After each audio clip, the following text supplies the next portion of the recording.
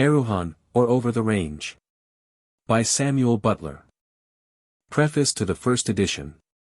The author wishes it to be understood that Erewhon is pronounced as a word of 3 syllables, all short, thus, Erewhon. How do you find this book? Any thoughts about the book or the author? Any suggestion for improvement? Please take a moment to share your thoughts in a comment. If you like it, share it with your friends who might enjoy it as well. Subscribe to keep in touch. Visit CompleteAudiobooks.com for more quality content. Preface to second edition. Having been enabled by the kindness of the public to get through an unusually large edition of Erewhon in a very short time, I have taken the opportunity of a second edition to make some necessary corrections. And to add a few passages where it struck me that they would be appropriately introduced. The passages are few, and it is my fixed intention never to touch the work again. I may perhaps be allowed to say a word or two here in reference to The Coming Race, to the success of which book Erewhon has been very generally set down as due. This is a mistake, though a perfectly natural one. The fact is that Erewhon was finished, with the exception of the last 20 pages and a sentence or two inserted from time to time here and there throughout the book, before the first advertisement of The Coming Race appeared. A friend having called my attention to one of the first of these advertisements, and suggesting that it probably referred to a work of similar character to my own, I took Erewhon to a well-known firm of publishers on the 1st of May, 1871. And left it in their hands for consideration. I then went abroad, and on learning that the publishers alluded to decline the MS, I let it alone for 6 or 7 months, and, being in an out-of-the-way part of Italy, never saw a single review of The Coming Race, nor a copy of the work. On my return, I purposely avoided looking into it until I had sent back my last revises to the printer. Then I had much pleasure in reading it, but was indeed surprised at the many little points of similarity between the two books, in spite of their entire independence to one another. I regret that reviewers have in some cases been inclined to treat the chapters on machines as an attempt to reduce Mr. Darwin's theory to an absurdity. Nothing could be further from my intention, and few things would be more distasteful to me than any attempt to laugh at Mr. Darwin. But I must own that I have myself to thank for the misconception, for I felt sure that my intention would be missed, but preferred not to weaken the chapters by explanation, and knew very well that Mr. Darwin's theory would take no harm. The only question in my mind was how far I could afford to be misrepresented as laughing at that for which I have the most profound admiration.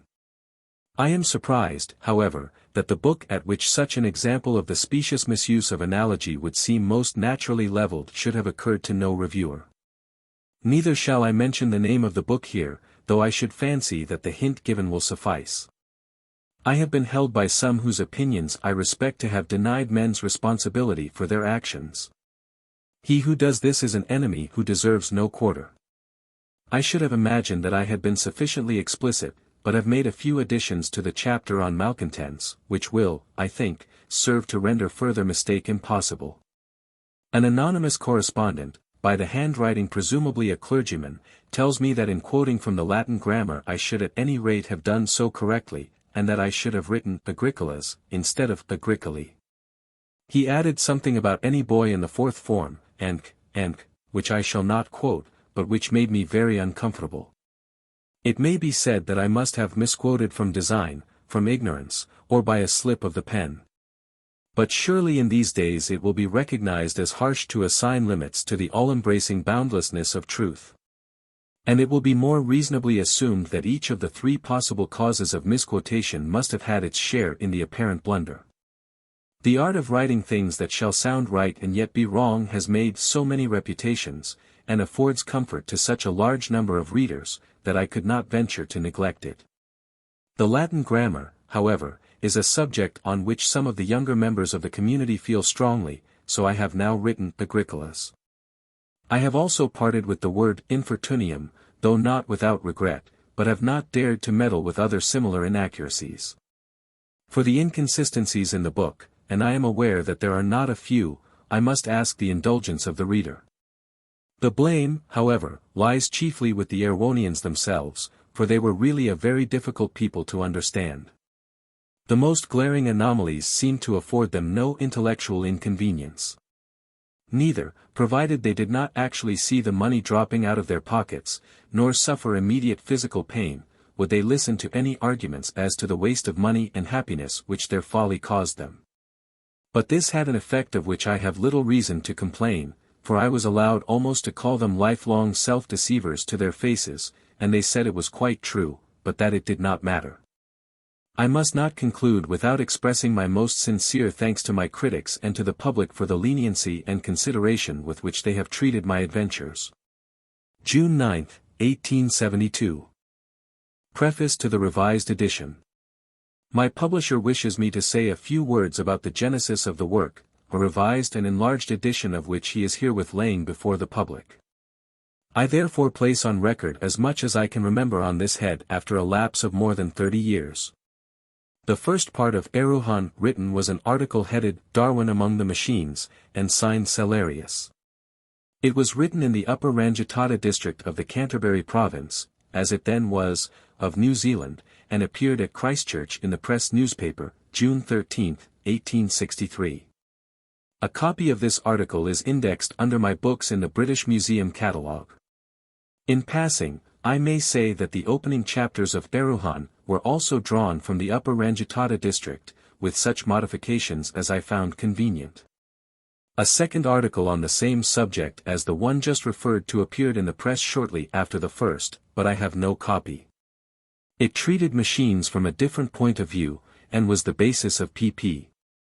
270 to 274 of the present edition of Erewhon.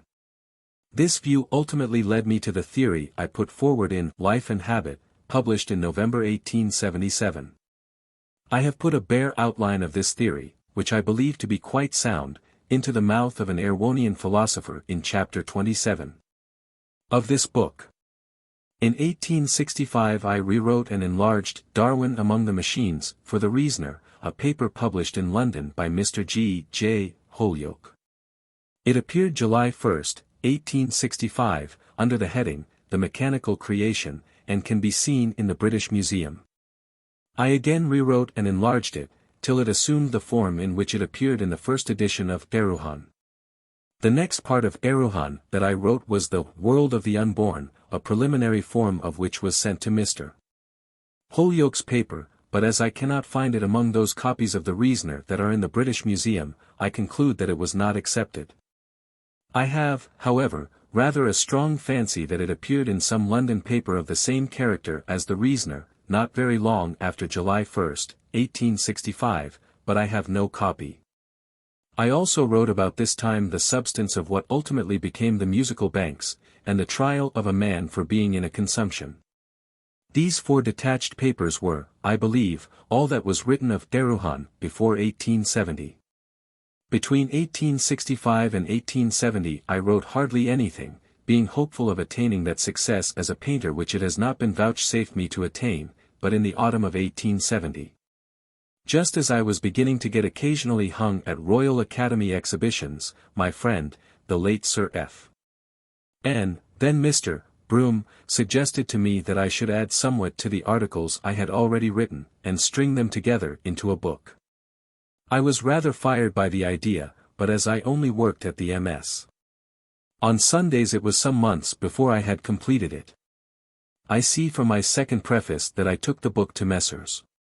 Chapman and Hall May 1, 1871, and on their rejection of it, under the advice of one who has attained the highest rank among living writers, I let it sleep, till I took it to Mr. Trubner early in 1872. As regards its rejection by Messrs. Chapman and Hall, I believe their reader advised them quite wisely. They told me he reported that it was a philosophical work, little likely to be popular with a large circle of readers. I hope that if I had been their reader, and the book had been submitted to myself, I should have advised them to the same effect. Erewhon appeared with the last day or 2 of March 1872.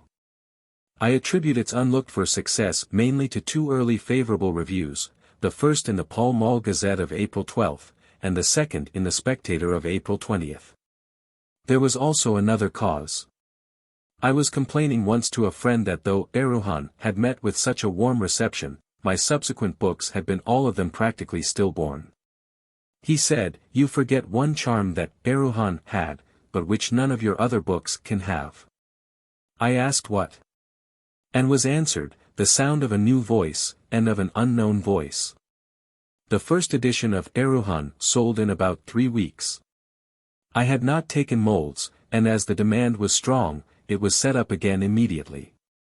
I made a few unimportant alterations and additions, and added a preface, of which I cannot say that I am particularly proud, but an inexperienced writer with a head somewhat turned by unexpected success is not to be trusted with a preface.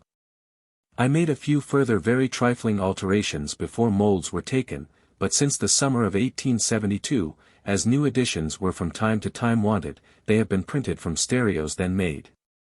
Having now, I fear, at too great length done what I was asked to do, I should like to add a few words on my own account.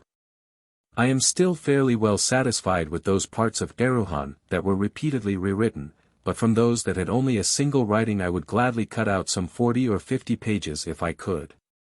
This, however, may not be, for the copyright will probably expire in a little over 12 years. It was necessary, therefore, to revise the book throughout for literary inelegancies, of which I found many more than I had expected, and also to make such substantial additions as should secure a new lease of life, at any rate for the copyright. If, then, instead of cutting out, say 50 pages, I have been compelled to add about 60 in vita Minerva, the blame rests neither with my publisher nor with me, but with the copyright laws. Nevertheless, I can assure the reader that, though I have found it an irksome task to take up work which I thought I had got rid of 30 years ago, and much of which I am ashamed of, I have done my best to make the new matter savor so much of the better portions of the old, that none but the best critics shall perceive at what places the gaps of between 30 and 40 years occur. Lastly, if my readers note a considerable difference between the literary technique of Erewhon and that of Erewhon Revisited, I would remind them that, as I have just shown, Erewhon looks something like 10 years in writing. And even so was written with great difficulty, while Erewhon Revisited was written easily between November 1900 and the end of April 1901. There is no central idea underlying Erewhon, whereas the attempt to realize the effect of a single supposed great miracle dominates the whole of its successor.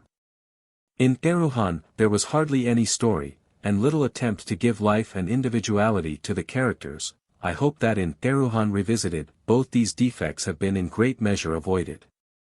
Erewhon was not an organic whole. Erewhon Revisited may fairly claim to be one.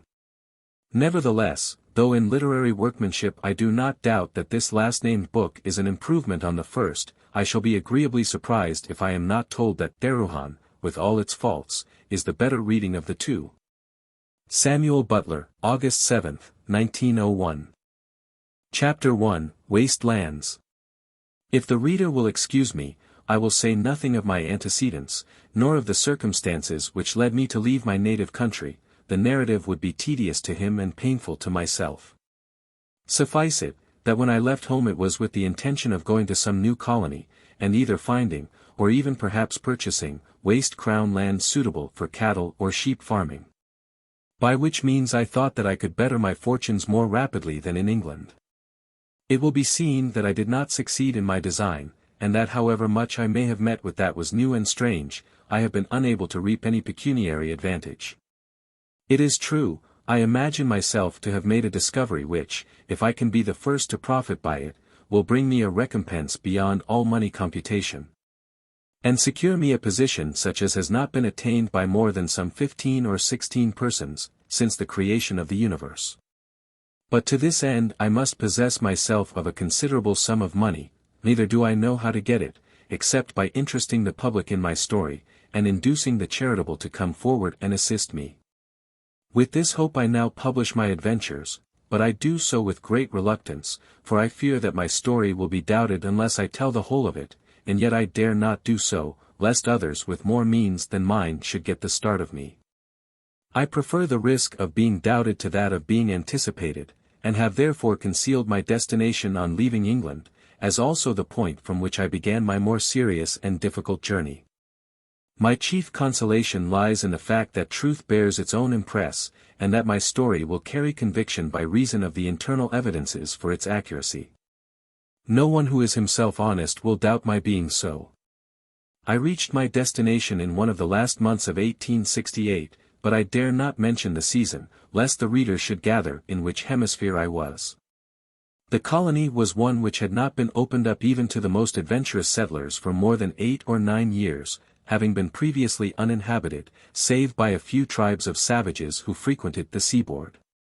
The part known to Europeans consisted of a coastline about 800 miles in length, affording 3 or 4 good harbors, and a tract of country extending inland for a space varying from 2 to 300 miles. Until it reached the offshoots of an exceedingly lofty range of mountains, which could be seen from far out upon the plains, and were covered with perpetual snow. The coast was perfectly well known both north and south of the tract to which I have alluded, but in neither direction was there a single harbor for 500 miles, and the mountains, which descended almost into the sea, were covered with thick timber, so that none would think of settling. With this bay of land, however, the case was different.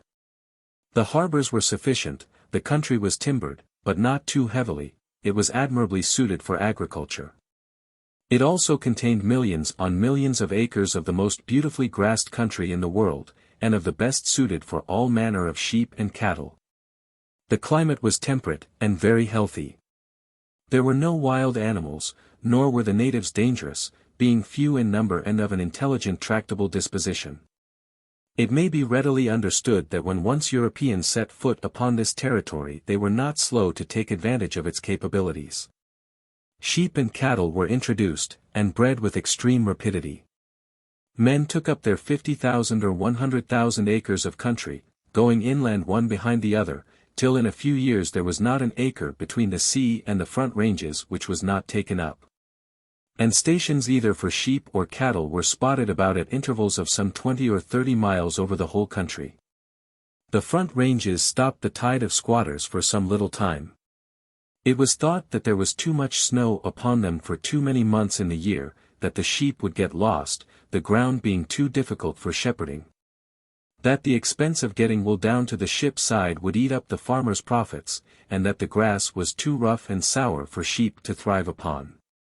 But one after another determined to try the experiment, and it was wonderful how successfully it turned out. Men pushed farther and farther into the mountains, and found a very considerable tract inside the front range, between it and another which was loftier still, though even this was not the highest. The great snowy one which could be seen from out upon the plains.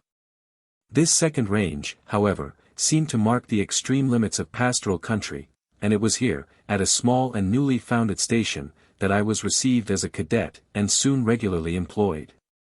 I was then just 22 years old. I was delighted with the country and the manner of life.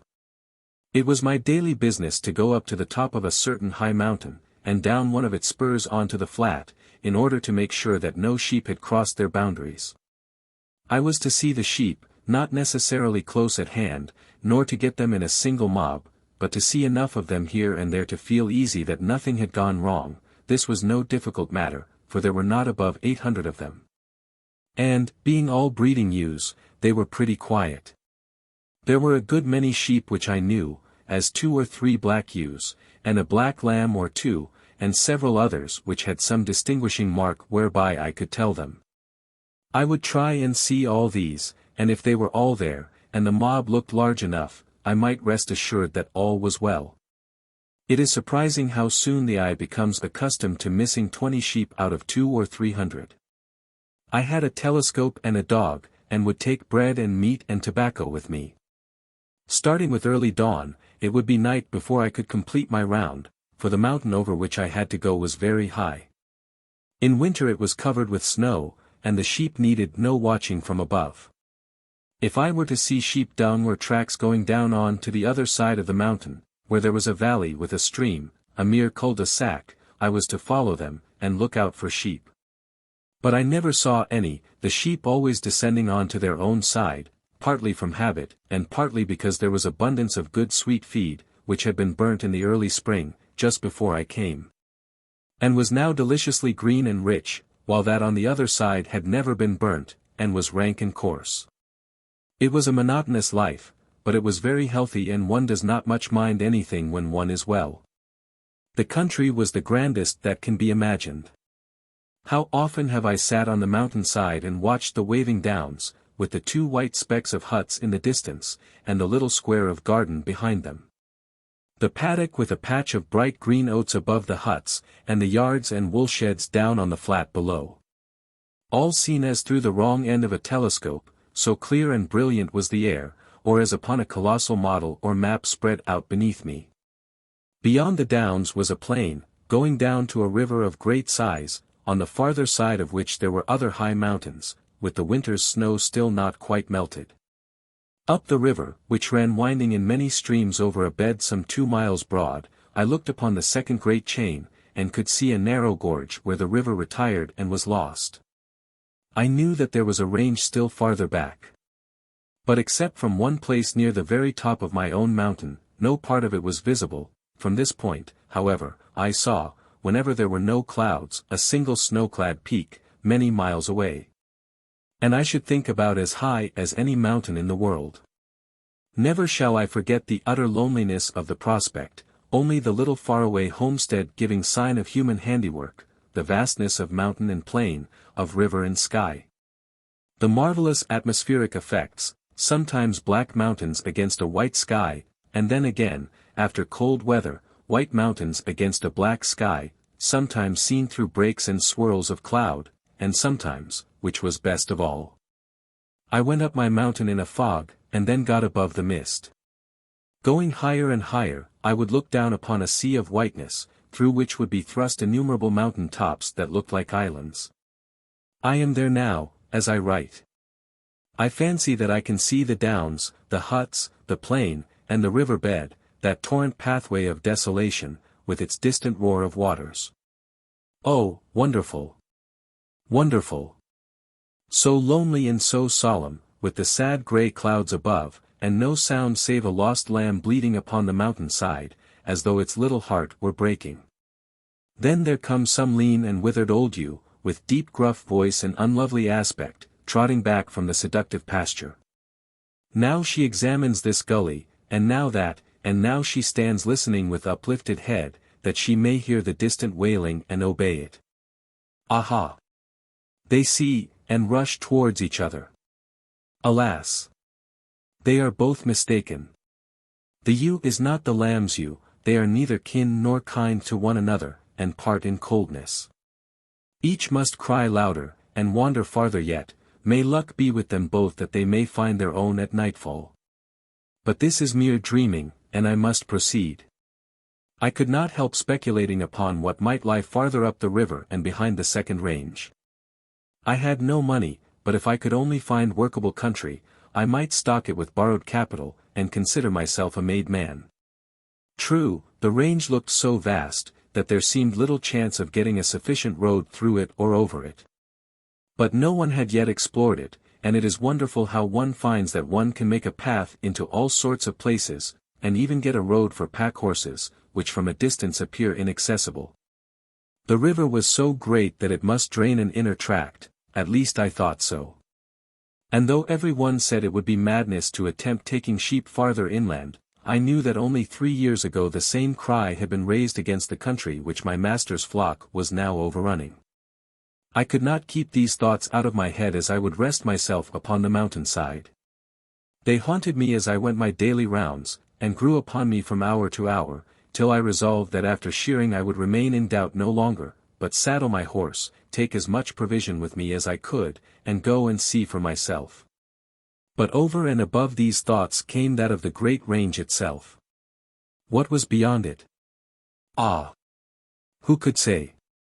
There was no one in the whole world who had the smallest idea, save those who were themselves on the other side of it, if, indeed, there was any one at all.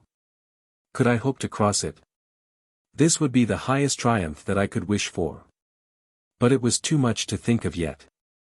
I would try the nearer range, and see how far I could go. Even if I did not find country, might I not find gold, or diamonds, or copper, or silver? I would sometimes lie flat down to drink out of a stream, and could see little yellow specks among the sand. Were these gold? People said no. But then people always said there was no gold until it was found to be abundant. There was plenty of slate and granite, which I had always understood to accompany gold. And even though it was not found in paying quantities here, it might be abundant in the main ranges. These thoughts filled my head, and I could not banish them. Chapter 2, In the Woolshed. At last shearing came, and with the shearers there was an old native, whom they had nicknamed Chowbok, though, I believe, his real name was Kahabuka. He was a sort of chief of the natives, could speak a little English, and was a great favorite with the missionaries. He did not do any regular work with the shearers, but pretended to help in the yards, his real aim being to get the grog, which is always more freely circulated at shearing time. He did not get much, for he was apt to be dangerous when drunk. And very little would make him so, still he did get it occasionally, and if one wanted to get anything out of him, it was the best bribe to offer him. I resolved to question him, and get as much information from him as I could. I did so. As long as I kept to questions about the nearer ranges, he was easy to get on with. He had never been there, but there were traditions among his tribe to the effect that there was no sheep country, nothing, in fact, but stunted timber and a few riverbed flats. It was very difficult to reach, still there were passes, one of them up our own river, though not directly along the riverbed, the gorge of which was not practicable. He had never seen anyone who had been there, was there to not enough on this side. But when I came to the main range, his manner changed at once. He became uneasy, and began to prevaricate and shuffle. In a very few minutes I could see that of this too there existed traditions in his tribe, but no efforts or coaxing could get a word from him about them. At last I hinted about grog, and presently he feigned consent. I gave it him. But as soon as he had drunk it he began shamming intoxication, and then went to sleep, or pretended to do so, letting me kick him pretty hard and never budging. I was angry, for I had to go without my own grog and had got nothing out of him. So the next day I determined that he should tell me before I gave him any, or get none at all. Accordingly, when night came and the shearers had knocked off work and had their supper, I got my share of rum in a tin pannikin and made a sign to Chowbok to follow me to the woolshed, which he willingly did, slipping out after me, and no one taking any notice of either of us. When we got down to the woolshed we lit a tallow candle, and having stuck it in an old bottle we sat down upon the wool bales and began to smoke. A woolshed is a roomy place, built somewhat on the same plan as a cathedral, with aisles on either side full of pens for the sheep, a great nave, at the upper end of which the shearers work, and a further space for wool sorters and packers. It always refreshed me with a semblance of antiquity, precious in a new country, though I very well knew that the oldest woolshed in the settlement was not more than 7 years old, while this was only 2. Chowbok pretended to expect his grog at once, though we both of us knew very well what the other was after, and that we were each playing against the other, the one for grog the other for information. We had a hard fight. For more than 2 hours he had tried to put me off with lies but had carried no conviction. During the whole time we had been morally wrestling with one another and had neither of us apparently gained the least advantage. At length, however, I had become sure that he would give in ultimately, and that with a little further patience I should get his story out of him. As upon a cold day in winter, when one has churned, as I had often had to do, and churned in vain, and the butter makes no sign of coming, at last one tells by the sound that the cream has gone to sleep, and then upon a sudden the butter comes. So I had churned at Chowbok until I perceived that he had arrived, as it were, at the sleepy stage, and that with a continuance of steady quiet pressure the day was mine. On a sudden, without a word of warning, he rolled 2 bales of wool, his strength was very great, into the middle of the floor, and on the top of these he placed another crosswise. He snatched up an empty wool pack, threw it like a mantle over his shoulders, jumped upon the uppermost bale, and sat upon it. In a moment his whole form was changed. His high shoulders dropped. He set his feet close together, heel to heel and toe to toe, he laid his arms and hands close alongside of his body, the palms following his thighs, he held his head high but quite straight, and his eyes stared right in front of him. But he frowned horribly, and assumed an expression of face that was positively fiendish. At the best of times Chowbok was very ugly, but he now exceeded all conceivable limits of the hideous. His mouth extended almost from ear to ear, grinning horribly and showing all his teeth, his eyes glared, though they remained quite fixed, and his forehead was contracted with a most malevolent scowl. I am afraid my description will have conveyed only the ridiculous side of his appearance, but the ridiculous and the sublime are near, and the grotesque fiendishness of Chowbok's face approached this last, if it did not reach it. I tried to be amused, but I felt a sort of creeping at the roots of my hair and over my whole body, as I looked and wondered what he could possibly be intending to signify. He continued thus for about a minute, sitting bolt upright, as stiff as a stone, and making this fearful face. Then there came from his lips a low moaning like the wind, rising and falling by infinitely small gradations till it became almost a shriek, from which it descended and died away. After that, he jumped down from the bale and held up the extended fingers of both his hands, as one who should say, 10, though I did not then understand him. For myself I was open-mouthed with astonishment. Chowbok rolled the bales rapidly into their place, and stood before me shuddering as in great fear. Horror was written upon his face, this time quite involuntarily, as though the natural panic of one who had committed an awful crime against unknown and superhuman agencies. He nodded his head and gibbered, and pointed repeatedly to the mountains. He would not touch the grog, but, after a few seconds he made a run through the woolshed door into the moonlight, nor did he reappear till next day at dinner-time, when he turned up, looking very sheepish and abject in his civility towards myself. Of his meaning I had no conception. How could I? All I could feel sure of was, that he had a meaning which was true and awful to himself. It was enough for me that I believed him to have given me the best he had and all he had.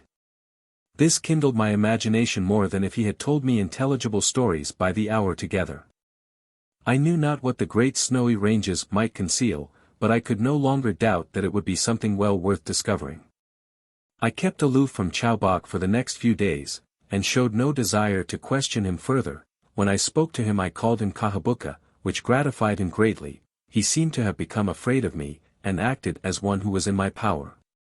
Having therefore made up my mind that I would begin exploring as soon as shearing was over, I thought it would be a good thing to take Chowbok with me. So I told him that I meant going to the nearer ranges for a few days prospecting, and that he was to come too. I made him promises of nightly grog, and held out the chances of finding gold. I said nothing about the main range, for I knew it would frighten him. I would get him as far up our own river as I could, and trace it if possible to its source. I would then either go on by myself, if I felt my courage equal to the attempt, or return with Chowbok. So, as soon as ever shearing was over and the wool sent off, I asked leave of absence, and obtained it. Also, I bought an old pack-horse and pack-saddle, so that I might take plenty of provisions, and blankets, and a small tent. I was to ride and find fords over the river. Chowbok was to follow and lead the pack-horse, which would also carry him over the fords. My master let me have tea and sugar, ship's biscuits, tobacco, and salt mutton, with 2 or 3 bottles of good brandy. For, as the wool was now sent down, abundance of provisions would come up with the empty drays. Everything being now ready, all the hands on the station turned out to see us off, and we started on our journey, not very long after the summer solstice of 1870. Chapter 3, Up the River. The first day we had an easy time, following up the great flats by the river side, which had already been twice burned, so that there was no dense undergrowth to check us, though the ground was often rough. And we had to go a good deal upon the riverbed. Towards nightfall we had made a matter of some 25 miles, and camped at the point where the river entered upon the gorge. The weather was delightfully warm, considering that the valley in which we were encamped must have been at least 2,000 feet above the level of the sea. The riverbed was here about 1.5 miles broad and entirely covered with shingle, over which the river ran in many winding channels, looking, when seen from above, like a tangled skein of ribbon, and glistening in the sun. We knew that it was liable to very sudden and heavy freshets. But even had we not known it, we could have seen it by the snags of trees, which must have been carried long distances, and by the mass of vegetable and mineral debris which was banked against their lower side. showing that at times the whole river bed must be covered with a roaring torrent many feet in depth and of ungovernable fury. At present the river was low, there being but 5 or 6 streams, too deep and rapid for even a strong man to ford on foot, but to be crossed safely on horseback. On either side of it there were still a few acres of flat, which grew wider and wider down the river, till they became the large plains on which we looked from my master's hut.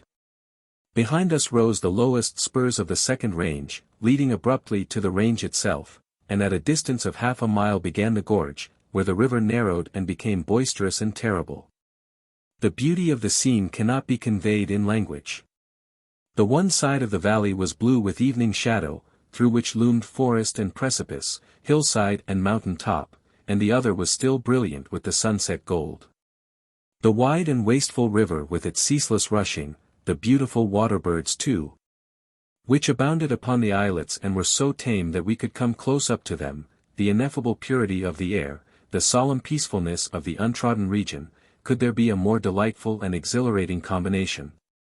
We set about making our camp, close to some large bush which came down from the mountains on to the flat, and tethered out our horses upon ground as free as we could find it from anything round which they might wind the rope and get themselves tied up. We dared not let them run loose, lest they might stray down the river home again. We then gathered wood and lit the fire. We filled a tin pannikin with water and set it against the hot ashes to boil. When the water boiled we threw in 2 or 3 large pinches of tea and let them brew. We had caught half a dozen young ducks in the course of the day, an easy matter. For the old birds made such a fuss in attempting to decoy us away from them, pretending to be badly hurt as they say the plover does, that we could always find them by going about in the opposite direction to the old bird till we heard the young ones crying, then we ran them down. For they could not fly though they were nearly full grown. Chowbok plucked them a little and singed them a good deal. Then we cut them up and boiled them in another pannikin, and this completed our preparations. When we had done supper it was quite dark. The silence and freshness of the night, the occasional sharp cry of the wood hen, the ruddy glow of the fire, the subdued rushing of the river, the somber forest, and the immediate foreground of our saddles, packs and blankets, made a picture worthy of a Salvator Rosa or a Nicolas Poussin. I call it to mind and delight in it now, but I did not notice it at the time. We next to never know when we are well off, but this cuts 2 ways, for if we did, we should perhaps know better when we are ill off also. And I have sometimes thought that there are as many ignorant of the one as of the other. He who wrote, O fortunatos nimium suasi bona norent agricolas, might have written quite as truly, O infortunatos nimium suasi mala norent. And there are few of us who are not protected from the keenest pain by our inability to see what it is that we have done, what we are suffering, and what we truly are. Let us be grateful to the mirror for revealing to us our appearance only. We found as soft a piece of ground as we could, though it was all stony, and having collected grass and so disposed of ourselves that we had a little hollow for our hip bones, we strapped our blankets around us and went to sleep. Waking in the night I saw the stars overhead and the moonlight bright upon the mountains. The river was ever rushing, I heard one of our horses neigh to its companion, and was assured that they were still at hand. I had no care of mind or body, save that I had doubtless many difficulties to overcome. There came upon me a delicious sense of peace, a fullness of contentment which I do not believe can be felt by any but those who have spent days consecutively on horseback, or at any rate in the open air. Next morning we found our last night's tea leaves frozen at the bottom of the pannikins, though it was not nearly the beginning of autumn. We breakfasted as we had supped, and were on our way by 6 o'clock. In half an hour we had entered the gorge, and turning round a corner we bade farewell to the last sight of my master's country. The gorge was narrow and precipitous. The river was now only a few yards wide, and roared and thundered against rocks of many tons in weight. The sound was deafening, for there was a great volume of water. We were 2 hours in making less than a mile, and that with danger, sometimes in the river and sometimes on the rock. There was that damp black smell of rocks covered with slimy vegetation, as near some huge waterfall where spray is ever rising. The air was clammy and cold. I cannot conceive how our horses managed to keep their footing, especially the one with the pack, and I dreaded the having to return almost as much as going forward. I suppose this lasted 3 miles, but it was well midday when the gorge got a little wider, and a small stream came into it from a tributary valley. Farther progress up the main river was impossible, for the cliffs descended like walls. So we went up the side stream, Chowbok seeming to think that here must be the pass of which reports existed among his people. We now incurred less of actual danger but more fatigue, and it was only after infinite trouble, owing to the rocks and tangled vegetation, that we got ourselves and our horses upon the saddle from which this small stream descended. By that time clouds had descended upon us, and it was raining heavily. Moreover, it was 6 o'clock and we were tired out, having made perhaps 6 miles in 12 hours. On the saddle there was some coarse grass which was in full seed, and therefore very nourishing for the horses, also abundance of anise and sow thistle, of which they are extravagantly fond, so we turned them loose and prepared to camp. Everything was soaking wet and we were half perished with cold, indeed we were very uncomfortable. There was brushwood about, but we could get no fire till we had shaved off the wet outside of some dead branches and filled our pockets with the dry inside chips. Having done this we managed to start a fire, nor did we allow it to go out when we had once started it. We pitched the tent and by 9 o'clock were comparatively warm and dry. Next morning it was fine. We broke camp, and after advancing a short distance we found that, by descending over ground less difficult than yesterday's, we should come again upon the river bed, which had opened out above the gorge. But it was plain at a glance that there was no available sheep country, nothing but a few flats covered with scrub on either side the river, and mountains which were perfectly worthless. But we could see the main range. There was no mistake about this. The glaciers were tumbling down the mountain sides like cataracts, and seemed actually to descend upon the riverbed. There could be no serious difficulty in reaching them by following up the river, which was wide and open. But it seemed rather an objectless thing to do, for the main range looked hopeless, and my curiosity about the nature of the country above the gorge was now quite satisfied. There was no money in it whatever, unless there should be minerals, of which I saw no more signs than lower down. However, I resolved that I would follow the river up, and not return until I was compelled to do so. I would go up every branch as far as I could, and wash well for gold. Chowbok liked seeing me do this, but it never came to anything, for we did not even find the color. His dislike of the main range appeared to have worn off, and he made no objections to approaching it.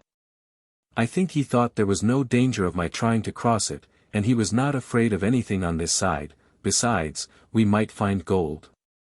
But the fact was that he had made up his mind what to do if he saw me getting too near it.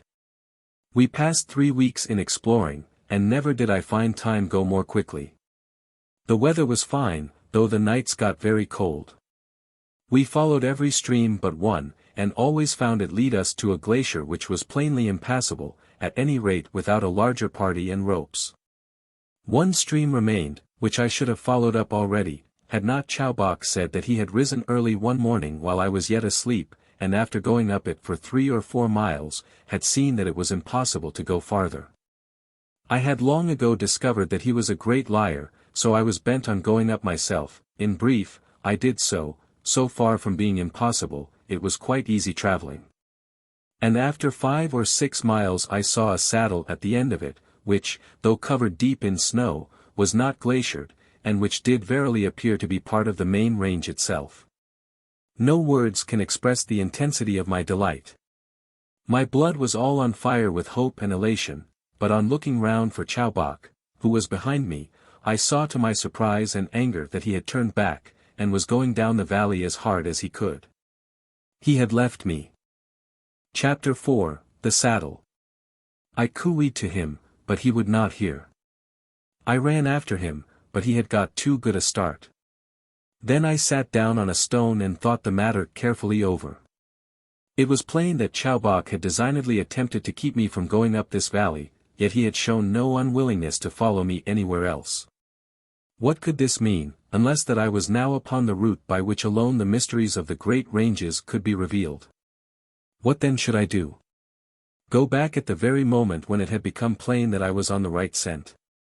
Hardly. Yet to proceed alone would be both difficult and dangerous. It would be bad enough to return to my master's run, and pass through the rocky gorges, with no chance of help from another should I get into a difficulty. But to advance for any considerable distance without a companion would be next door to madness.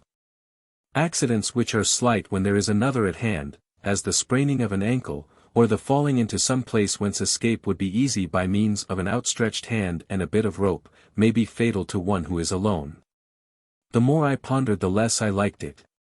And yet, the less could I make up my mind to return when I looked at the saddle at the head of the valley, and noted the comparative ease with which its smooth sweep of snow might be surmounted. I seemed to see my way almost from my present position to the very top. After much thought, I resolved to go forward until I should come to some place which was really dangerous, but then to return. I should thus, I hoped, at any rate reach the top of the saddle, and satisfy myself as to what might be on the other side. I had no time to lose, for it was now between 10 and 11 in the morning. Fortunately I was well equipped, for on leaving the camp and the horses at the lower end of the valley I had provided myself, according to my custom, with everything that I was likely to want for 4 or 5 days. Chowbok had carried half, but had dropped his whole swag, I suppose, at the moment of his taking flight, for I came upon it when I ran after him. I had, therefore, his provisions as well as my own. Accordingly, I took as many biscuits as I thought I could carry, and also some tobacco, tea, and a few matches. I rolled all these things, together with a flask nearly full of brandy, which I had kept in my pocket for fear lest Chowbok should get hold of it, inside my blankets, and strapped them very tightly, making the whole into a long roll of some 7 feet in length and 6 inches in diameter. Then I tied the 2 ends together, and put the whole round my neck and over one shoulder. This is the easiest way of carrying a heavy swag, for one can rest one's self by shifting the burden from one shoulder to the other. I strapped my pannikin and a small axe about my waist, and thus equipped began to ascend the valley, angry at having been misled by Chowbok, but determined not to return till I was compelled to do so. I crossed and recrossed the stream several times without difficulty, for there were many good fords. At 1 o'clock I was at the foot of the saddle. For 4 hours I mounted, the last 2 on the snow, where the going was easier. By 5, I was within 10 minutes of the top, in a state of excitement greater, I think, than I had ever known before. 10 minutes more, and the cold air from the other side came rushing upon me. A glance. I was not on the main range. Another glance. There was an awful river, muddy and horribly angry, roaring over an immense riverbed, thousands of feet below me. It went round to the westward, and I could see no farther up the valley, save that there were enormous glaciers which must extend round the source of the river, and from which it must spring. Another glance, and then I remained motionless. There was an easy pass in the mountains directly opposite to me, through which I caught a glimpse of an immeasurable extent of blue and distant plains. Easy. Yes, perfectly easy. Grass nearly to the summit, which was, as it were, an open path between 2 glaciers, from which an inconsiderable stream came tumbling down over rough but very possible hillsides, till it got down to the level of the great river, and formed a flat where there was grass and a small bush of stunted timber. Almost before I could believe my eyes, a cloud had come up from the valley on the other side, and the plains were hidden. What wonderful luck was mine! Had I arrived 5 minutes later, the cloud would have been over the pass, and I should not have known of its existence. Now that the cloud was there, I began to doubt my memory, and to be uncertain whether it had been more than a blue line of distant vapor that had filled up the opening. I could only be certain of this much, namely, that the river in the valley below must be the one next to the northward of that which flowed past my master's station.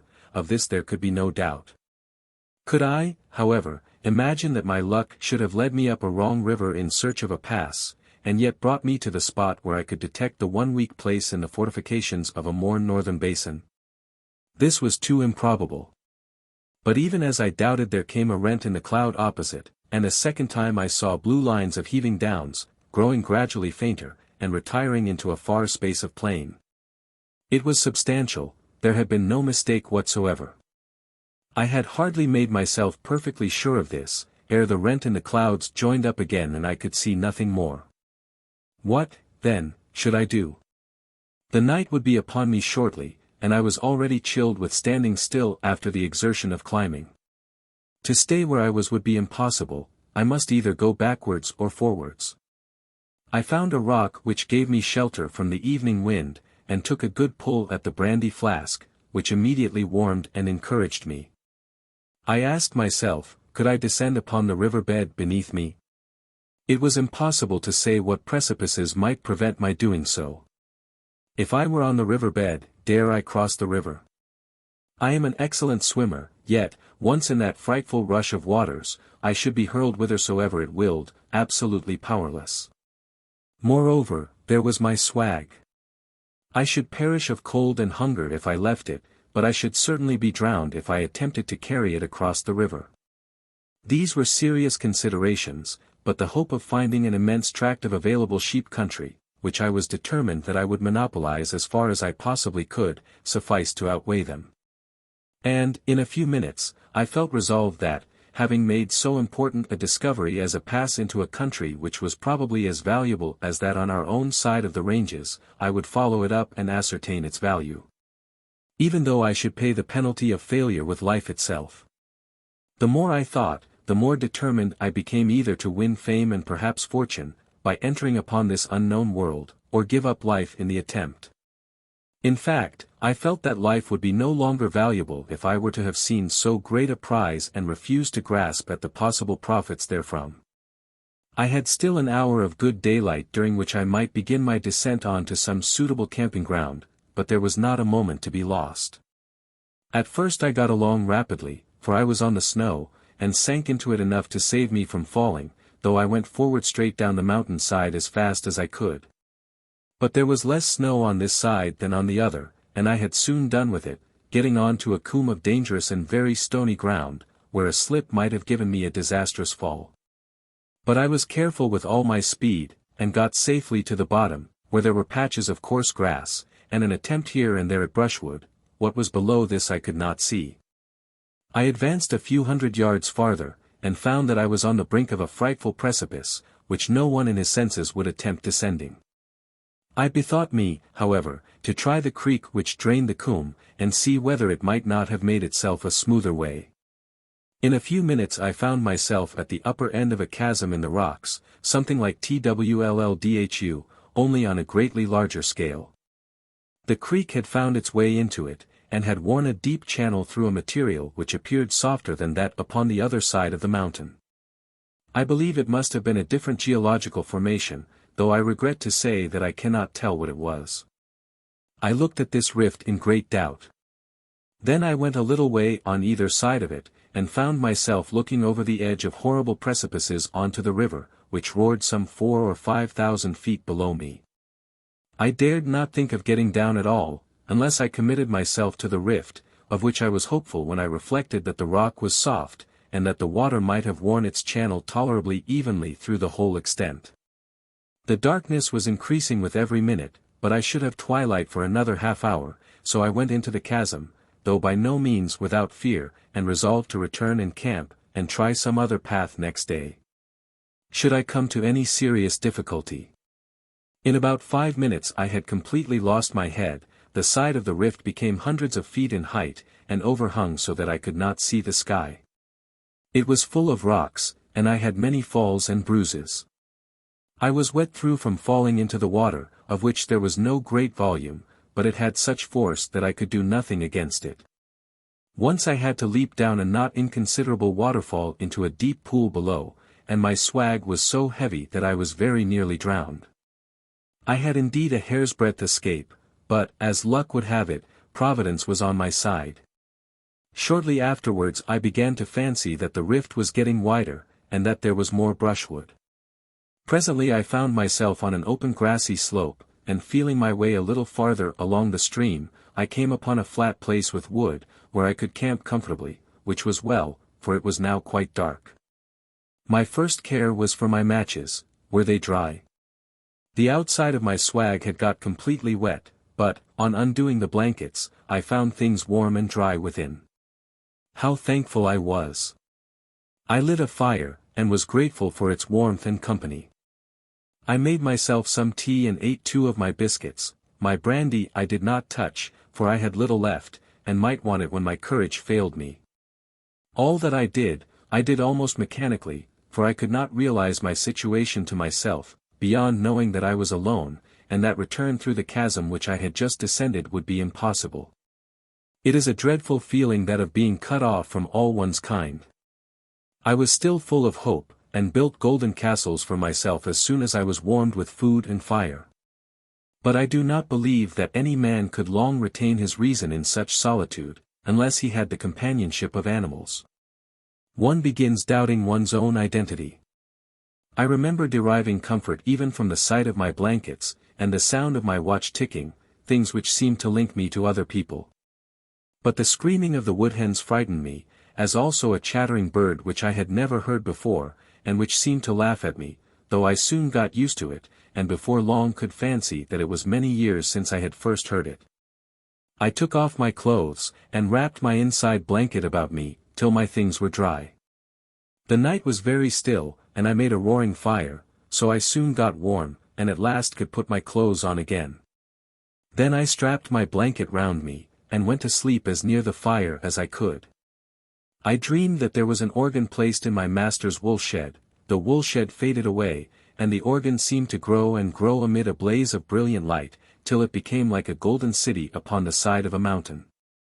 With rows upon rows of pipes set in cliffs and precipices, one above the other, and in mysterious caverns, like that of Fingal, within whose depths I could see the burnished pillars gleaming.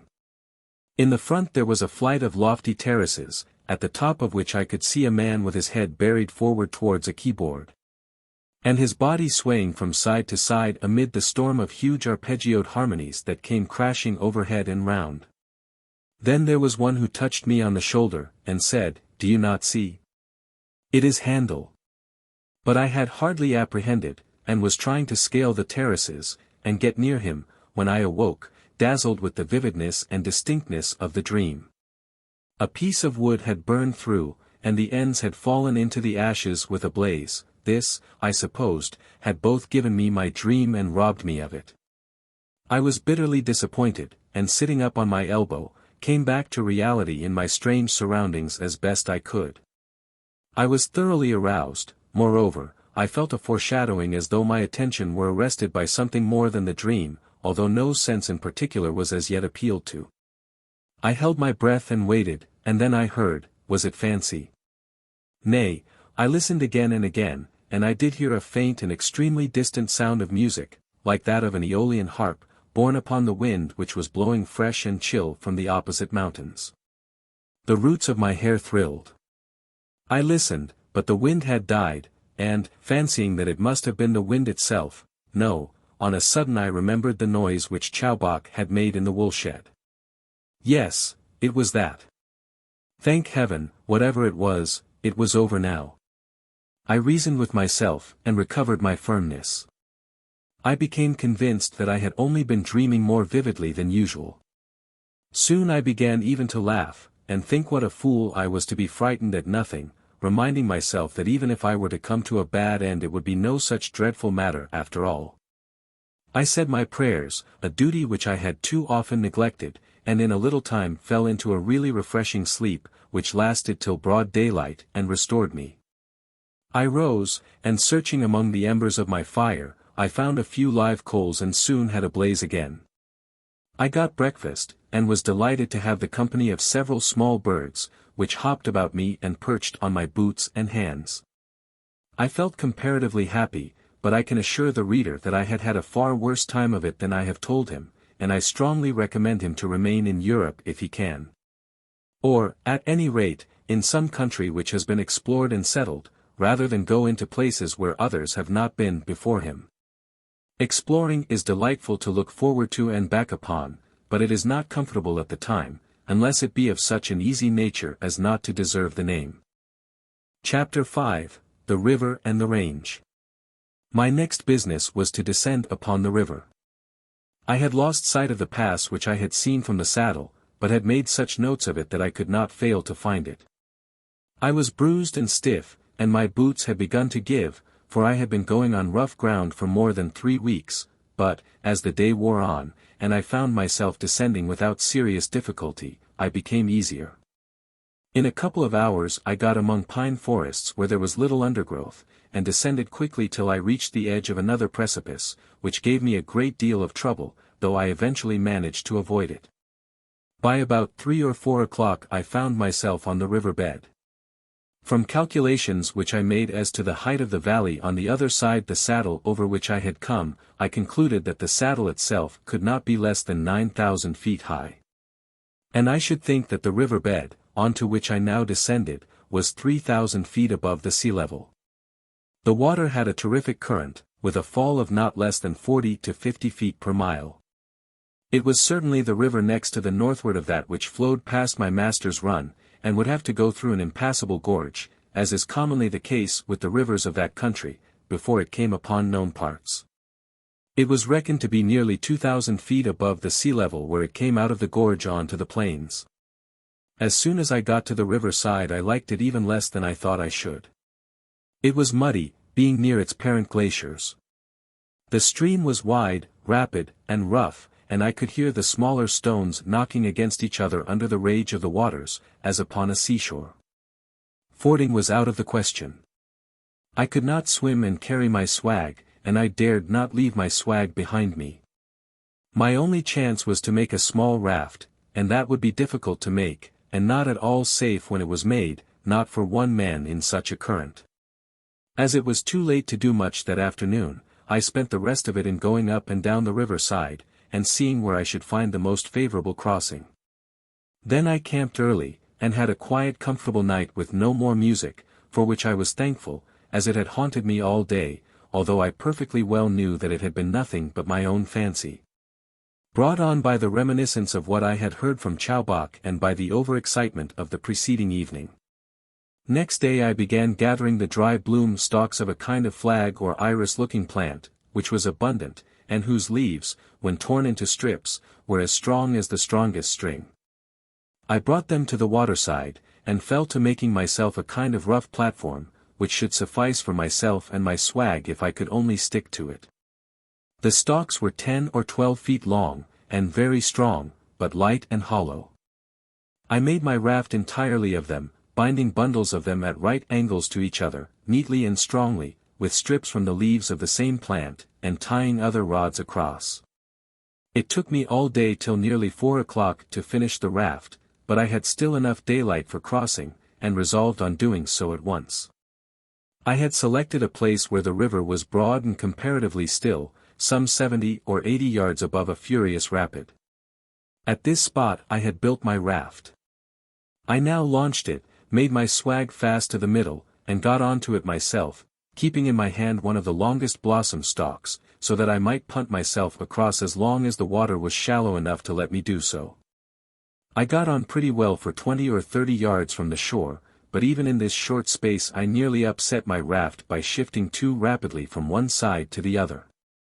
The water then became much deeper, and I leaned over so far in order to get the bloom rod to the bottom that I had to stay still, leaning on the rod for a few seconds. Then, when I lifted up the rod from the ground, the current was too much for me and I found myself being carried down the rapid. Everything in a second flew past me, and I had no more control over the raft. Neither can I remember anything except hurry, and noise, and waters which in the end upset me. But it all came right, and I found myself near the shore, not more than up to my knees in water and pulling my raft to land, fortunately upon the left bank of the river, which was the one I wanted. When I had landed I found that I was about a mile, or perhaps a little less, below the point from which I started. My swag was wet upon the outside, and I was myself dripping. But I had gained my point, and knew that my difficulties were for a time over. I then lit my fire and dried myself. Having done so I caught some of the young ducks and seagulls, which were abundant on and near the river bed, so that I had not only a good meal, of which I was in great want, having had an insufficient diet from the time that Chowbok left me, but was also well provided for the morrow.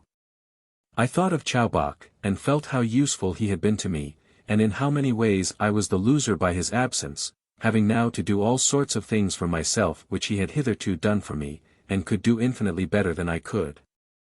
Moreover, I had set my heart upon making him a real convert to the Christian religion, which he had already embraced outwardly, though I cannot think that it had taken deep root in his impenetrably stupid nature. I used to catechize him by our camp fire, and explain to him the mysteries of the Trinity and of original sin, with which I was myself familiar, having been the grandson of an archdeacon by my mother's side. To say nothing of the fact that my father was a clergyman of the English Church. I was therefore sufficiently qualified for the task, and was the more inclined to it, over and above my real desire to save the unhappy creature from an eternity of torture, by recollecting the promise of St.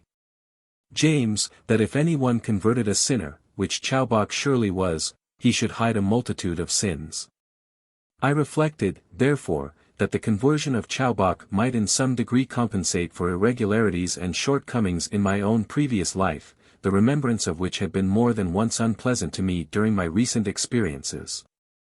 Indeed, on one occasion I had even gone so far as to baptize him, as well as I could, having ascertained that he had certainly not been both christened and baptized. And gathering, from his telling me that he had received the name William from the missionary, that it was probably the first mentioned rite to which he had been subjected. I thought it great carelessness on the part of the missionary to have omitted the second, and certainly more important, ceremony which I have always understood precedes christening both in the case of infants and of adult converts. And when I thought of the risks we were both incurring, I determined that there should be no further delay. Fortunately it was not yet 12 o'clock, so I baptized him at once from one of the pannikins, the only vessels I had, reverently, and, I trust, efficiently. I then set myself to work to instruct him in the deeper mysteries of our belief, and to make him, not only in name, but in heart a Christian. It is true that I might not have succeeded, for Chowbok was very hard to teach. Indeed, on the evening of the same day that I baptized him he tried for the 20th time to steal the brandy, which made me rather unhappy as to whether I could have baptized him rightly. He had a prayer book, more than 20 years old, which had been given him by the missionaries, but the only thing in it which had taken any living hold upon him was the title of Adelaide the Queen Dowager, which he would repeat whenever strongly moved or touched, and which did really seem to have some deep spiritual significance to him, though he could never completely separate her individuality from that of Mary Magdalene, whose name had also fascinated him, though in a less degree. He was indeed stony ground, but by digging about him I might have at any rate deprived him of all faith in the religion of his tribe, which would have been halfway towards making him a sincere Christian. And now all this was cut off from me, and I could neither be of further spiritual assistance to him nor he of bodily profit to myself. Besides, any company was better than being quite alone. I got very melancholy as these reflections crossed me, but when I had boiled the ducks and eaten them I was much better. I had a little tea left and about a pound of tobacco, which should last me for another fortnight with moderate smoking. I had also 8 ship biscuits, and, most precious of all, about 6 ounces of brandy, which I presently reduced to 4, for the night was cold. I rose with early dawn, and in an hour I was on my way, feeling strange, not to say weak, from the burden of solitude, but full of hope when I considered how many dangers I had overcome. And that this day should see me at the summit of the dividing range. After a slow but steady climb of between 3 and 4 hours, during which I met with no serious hindrance, I found myself upon a tableland, and close to a glacier which I recognized as marking the summit of the pass.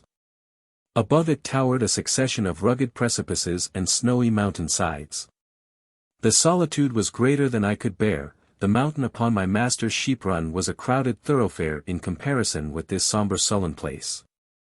The air, moreover, was dark and heavy, which made the loneliness even more oppressive. There was an inky gloom over all that was not covered with snow and ice. Grass there was none. Each moment I felt increasing upon me that dreadful doubt as to my own identity, as to the continuity of my past and present existence, which is the first sign of that distraction which comes on those who have lost themselves in the bush.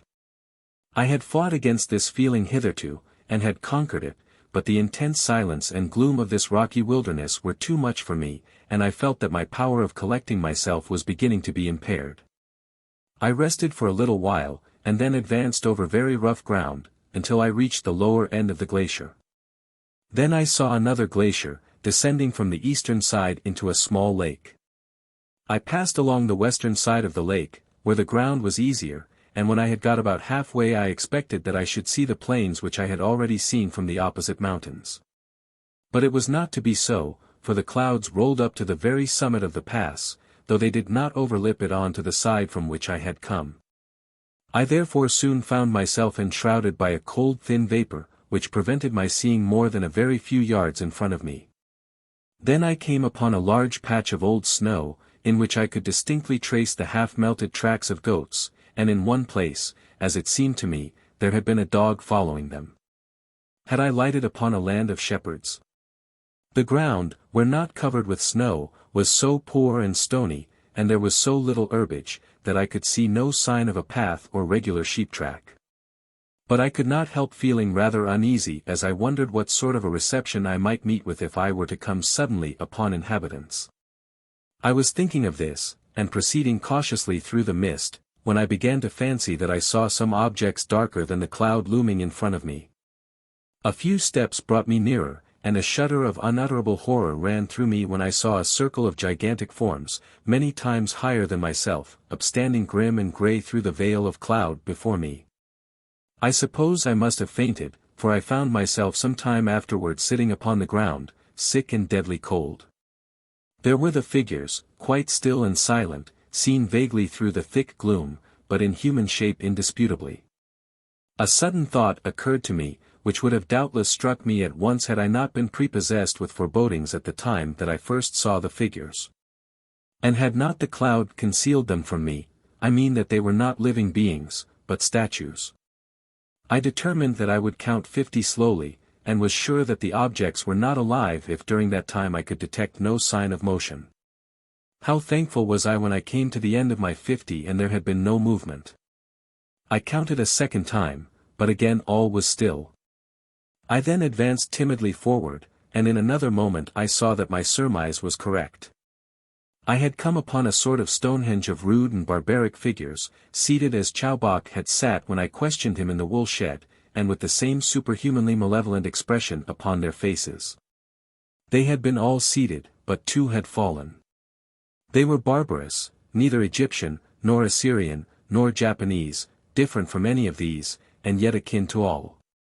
They were 6 or 7 times larger than life, of great antiquity, worn and lichen grown. They were 10 in number. There was snow upon their heads and wherever snow could lodge. Each statue had been built of 4 or 5 enormous blocks, but how these had been raised and put together is known to those alone who raised them. Each was terrible after a different kind. One was raging furiously, as in pain and great despair. Another was lean and cadaverous with famine. Another cruel and idiotic, but with the silliest simper that can be conceived. This one had fallen, and looked exquisitely ludicrous in his fall. The mouths of all were more or less open, and as I looked at them from behind, I saw that their heads had been hollowed. I was sick and shivering with cold. Solitude had unmanned me already, and I was utterly unfit to have come upon such an assembly of fiends in such a dreadful wilderness and without preparation. I would have given everything I had in the world to have been back at my master's station, but that was not to be thought of. My head was failing, and I felt sure that I could never get back alive. Then came a gust of howling wind, accompanied with a moan from one of the statues above me. I clasped my hands in fear. I felt like a rat caught in a trap, as though I would have turned and bitten at whatever thing was nearest me. The wildness of the wind increased, the moans grew shriller, coming from several statues, and swelling into a chorus. I almost immediately knew what it was, but the sound was so unearthly that this was but little consolation. The inhuman beings into whose hearts the evil one had put it to conceive these statues, had made their heads into a sort of organ pipe, so that their mouths should catch the wind and sound with its blowing. It was horrible. However brave a man might be, he could never stand such a concert, from such lips, and in such a place. I heaped every invective upon them that my tongue could utter as I rushed away from them into the mist, and even after I had lost sight of them, and turning my head round could see nothing but the storm wraiths driving behind me. I heard their ghostly chanting, and felt as though one of them would rush after me and grip me in his hand and throttle me. I may say here that, since my return to England, I heard a friend playing some chords upon the organ which put me very forcibly in mind of the Erewhonian statues, for Erewhon is the name of the country upon which I was now entering. They rose most vividly to my recollection the moment my friend began. They are as follows, and are by the greatest of all musicians, 1. Music score which cannot be reproduced. Chapter 6, Into Erewhon.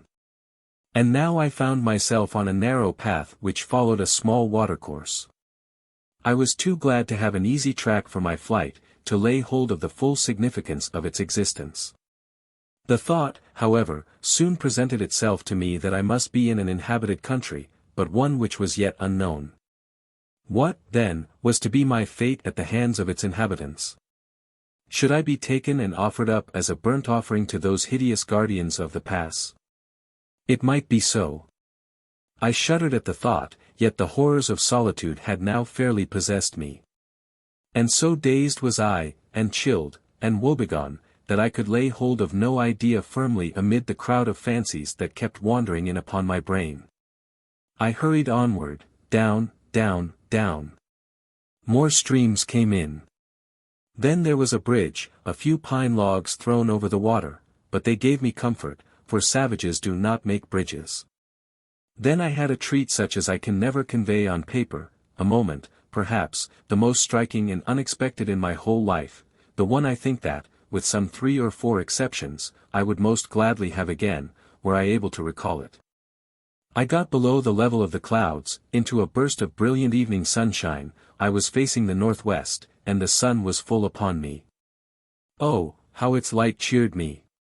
But what I saw! It was such an expanse as was revealed to Moses when he stood upon the summit of Mount Sinai, and beheld that promised land which it was not to be his to enter. The beautiful sunset sky was crimson and gold, blue, silver, and purple. Exquisite and tranquilizing, fading away therein were plains, on which I could see many a town and city, with buildings that had lofty steeples and rounded domes. Nearer beneath me lay ridge behind ridge, outline behind outline, sunlight behind shadow, and shadow behind sunlight, gully and serrated ravine. I saw large pine forests, and the glitter of a noble river winding its way upon the plains. Also many villages and hamlets, some of them quite near at hand, and it was on these that I pondered most. I sank upon the ground at the foot of a large tree and thought what I had best do, but I could not collect myself. I was quite tired out. And presently, feeling warmed by the sun, and quieted, I fell off into a profound sleep. I was awoke by the sound of tinkling bells, and looking up, I saw 4 or 5 goats feeding near me. As soon as I moved, the creatures turned their heads towards me with an expression of infinite wonder. They did not run away, but stood stock still, and looked at me from every side, as I at them. Then came the sound of chattering and laughter, and there approached 2 lovely girls, of about 17 or 18 years old, dressed each in a sort of linen gabardine, with a girdle round the waist. They saw me. I sat quite still and looked at them, dazzled with their extreme beauty. For a moment they looked at me and at each other in great amazement, then they gave a little frightened cry and ran off as hard as they could. So that's that, said I to myself, as I watched them scampering. I knew that I had better stay where I was and meet my fate, whatever it was to be, and even if there were a better course, I had no strength left to take it. I must come into contact with the inhabitants sooner or later, and it might as well be sooner.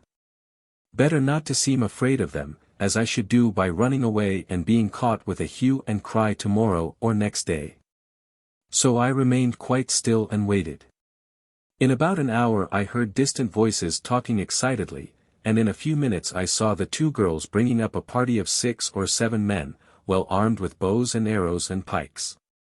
There was nothing for it, so I remained sitting quite still, even after they had seen me, until they came close up. Then we all had a good look at one another. Both the girls and the men were very dark in color, but not more so than the South Italians or Spaniards. The men wore no trousers, but were dressed nearly the same as the Arabs whom I have seen in Algeria. They were of the most magnificent presence, being no less strong and handsome than the women were beautiful, and not only this, but their expression was courteous and benign. I think they would have killed me at once if I had made the slightest show of violence, but they gave me no impression of their being likely to hurt me so long as I was quiet. I am not much given to liking anybody at first sight, but these people impressed me much more favorably than I should have thought possible, so that I could not fear them as I scanned their faces one after another. They were all powerful men. I might have been a match for any one of them singly, for I have been told that I have more to glory in the flesh than in any other respect, being over 6 feet and proportionately strong. But any two could have soon mastered me, even were I not so bereft of energy by my recent adventures. My color seemed to surprise them most, for I have light hair, blue eyes, and a fresh complexion. They could not understand how these things could be. My clothes also seemed quite beyond them.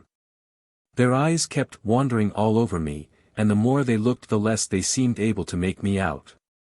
At last I raised myself upon my feet and leaning upon my stick, I spoke whatever came into my head to the man who seemed foremost among them. I spoke in English, though I was very sure that he would not understand. I said that I had no idea what country I was in, that I had stumbled upon it almost by accident, after a series of hairbreadth escapes, and that I trusted they would not allow any evil to overtake me now that I was completely at their mercy. All this I said quietly and firmly, with hardly any change of expression. They could not understand me, but they looked approvingly to one another, and seemed pleased, so I thought, that I showed no fear nor acknowledgement of inferiority, the fact being that I was exhausted beyond the sense of fear. Then one of them pointed to the mountain, in the direction of the statues, and made a grimace in imitation of one of them. I laughed and shuddered expressively, whereon they all burst out laughing too, and chattered hard to one another. I could make out nothing of what they said, but I think they thought it rather a good joke that I had come past the statues. Then one among them came forward and motioned me to follow, which I did without hesitation, for I dared not thwart them. Moreover, I liked them well enough, and felt tolerably sure that they had no intention of hurting me. In about a quarter of an hour we got to a small hamlet built on the side of a hill, with a narrow street and houses huddled up together. The roofs were large and overhanging. Some few windows were glazed, but not many. Altogether the village was exceedingly like one of those that one comes upon in descending the less known passes over the Alps on to Lombardy.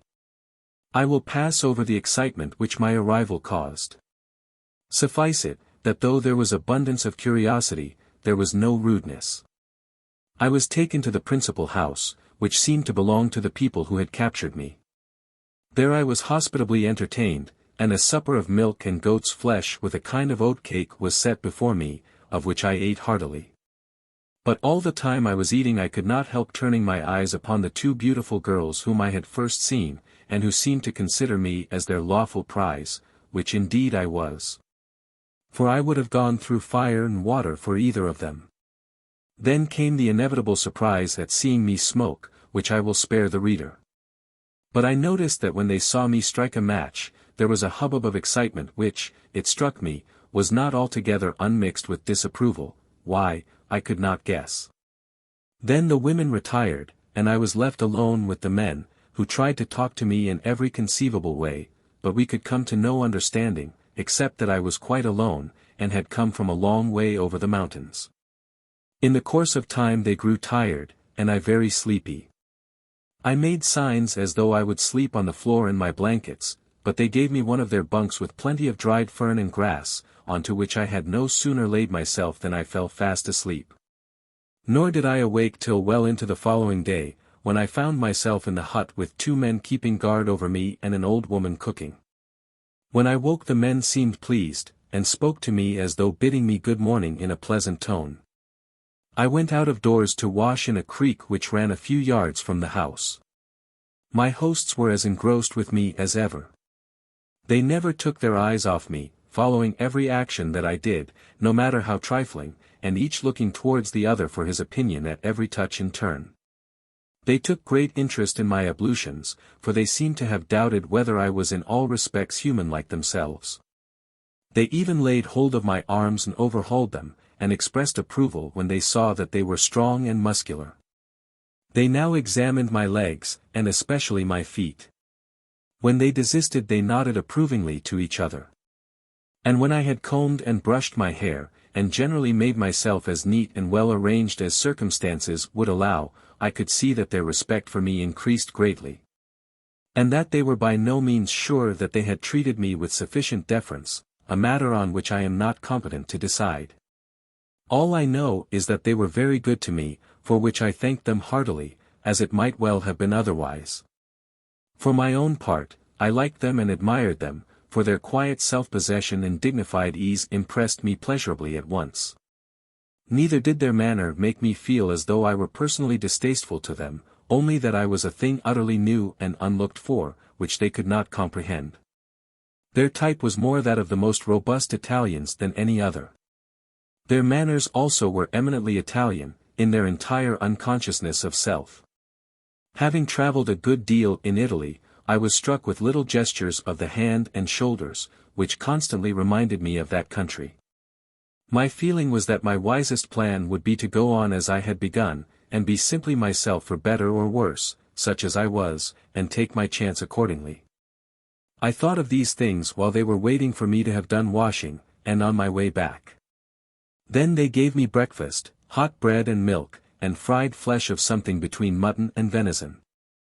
Their ways of cooking and eating were European, though they had only a skewer for a fork, and a sort of butcher's knife to cut with. The more I looked at everything in the house, the more I was struck with its quasi-European character. And had the walls only been pasted over with extracts from the illustrated London News and Punch, I could have almost fancied myself in a shepherd's hut upon my master's sheep run. And yet everything was slightly different. It was much the same with the birds and flowers on the other side, as compared with the English ones. On my arrival I had been pleased at noticing that nearly all the plants and birds were very like common English ones. Thus, there was a robin, and a lark, and a wren, and daisies, and dandelions. Not quite the same as the English, but still very like them, quite like enough to be called by the same name. So now, here, the ways of these two men, and the things they had in the house, were all very nearly the same as in Europe. It was not at all like going to China or Japan, where everything that one sees is strange. I was, indeed, at once struck with the primitive character of their appliances, for they seemed to be some 500 or 600 years behind Europe in their inventions, but this is the case in many an Italian village. All the time that I was eating my breakfast I kept speculating as to what family of mankind they could belong to, and shortly there came an idea into my head, which brought the blood into my cheeks with excitement as I thought of it. Was it possible that they might be the lost 10 tribes of Israel, of whom I had heard both my grandfather and my father make mention as existing in an unknown country, and awaiting a final return to Palestine? Was it possible that I might have been designed by Providence as the instrument of their conversion? Oh, what a thought was this! I laid down my skewer and gave them a hasty survey. There was nothing of a Jewish type about them, their noses were distinctly Grecian, and their lips, though full, were not Jewish. How could I settle this question?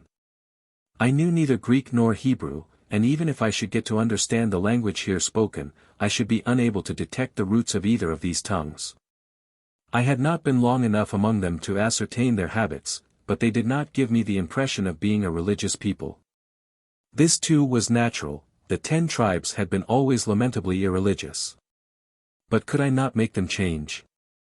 To restore the lost 10 tribes of Israel to a knowledge of the only truth, here would be indeed an immortal crown of glory. My heart beat fast and furious as I entertained the thought. What a position would it not ensure me in the next world? Or perhaps even in this? What folly it would be to throw such a chance away. I should rank next to the apostles, if not as high as they, certainly above the minor prophets, and possibly above any Old Testament writer except Moses and Isaiah. For such a future as this I would sacrifice all that I have without a moment's hesitation, could I be reasonably assured of it. I had always cordially approved of missionary efforts, and had at times contributed my mite towards their support and extension, but I had never hitherto felt drawn towards becoming a missionary myself. And indeed had always admired, and envied, and respected them, more than I had exactly liked them. But if these people were the lost 10 tribes of Israel, the case would be widely different. The opening was too excellent to be lost. And I resolved that should I see indications which appeared to confirm my impression that I had indeed come upon the missing tribes, I would certainly convert them. I may here mention that this discovery is the one to which I alluded in the opening pages of my story. Time strengthened the impression made upon me at first, and, though I remained in doubt for several months, I feel now no longer uncertain. When I had done eating, my hosts approached, and pointed down the valley leading to their own country, as though wanting to show that I must go with them. At the same time they laid hold of my arms, and made as though they would take me, but used no violence. I laughed, and motioned my hand across my throat, pointing down the valley as though I was afraid lest I should be killed when I got there. But they divined me at once, and shook their heads with much decision, to show that I was in no danger. Their manner quite reassured me. And in half an hour or so I had packed up my swag, and was eager for the forward journey, feeling wonderfully strengthened and refreshed by good food and sleep. While my hope and curiosity were aroused to their very utmost by the extraordinary position in which I found myself. But already my excitement had begun to cool, and I reflected that these people might not be the 10 tribes after all. In which case I could not but regret that my hopes of making money, which had led me into so much trouble and danger, were almost annihilated by the fact that the country was full to overflowing with a people who had probably already developed its more available resources.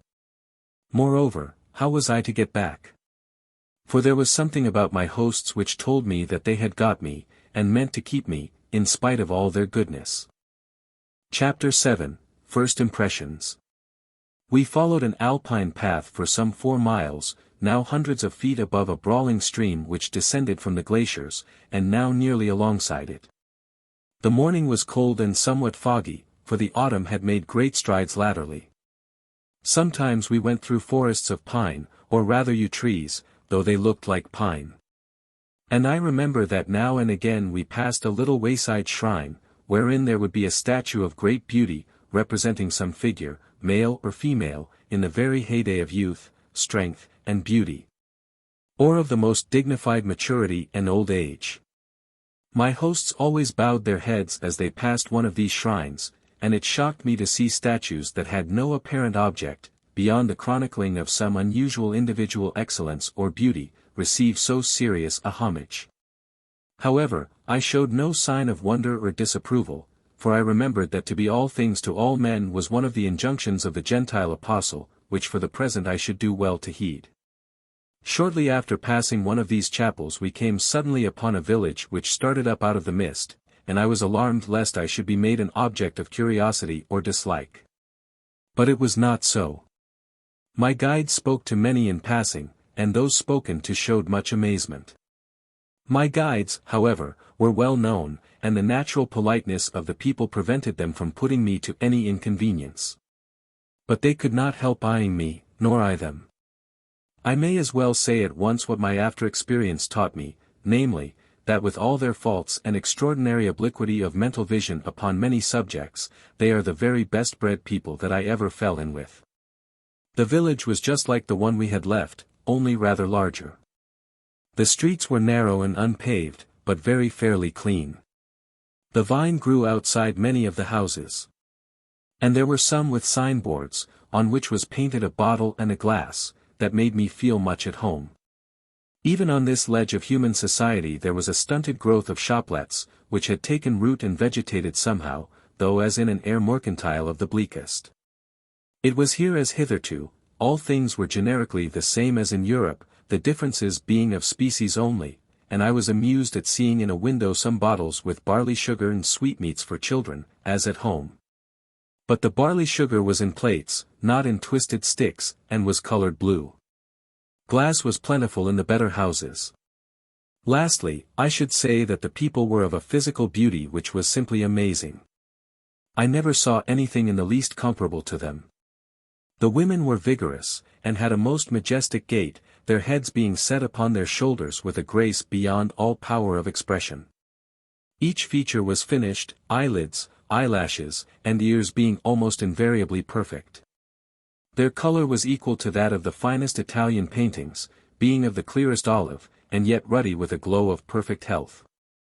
Their expression was divine, and as they glanced at me timidly but with parted lips in great bewilderment, I forgot all thoughts of their conversion in feelings that were far more earthly. I was dazzled as I saw one after the other, of whom I could only feel that each was the loveliest I had ever seen. Even in middle age they were still comely, and the old grey-haired women at their cottage doors had a dignity, not to say majesty, of their own. The men were as handsome as the women beautiful. I have always delighted in and reverenced beauty. But I felt simply abashed in the presence of such a splendid type, a compound of all that is best in Egyptian, Greek and Italian. The children were infinite in number, and exceedingly merry. I need hardly say that they came in for their full share of the prevailing beauty. I expressed by signs my admiration and pleasure to my guides, and they were greatly pleased. I should add that all seemed to take a pride in their personal appearance, and that even the poorest, and none seemed rich, were well kempt and tidy. I could fill many pages with a description of their dress and the ornaments which they wore, and 100 details which struck me with all the force of novelty, but I must not stay to do so. When we had got past the village the fog rose, and revealed magnificent views of the snowy mountains and their nearer abutments, while in front I could now and again catch glimpses of the great plains which I had surveyed on the preceding evening. The country was highly cultivated, every ledge being planted with chestnuts, walnuts, and apple trees from which the apples were now gathering. Goats were abundant. Also a kind of small black cattle, in the marshes near the river, which was now fast widening, and running between larger flats from which the hills receded more and more. I saw a few sheep with rounded noses and enormous tails.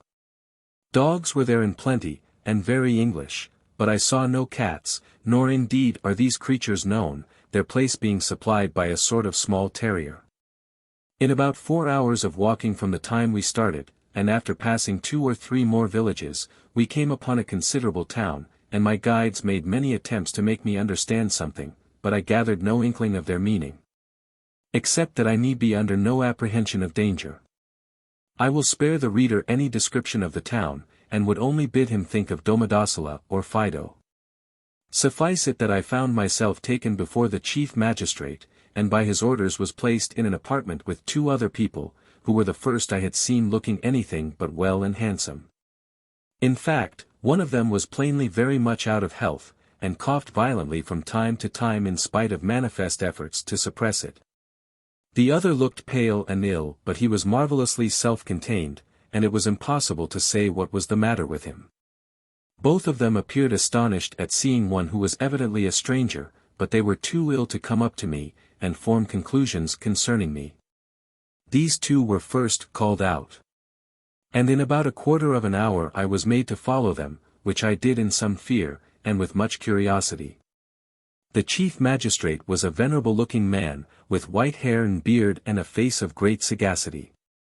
He looked me all over for about 5 minutes, letting his eyes wander from the crown of my head to the soles of my feet, up and down and up, neither did his mind seem in the least clearer when he had done looking than when he began. He at length asked me a single short question, which I supposed meant, "Who are you?"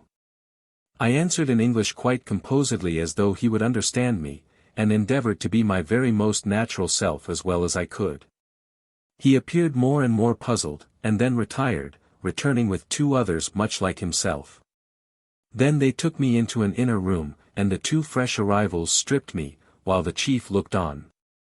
They felt my pulse, they looked at my tongue, they listened at my chest, they felt all my muscles, and at the end of each operation they looked at the chief and nodded, and said something in a tone quite pleasant, as though I were all right. They even pulled down my eyelids, and looked, I suppose, to see if they were bloodshot, but it was not so. At length they gave up, and I think that all were satisfied of my being in the most perfect health, and very robust to boot. At last the old magistrate made me a speech of about 5 minutes long, which the other two appeared to think greatly to the point, but from which I gathered nothing. As soon as it was ended, they proceeded to overhaul my swag and the contents of my pockets. This gave me little uneasiness, for I had no money with me, nor anything which they were at all likely to want, or which I cared about losing. At least I fancied so, but I soon found my mistake. They got on comfortably at first, though they were much puzzled with my tobacco pipe and insisted on seeing me use it. When I had shown them what I did with it, they were astonished but not displeased, and seemed to like the smell. But by and by they came to my watch, which I had hidden away in the inmost pocket that I had, and had forgotten when they began their search. They seemed concerned and uneasy as soon as they got hold of it. They then made me open it and show the works, and when I had done so they gave signs of very grave displeasure, which disturbed me all the more because I could not conceive wherein it could have offended them. I remember that when they first found it I had thought of Paley, and how he tells us that a savage on seeing a watch would at once conclude that it was designed. True, these people were not savages, but I none the less felt sure that this was the conclusion they would arrive at. And I was thinking what a wonderfully wise man Archbishop Paley must have been, when I was aroused by a look of horror and dismay upon the face of the magistrate. A look which conveyed to me the impression that he regarded my watch not as having been designed, but rather as the designer of himself and of the universe. Or as at any rate one of the great first causes of all things. Then it struck me that this view was quite as likely to be taken as the other by a people who had no experience of European civilization, and I was a little piqued with Paley for having led me so much astray. But I soon discovered that I had misinterpreted the expression on the magistrate's face, and that it was one not of fear, but hatred. He spoke to me solemnly and sternly for 2 or 3 minutes. Then, reflecting that this was of no use, he caused me to be conducted through several passages into a large room, which I afterwards found was the museum of the town. And wherein I beheld a sight which astonished me more than anything that I had yet seen. It was filled with cases containing all manner of curiosities, such as skeletons, stuffed birds and animals, carvings in stone, whereof I saw several that were like those on the saddle, only smaller. But the greater part of the room was occupied by broken machinery of all descriptions. The larger specimens had a case to themselves, and tickets with writing on them in a character which I could not understand. There were fragments of steam engines, all broken and rusted. Among them I saw a cylinder and piston, a broken flywheel, and part of a crank, which was laid on the ground by their side. Again, there was a very old carriage whose wheels in spite of rust and decay, I could see, had been designed originally for iron rails. Indeed, there were fragments of a great many of our own most advanced inventions. But they seemed all to be several hundred years old, and to be placed where they were, not for instruction, but curiosity. As I said before, all were marred and broken. We passed many cases, and at last came to one in which there were several clocks and 2 or 3 old watches. Here the magistrate stopped, and opening the case began comparing my watch with the others. The design was different, but the thing was clearly the same. On this he turned to me and made me a speech in a severe and injured tone of voice, pointing repeatedly to the watches in the case, and to my own.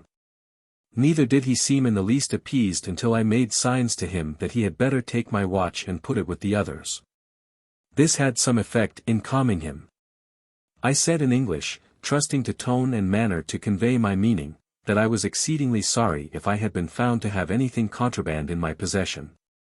That I had had no intention of evading the ordinary tolls, and that I would gladly forfeit the watch if my doing so would atone for an unintentional violation of the law. He began presently to relent, and spoke to me in a kinder manner. I think he saw that I had offended without knowledge, but I believe the chief thing that brought him round was my not seeming to be afraid of him, although I was quite respectful.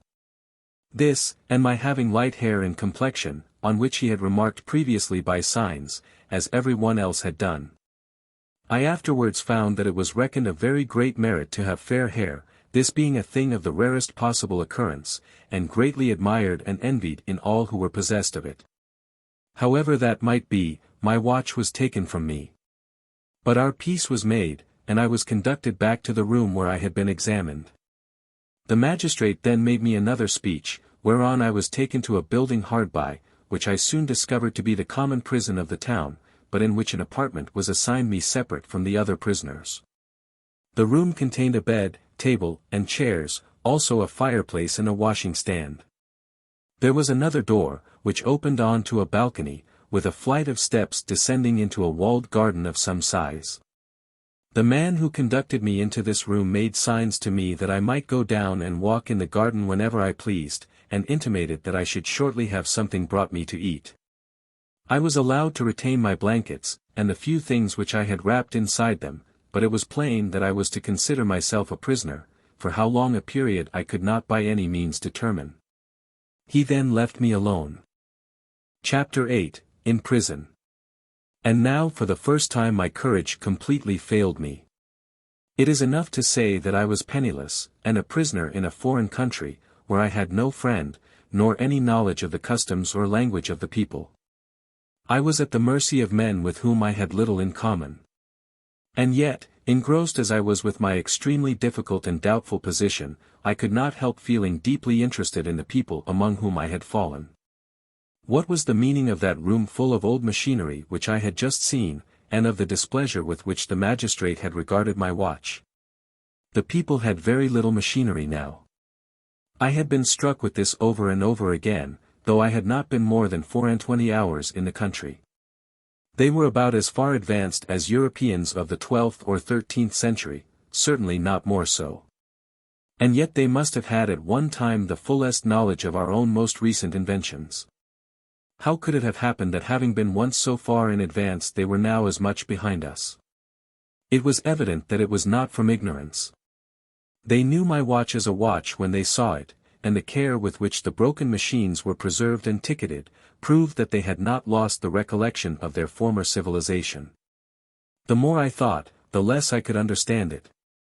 But at last I concluded that they must have worked out their mines of coal and iron, till either none were left, or so few, that the use of these metals was restricted to the very highest nobility. This was the only solution I could think of. And, though I afterwards found how entirely mistaken it was, I felt quite sure then that it must be the right one. I had hardly arrived at this opinion for above 4 or 5 minutes, when the door opened, and a young woman made her appearance with a tray, and a very appetizing smell of dinner. I gazed upon her with admiration as she laid a cloth and set a savory-looking dish upon the table. As I beheld her I felt as though my position was already much ameliorated, for the very sight of her carried great comfort. She was not more than 20, rather above the middle height, active and strong, but yet most delicately featured. Her lips were full and sweet, her eyes were of a deep hazel, and fringed with long and springing eyelashes. Her hair was neatly braided from off her forehead, her complexion was simply exquisite, her figure as robust as was consistent with the most perfect female beauty, yet not more so. Her hands and feet might have served as models to a sculptor. Having set the stew upon the table, she retired with a glance of pity, whereon, remembering pity's kinsman, I decided that she should pity me a little more. She returned with a bottle and a glass, and found me sitting on the bed with my hands over my face, looking the very picture of abject misery, and, like all pictures, rather untruthful. As I watched her, through my fingers, out of the room again, I felt sure that she was exceedingly sorry for me. Her back being turned, I set to work and ate my dinner, which was excellent. She returned in about an hour to take away. And there came with her a man who had a great bunch of keys at his waist, and whose manner convinced me that he was the jailer. I afterwards found that he was father to the beautiful creature who had brought me my dinner. I am not a much greater hypocrite than other people, and do what I would, I could not look so very miserable. I had already recovered from my dejection, and felt in a most genial humor both with my jailer and his daughter. I thanked them for their attention towards me, and, though they could not understand, they looked at one another and laughed and chattered till the old man said something or other which I suppose was a joke. For the girl laughed merrily and ran away, leaving her father to take away the dinner things. Then I had another visitor, who was not so prepossessing, and who seemed to have a great idea of himself and a small one of me. He brought a book with him, and pens and paper, all very English, and yet, neither paper, nor printing, nor binding, nor pen, nor ink, were quite the same as ours. He gave me to understand that he was to teach me the language and that we were to begin at once.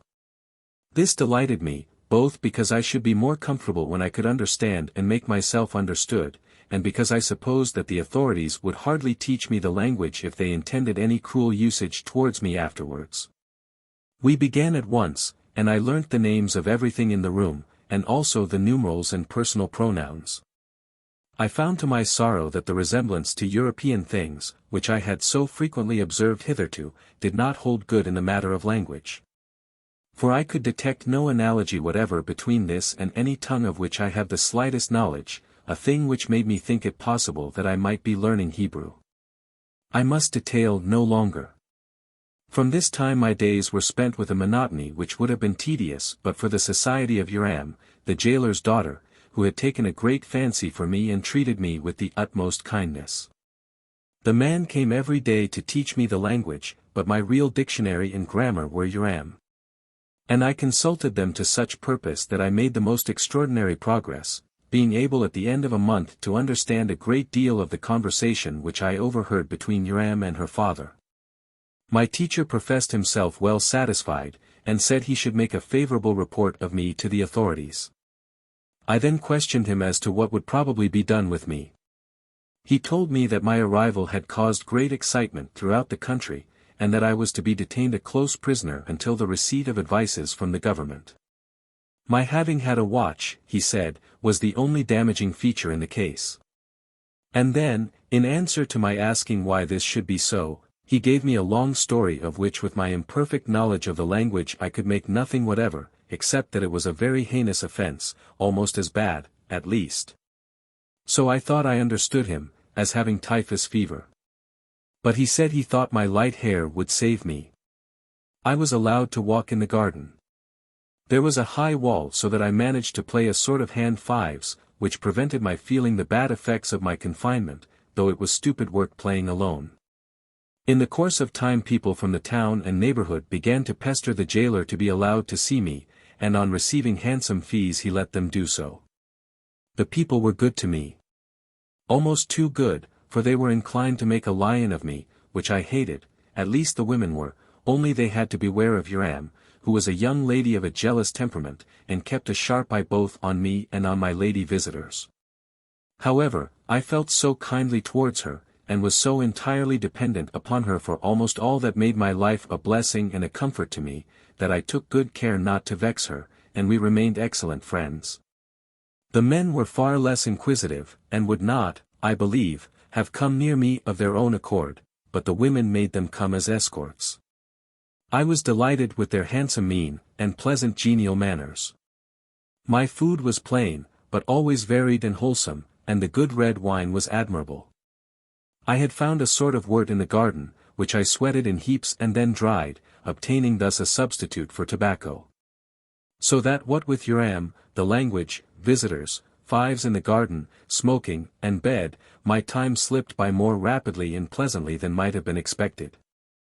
I also made myself a small flute. And being a tolerable player, amused myself at times with playing snatches from operas, and airs such as, "Oh Where and Oh Where," and "Home, Sweet Home." This was of great advantage to me, for the people of the country were ignorant of the diatonic scale and could hardly believe their ears on hearing some of our most common melodies. Often, too, they would make me sing. And I could at any time make Uram's eyes swim with tears by singing Wilkins and his Dinah, Billy Taylor, the rat-catcher's daughter, or as much of them as I could remember.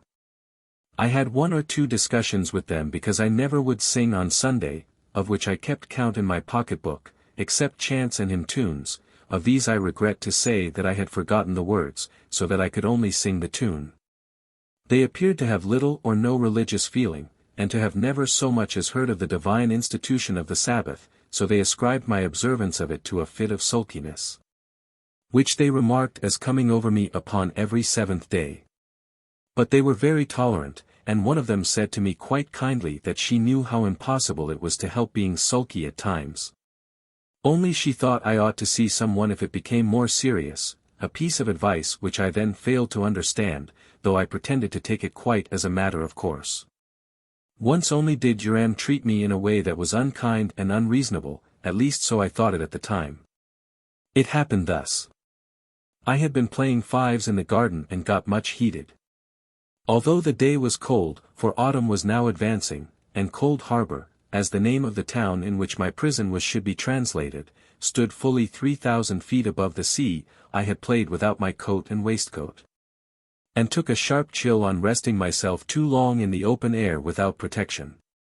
The next day I had a severe cold and felt really poorly. Being little used even to the lightest ailments, and thinking that it would be rather nice to be petted and cossette by Ydgrun, I certainly did not make myself out to be any better than I was. In fact, I remember that I made the worst of things, and took it into my head to consider myself upon the sick list. When Ydgrun brought me my breakfast I complained somewhat dolefully of my indisposition, expecting the sympathy and humoring which I should have received from my mother and sisters at home. Not a bit of it. She fired up in an instant, and asked me what I meant by it, and how I dared to presume to mention such a thing, especially when I considered in what place I was. She had the best mind to tell her father, only that she was afraid the consequences would be so very serious for me. Her manner was so injured and decided, and her anger so evidently unfeigned, that I forgot my cold upon the spot, begging her by all means to tell her father if she wished to do so. And telling her that I had no idea of being shielded by her from anything whatever. Presently mollifying, after having said as many biting things as I could, I asked her what it was that I had done amiss, and promised amendment as soon as ever I became aware of it. She saw that I was really ignorant, and had had no intention of being rude to her, whereon it came out that illness of any sort was considered in Erewhon to be highly criminal and immoral. And that I was liable, even for catching cold, to be had up before the magistrates and imprisoned for a considerable period, an announcement which struck me dumb with astonishment. I followed up the conversation as well as my imperfect knowledge of the language would allow, and caught a glimmering of her position with regard to ill health. But I did not even then fully comprehend it, nor had I as yet any idea of the other extraordinary perversions of thought which existed among the Erewhonians, but with which I was soon to become familiar. I propose, therefore, to make no mention of what passed between us on this occasion, save that we were reconciled, and that she brought me surreptitiously a hot glass of spirits and water before I went to bed, as also a pile of extra blankets. And that next morning I was quite well. I never remember to have lost a cold so rapidly. This little affair explained much which had hitherto puzzled me. It seemed that the two men who were examined before the magistrates on the day of my arrival in the country, had been given in charge on account of ill health, and were both condemned to a long term of imprisonment with hard labor. They were now expiating their offense in this very prison, and their exercise ground was a yard separated by my fives wall from the garden in which I walked. This accounted for the sounds of coughing and groaning which I had often noticed as coming from the other side of the wall. It was high, and I had not dared to climb it for fear the jailer should see me and think that I was trying to escape. But I had often wondered what sort of people they could be on the other side, and had resolved on asking the jailer, but I seldom saw him, and Ydgrun and I generally found other things to talk about. Another month flew by, during which I made such progress in the language that I could understand all that was said to me, and express myself with tolerable fluency. My instructor professed to be astonished with the progress I had made. I was careful to attribute it to the pains he had taken with me and to his admirable method of explaining my difficulties, so we became excellent friends. My visitors became more and more frequent. Among them there were some, both men and women, who delighted me entirely by their simplicity, unconsciousness of self, kindly genial manners, and last, but not least, by their exquisite beauty. There came others less well-bred, but still comely and agreeable people, while some were snobs pure and simple.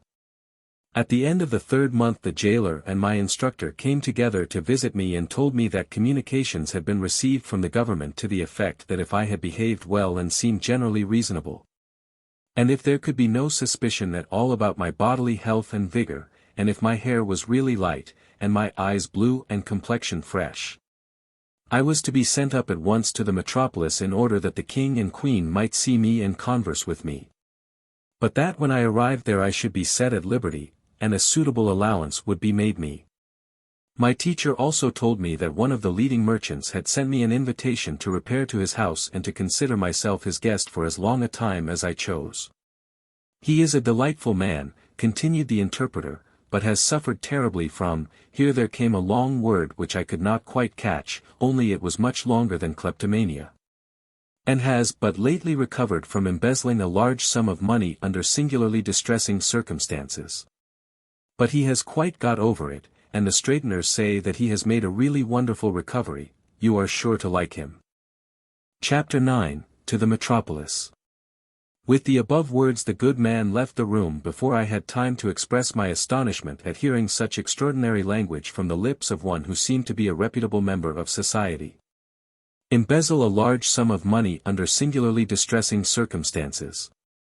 I exclaimed to myself, and asked me to go and stay with him. I shall do nothing of the sort, compromise myself at the very outset in the eyes of all decent people, and give the death blow to my chances of either converting them if they are the lost tribes of Israel, or making money out of them if they are not. No. I will do anything rather than that. And when I next saw my teacher I told him that I did not at all like the sound of what had been proposed for me, and that I would have nothing to do with it. For by my education and the example of my own parents, and I trust also in some degree from inborn instinct, I have a very genuine dislike for all unhandsome dealings in money matters, though none can have a greater regard for money than I have, if it be got fairly. The interpreter was much surprised by my answer, and said that I should be very foolish if I persisted in my refusal. Mr. Nosnibor, he continued, is a man of at least 500,000 horsepower, for their way of reckoning and classifying men is by the number of foot-pounds which they have money enough to raise, or more roughly by their horsepower. And keeps a capital table. Besides, his 2 daughters are among the most beautiful women in Erewhon. When I heard all this, I confess that I was much shaken, and inquired whether he was favorably considered in the best society. Certainly, was the answer. No man in the country stands higher. He then went on to say that one would have thought from my manner that my proposed host had had jaundice or pleurisy or been generally unfortunate, and that I was in fear of infection. I am not much afraid of infection, said I, impatiently, but I have some regard for my character, and if I know a man to be an embezzler of other people's money, be sure of it, I will give him as wide a berth as I can. If he were ill or poor. Ill or poor, interrupted the interpreter, with a face of great alarm. So that's your notion of propriety. You would consort with the basest criminals, and yet deem simple embezzlement a bar to friendly intercourse. I cannot understand you. But I am poor myself, cried I. You were, said he. And you were liable to be severely punished for it. Indeed, at the council which was held concerning you, this fact was very nearly consigning you to what I should myself consider a well-deserved chastisement, for he was getting angry. And so was I. But the queen was so inquisitive, and wanted so much to see you, that she petitioned the king and made him give you his pardon, and assign you a pension in consideration of your meritorious complexion. It is lucky for you that he has not heard what you have been saying now, or he would be sure to cancel it. As I heard these words my heart sank within me. I felt the extreme difficulty of my position, and how wicked I should be in running counter to established usage. I remained silent for several minutes, and then said that I should be happy to accept the embezzler's invitation, on which my instructor brightened and said I was a sensible fellow. But I felt very uncomfortable. When he had left the room, I mused over the conversation which had just taken place between us, but I could make nothing out of it, except that it argued an even greater perversity of mental vision than I had been yet prepared for. And this made me wretched, for I cannot bear having much to do with people who think differently from myself. All sorts of wandering thoughts kept coming into my head. I thought of my master's hut, and my seat upon the mountainside, where I had first conceived the insane idea of exploring. What years and years seemed to have passed since I had begun my journey. I thought of my adventures in the gorge, and on the journey hither, and of Chowbok. I wondered what Chowbok told them about me when he got back. He had done well in going back, Chowbok had. He was not handsome, nay, he was hideous. And it would have gone hardly with him. Twilight drew on, and rain pattered against the windows. Never yet had I felt so unhappy, except during 3 days of seasickness at the beginning of my voyage from England. I sat musing and in great melancholy, until Uram made her appearance with light and supper. She too, poor girl, was miserable, for she had heard that I was to leave them. She had made up her mind that I was to remain always in the town, even after my imprisonment was over, and I fancy had resolved to marry me, though I had never so much as hinted at her doing so. So what with the distressingly strange conversation with my teacher, my own friendless condition, and Uram's melancholy, I felt more unhappy than I can describe, and remained so till I got to bed, and sleep sealed my eyelids. On awaking next morning I was much better. It was settled that I was to make my start in a conveyance which was to be in waiting for me at about 11 o'clock. And the anticipation of change put me in good spirits, which even the tearful face of Uram could hardly altogether derange. I kissed her again and again, assured her that we should meet hereafter, and that in the meanwhile I should be ever mindful of her kindness. I gave her 2 of the buttons off my coat and a lock of my hair as a keepsake, taking a goodly curl from her own beautiful head in return, and so, having said good-bye 100 times, till I was fairly overcome with her great sweetness and her sorrow, I tore myself away from her and got downstairs to the caleche which was in waiting. How thankful I was when it was all over, and I was driven away and out of sight. Would that I could have felt that it was out of mind also. Pray heaven that it is so now, and that she is married happily among her own people, and has forgotten me. And now began a long and tedious journey with which I should hardly trouble the reader if I could. He is safe, however, for the simple reason that I was blindfolded during the greater part of the time. A bandage was put upon my eyes every morning, and was only removed at night when I reached the inn at which we were to pass the night. We travelled slowly, although the roads were good. We drove but 1 horse, which took us our day's journey from morning till evening, about 6 hours, exclusive of 2 hours rest in the middle of the day. I do not suppose we made above 30 or 35 miles on an average. Each day we had a fresh horse. As I have said already, I could see nothing of the country. I only know that it was level, and that several times we had to cross large rivers in ferry boats. The inns were clean and comfortable. In 1 or 2 of the larger towns they were quite sumptuous, and the food was good and well cooked. The same wonderful health and grace and beauty prevailed everywhere. I found myself an object of great interest. So much so, that the driver told me he had to keep our route secret, and at times to go to places that were not directly on our road, in order to avoid the press that would otherwise have awaited us. Every evening I had a reception, and grew heartily tired of having to say the same things over and over again in answer to the same questions, but it was impossible to be angry with people whose manners were so delightful. They never once asked after my health, or even whether I was fatigued with my journey, but their first question was almost invariably an inquiry after my temper, the naivete of which astonished me till I became used to it. One day, being tired and cold, and weary of saying the same thing over and over again, I turned a little brusquely on my questioner and said that I was exceedingly cross, and that I could hardly feel in a worse humor with myself and every one else than at that moment. To my surprise, I was met with the kindest expressions of condolence, and heard it buzzed about the room that I was in an ill temper. Whereon people began to give me nice things to smell and to eat, which really did seem to have some temperamenting quality about them, for I soon felt pleased and was at once congratulated upon being better. The next morning 2 or 3 people sent their servants to the hotel with sweetmeats, and inquiries whether I had quite recovered from my ill humor. On receiving the good things I felt in half a mind to be ill-tempered every evening. But I disliked the condolences and the inquiries, and found it most comfortable to keep my natural temper, which is smooth enough generally. Among those who came to visit me were some who had received a liberal education at the colleges of Unreason, and taken the highest degrees in hypothetics, which are their principal study. These gentlemen had now settled down to various employments in the country, as straighteners, managers and cashiers of the musical banks, priests of religion, or what not. And carrying their education with them, they diffused a leaven of culture throughout the country. I naturally questioned them about many of the things which had puzzled me since my arrival. I inquired what was the object and meaning of the statues which I had seen upon the plateau of the pass.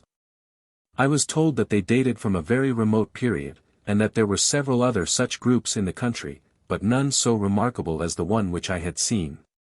They had a religious origin, having been designed to propitiate the gods of deformity and disease. In former times it had been the custom to make expeditions over the ranges, and capture the ugliest of Chowbok's ancestors whom they could find, in order to sacrifice them in the presence of these deities, and thus avert ugliness and disease from the Erewhonians themselves. It had been whispered, but my informant assured me untruly, that centuries ago they had even offered up some of their own people who were ugly or out of health, in order to make examples of them. These detestable customs, however, had been long discontinued, neither was there any present observance of the statues. I had the curiosity to inquire what would be done to any of Chowbok's tribe if they crossed over into Erewhon.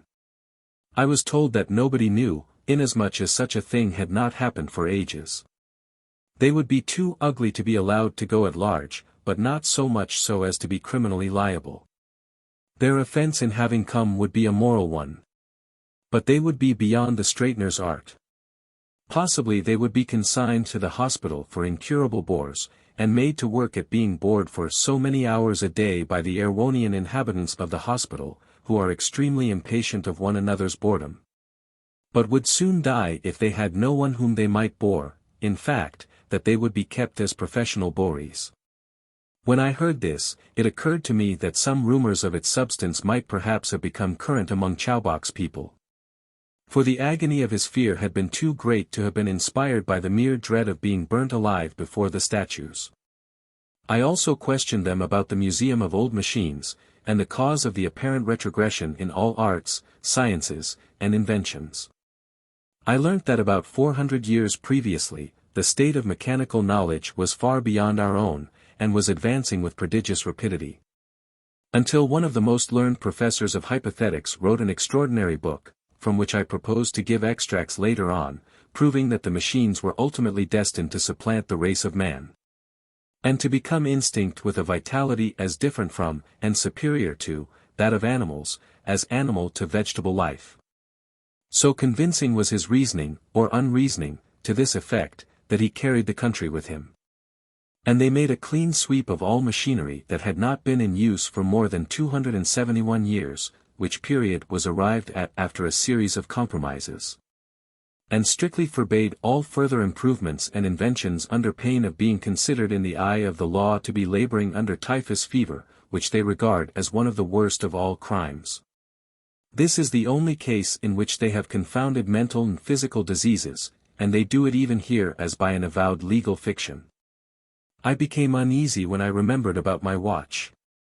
But they comforted me with the assurance that transgression in this matter was now so unheard of, that the law could afford to be lenient towards an utter stranger, especially towards one who had such a good character, they meant physique, and such beautiful light hair. Moreover, the watch was a real curiosity, and would be a welcome addition to the Metropolitan collection, so they did not think I need let it trouble me seriously. I will write, however, more fully upon this subject when I deal with the colleges of Unreason, and the Book of the Machines. In about a month from the time of our starting I was told that our journey was nearly over. The bandage was now dispensed with, for it seemed impossible that I should ever be able to find my way back without being captured. Then we rolled merrily along through the streets of a handsome town, and got on to a long, broad, and level road, with poplar trees on either side. The road was raised slightly above the surrounding country, and had formerly been a railway. The fields on either side were in the highest conceivable cultivation, but the harvest and also the vintage had been already gathered. The weather had got cooler more rapidly than could be quite accounted for by the progress of the season. So I rather thought that we must have been making away from the sun, and were some degrees farther from the equator than when we started. Even here the vegetation showed that the climate was a hot one, yet there was no lack of vigor among the people. On the contrary, they were a very hardy race, and capable of great endurance. For the 100th time I thought that, take them all round, I had never seen their equals in respect of physique, and they looked as good-natured as they were robust. The flowers were for the most part over, but their absence was in some measure compensated for by a profusion of delicious fruit, closely resembling the figs, peaches, and pears of Italy and France. I saw no wild animals, but birds were plentiful and much as in Europe, but not tame as they had been on the other side the ranges. They were shot at with the crossbow and with arrows, gunpowder being unknown, or at any rate not in use. We were now nearing the metropolis and I could see great towers and fortifications, and lofty buildings that looked like palaces. I began to be nervous as to my reception. But I had got on very well so far, and resolved to continue upon the same plan as hitherto, namely, to behave just as though I were in England until I saw that I was making a blunder, and then to say nothing till I could gather how the land lay. We drew nearer and nearer. The news of my approach had got abroad, and there was a great crowd collected on either side the road, who greeted me with marks of most respectful curiosity, keeping me bowing constantly in acknowledgment from side to side. When we were about a mile off, we were met by the mayor and several councillors, among whom was a venerable old man, who was introduced to me by the mayor, for so I suppose I should call him, as the gentleman who had invited me to his house. I bowed deeply and told him how grateful I felt to him, and how gladly I would accept his hospitality. He forbade me to say more, and pointing to his carriage, which was close at hand, he motioned me to a seat therein. I again bowed profoundly to the mayor and councillors, and drove off with my entertainer, whose name was Senij Nosnabor. After about half a mile the carriage turned off the main road, and we drove under the walls of the town till we reached a palazzo on a slight eminence, and just on the outskirts of the city. This was Senij Nosnabor's house, and nothing can be imagined finer. It was situated near the magnificent and venerable ruins of the old railway station, which formed an imposing feature from the gardens of the house. The grounds, some 10 or a dozen acres in extent, were laid out in terraced gardens, one above the other, with flights of broad steps ascending and descending the declivity of the garden. On these steps there were statues of most exquisite workmanship. Besides the statues there were vases filled with various shrubs that were new to me. And on either side the flights of steps there were rows of old cypresses and cedars, with grassy alleys between them. Then came choice vineyards and orchards of fruit trees in full bearing. The house itself was approached by a courtyard, and round it was a corridor onto which rooms opened, as at Pompeii. In the middle of the court there was a bath and a fountain. Having passed the court we came to the main body of the house, which was 2 stories in height. The rooms were large and lofty. Perhaps at first they looked rather bare of furniture, but in hot climates people generally keep their rooms more bare than they do in colder ones.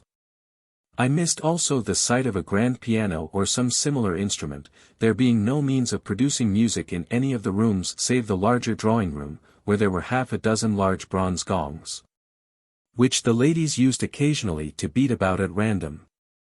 It was not pleasant to hear them, but I have heard quite as unpleasant music both before and since. Mr. Nosnabor took me through several spacious rooms till we reached a boudoir where were his wife and daughters, of whom I had heard from the interpreter. Mrs. Nosnabor was about 40 years old, and still handsome, but she had grown very stout. Her daughters were in the prime of youth and exquisitely beautiful. I gave the preference almost at once to the younger, whose name was Arowhena. For the elder sister was haughty, while the younger had a very winning manner. Mrs. Nosnabor received me with the perfection of courtesy, so that I must have indeed been shy and nervous if I had not at once felt welcome. Scarcely was the ceremony of my introduction well completed before a servant announced that dinner was ready in the next room. I was exceedingly hungry, and the dinner was beyond all praise. Can the reader wonder that I began to consider myself in excellent quarters? That man embezzle money, thought I to myself, impossible. But I noticed that my host was uneasy during the whole meal, and that he ate nothing but a little bread and milk, towards the end of dinner there came a tall lean man with a black beard, to whom Mr. Nosnibor and the whole family paid great attention. He was the family straightener. With this gentleman Mr. Nosnibor retired into another room, from which there presently proceeded a sound of weeping and wailing. I could hardly believe my ears, but in a few minutes I got to know for a certainty that they came from Mr. Nosnibor himself. "Poor papa," said Arowhena, as she helped herself composedly to the salt, "how terribly he has suffered." "Yes," answered her mother, "but I think he is quite out of danger now." Then they went on to explain to me the circumstances of the case, and the treatment which the straightener had prescribed, and how successful he had been, all which I will reserve for another chapter, and put rather in the form of a general summary of the opinions current upon these subjects than in the exact words in which the facts were delivered to me. The reader, however, is earnestly requested to believe that both in this next chapter and in those that follow it I have endeavored to adhere most conscientiously to the strictest accuracy, and that I have never willingly misrepresented. Though I may have sometimes failed to understand all the bearings of an opinion or custom. Chapter 10, Current Opinions. This is what I gathered. That in that country if a man falls into ill health, or catches any disorder, or fails bodily in any way before he is 70 years old, he is tried before a jury of his countrymen. And if convicted is held up to public scorn and sentenced more or less severely as the case may be. There are subdivisions of illnesses into crimes and misdemeanors as with offences amongst ourselves, a man being punished very heavily for serious illness, while failure of eyes or hearing in one over 65, who has had good health hitherto, is dealt with by fine only, or imprisonment in default of payment. But if a man forges a check, or sets his house on fire, or robs with violence from the person, or does any other such things as are criminal in our own country, he is either taken to a hospital and most carefully tended at the public expense. Or if he is in good circumstances, he lets it be known to all his friends that he is suffering from a severe fit of immorality, just as we do when we are ill, and they come and visit him with great solicitude, and inquire with interest how it all came about, what symptoms first showed themselves, and so forth, questions which he will answer with perfect unreserve. For bad conduct, though considered no less deplorable than illness with ourselves, and as unquestionably indicating something seriously wrong with the individual who misbehaves, is nevertheless held to be the result of either prenatal or postnatal misfortune. The strange part of the story, however, is that though they ascribe moral defects to the effect of misfortune either in character or surroundings, they will not listen to the plea of misfortune in cases that in England meet with sympathy and commiseration only. Ill luck of any kind, or even ill treatment at the hands of others, is considered an offence against society, inasmuch as it makes people uncomfortable to hear of it.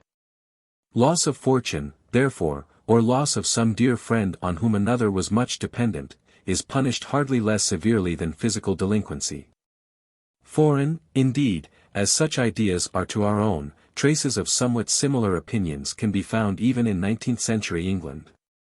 If a person has an abscess, the medical man will say that it contains peccant matter, and people say that they have a bad arm or finger, or that they are very bad all over, when they only mean diseased. Among foreign nations Erewhonian opinions may be still more clearly noted. The Mohammedans, for example, to this day, send their female prisoners to hospitals, and the New Zealand Maoris visit any misfortune with forcible entry into the house of the offender, and the breaking up and burning of all his goods. The Italians, again, use the same word for disgrace and misfortune. I once heard an Italian lady speak of a young friend whom she described as endowed with every virtue under heaven. Ma, she exclaimed, povero disgraziato, ha ammazzato suo zio. Poor unfortunate fellow, he has murdered his uncle. On mentioning this, which I heard when taken to Italy as a boy by my father, the person to whom I told it showed no surprise. He said that he had been driven for 2 or 3 years in a certain city by a young Sicilian cabdriver of prepossessing manners and appearance, but then lost sight of him. On asking what had become of him, he was told that he was in prison for having shot at his father with intent to kill him, happily without serious result. Some years later my informant again found himself warmly accosted by the prepossessing young cab driver. "Ah, caro signore," he exclaimed, "sono cinque anni che non lo vedo, tre anni di militare, e 2 anni di disgrazia, and My dear sir, it is 5 years since I saw you, 3 years of military service, and 2 of misfortune, during which last the poor fellow had been in prison." Of moral sense he showed not so much as a trace. He and his father were now on excellent terms, and were likely to remain so unless either of them should again have the misfortune mortally to offend the other. In the following chapter one will give a few examples of the way in which what we should call misfortune, hardship, or disease are dealt with by the Erewhonians, but for the moment will return to their treatment of cases that with us are criminal. As I have already said, these, though not judicially punishable, are recognized as requiring correction. Accordingly, there exists a class of men trained in soulcraft, whom they call straighteners, as nearly as I can translate a word which literally means, one who bends back the crooked. These men practice much as medical men in England, and receive a quasi-surreptitious fee on every visit. They are treated with the same unreserve, and obeyed as readily, as our own doctors, that is to say, on the whole sufficiently, because people know that it is their interest to get well as soon as they can. And that they will not be scouted as they would be if their bodies were out of order, even though they may have to undergo a very painful course of treatment. When I say that they will not be scouted, I do not mean that an Erewhonian will suffer no social inconvenience in consequence, we will say, of having committed fraud. Friends will fall away from him because of his being less pleasant company, just as we ourselves are disinclined to make companions of those who are either poor or poorly. No one with any sense of self-respect will place himself on an equality in the matter of affection with those who are less lucky than himself in birth, health, money, good looks, capacity, or anything else. Indeed, that dislike and even disgust should be felt by the fortunate for the unfortunate, or at any rate for those who have been discovered to have met with any of the more serious and less familiar misfortunes, is not only natural, but desirable for any society, whether of man or brute. The fact, therefore, that the Erewhonians attach none of that guilt to crime which they do to physical ailments, does not prevent the more selfish among them from neglecting a friend who has robbed a bank, for instance, till he has fully recovered. But it does prevent them from even thinking of treating criminals with that contemptuous tone which would seem to say, "I, if I were you, should be a better man than you are," a tone which is held quite reasonable in regard to physical ailment. Hence, though they conceal ill health by every cunning and hypocrisy and artifice which they can devise, they are quite open about the most flagrant mental diseases, should they happen to exist, which to do the people justice is not often. Indeed, there are some who are, so to speak, spiritual valetudinarians, and who make themselves exceedingly ridiculous by their nervous supposition that they are wicked, while they are very tolerable people all the time. This however is exceptional, and on the whole they use much the same reserve or unreserve about the state of their moral welfare as we do about our health. Hence all the ordinary greetings among ourselves, such as, "How do you do?" and the like, are considered signs of gross ill-breeding, nor do the politer classes tolerate even such a common complimentary remark as telling a man that he is looking well. They salute each other with, "I hope you are good this morning." Or, "I hope you have recovered from the snappishness from which you were suffering when I last saw you," and if the person saluted has not been good, or is still snappish, he says so at once and is condoled with accordingly. Indeed, the straighteners have gone so far as to give names from the hypothetical language, as taught at the colleges of Unreason, to all known forms of mental indisposition, and to classify them according to a system of their own, which, though I could not understand it, seemed to work well in practice. For they are always able to tell a man what is the matter with him as soon as they have heard his story, and their familiarity with the long names assures him that they thoroughly understand his case. The reader will have no difficulty in believing that the laws regarding ill health were frequently evaded by the help of recognized fictions, which every one understood, but which it would be considered gross ill-breeding to even seem to understand. Thus, a day or two after my arrival at the Nosnibors, one of the many ladies who called on me made excuses for her husband's only sending his card. On the ground that when going through the public marketplace that morning he had stolen a pair of socks. I had already been warned that I should never show surprise, so I merely expressed my sympathy, and said that though I had only been in the capital so short a time, I had already had a very narrow escape from stealing a clothes brush. And that though I had resisted temptation so far, I was sadly afraid that if I saw any object of special interest that was neither too hot nor too heavy, I should have to put myself in the straightener's hands. Mrs. Nosnibor, who had been keeping an ear on all that I had been saying, praised me when the lady had gone. Nothing, she said, could have been more polite according to Erewhonian etiquette. She then explained that to have stolen a pair of socks, or to have the socks, in more colloquial language, was a recognized way of saying that the person in question was slightly indisposed.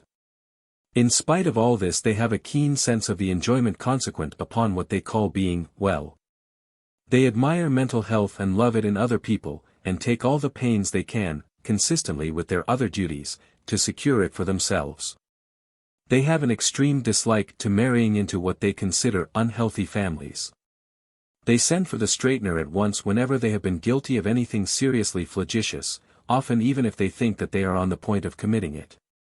And though his remedies are sometimes exceedingly painful, involving close confinement for weeks, and in some cases the most cruel physical tortures, I never heard of a reasonable Erewhonian refusing to do what his straightener told him.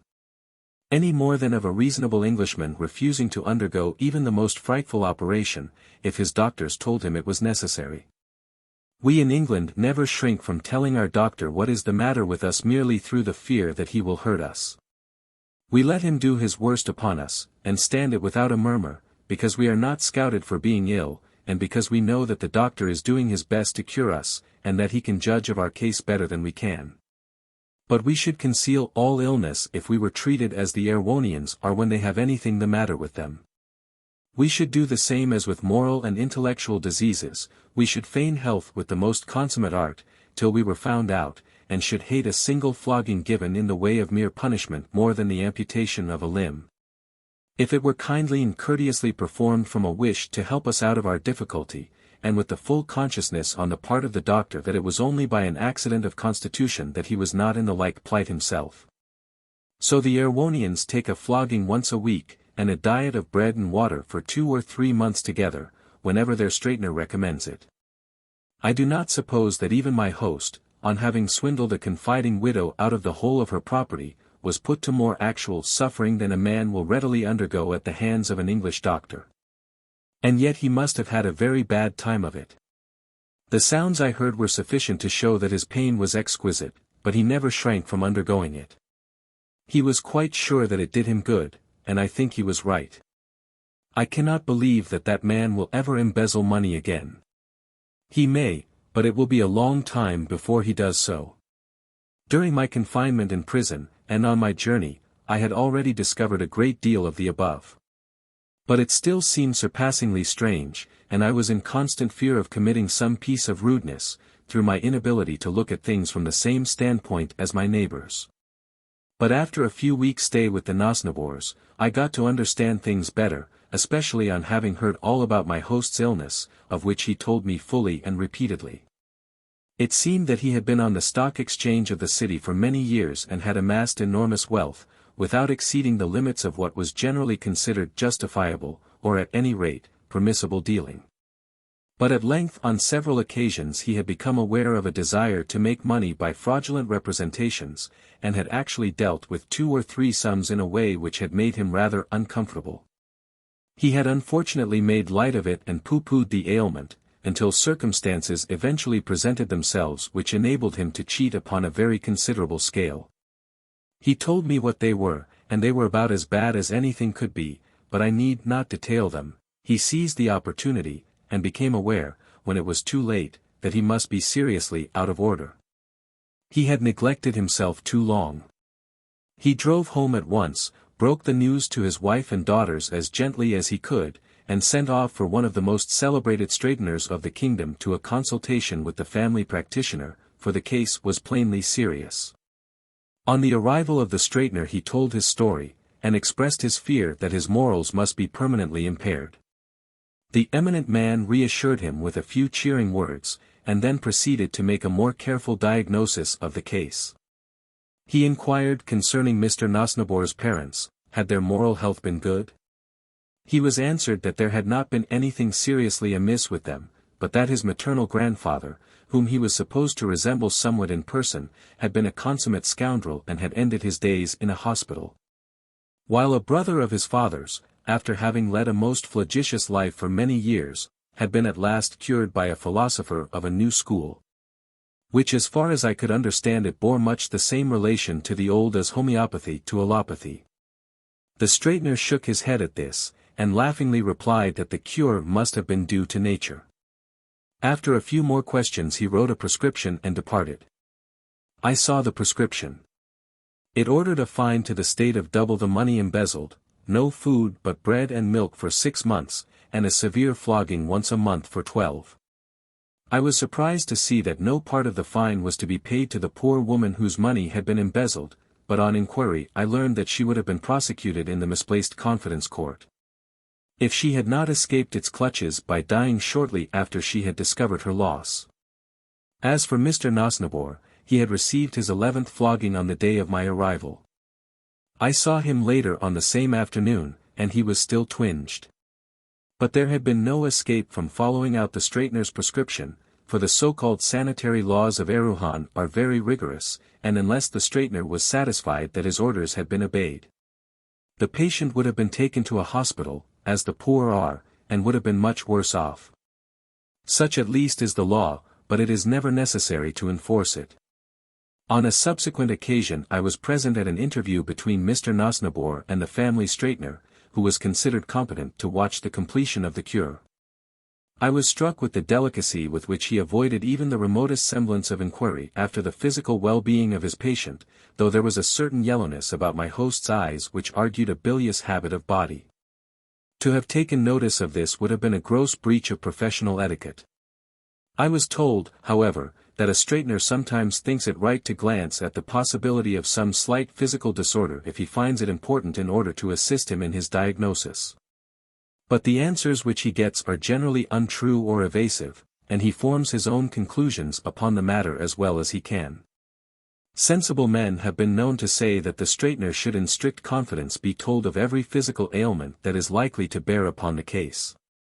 But people are naturally shy of doing this, for they do not like lowering themselves in the opinion of the straightener, and his ignorance of medical science is supreme. I heard of one lady, indeed, who had the hardihood to confess that a furious outbreak of ill humor and extravagant fancies for which she was seeking advice was possibly the result of indisposition. You should resist that, said the straightener, in a kind, but grave voice. We can do nothing for the bodies of our patients, such matters are beyond our province, and I desire that I may hear no further particulars. The lady burst into tears, and promised faithfully that she would never be unwell again. But to return to Mr. Nosnibor. As the afternoon wore on, many carriages drove up with callers to inquire how he had stood his flogging. It had been very severe, but the kind inquiries upon every side gave him great pleasure. And he assured me that he felt almost tempted to do wrong again by the solicitude with which his friends had treated him during his recovery. In this I need hardly say that he was not serious. During the remainder of my stay in the country Mr. Nosnibor was constantly attentive to his business, and largely increased his already great possessions. But I never heard a whisper to the effect of his having been indisposed a second time, or made money by other than the most strictly honorable means. I did hear afterwards in confidence that there had been reason to believe that his health had been not a little affected by the straightener's treatment, but his friends did not choose to be over-curious upon the subject. And on his return to his affairs it was by common consent passed over as hardly criminal in one who was otherwise so much afflicted. For they regard bodily ailments as the more venial in proportion as they have been produced by causes independent of the constitution. Thus if a person ruin his health by excessive indulgence at the table or by drinking, they count it to be almost a part of the mental disease which brought it about, and so it goes for little.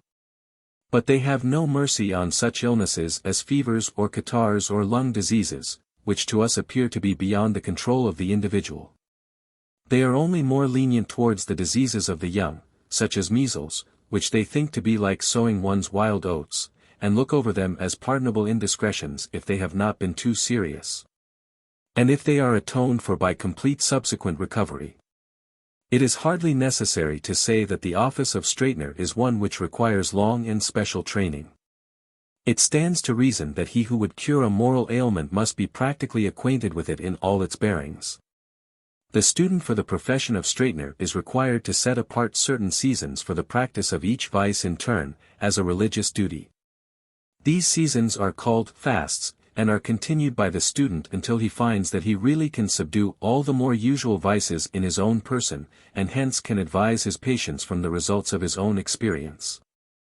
Those who intend to be specialists, rather than general practitioners, devote themselves more particularly to the branch in which their practice will mainly lie. Some students have been obliged to continue their exercises during their whole lives, and some devoted men have actually died as martyrs to the drink, or gluttony, or whatever branch of vice they may have chosen for their especial study. The greater number, however, take no harm by the excursions into the various departments of vice which it is incumbent upon them to study.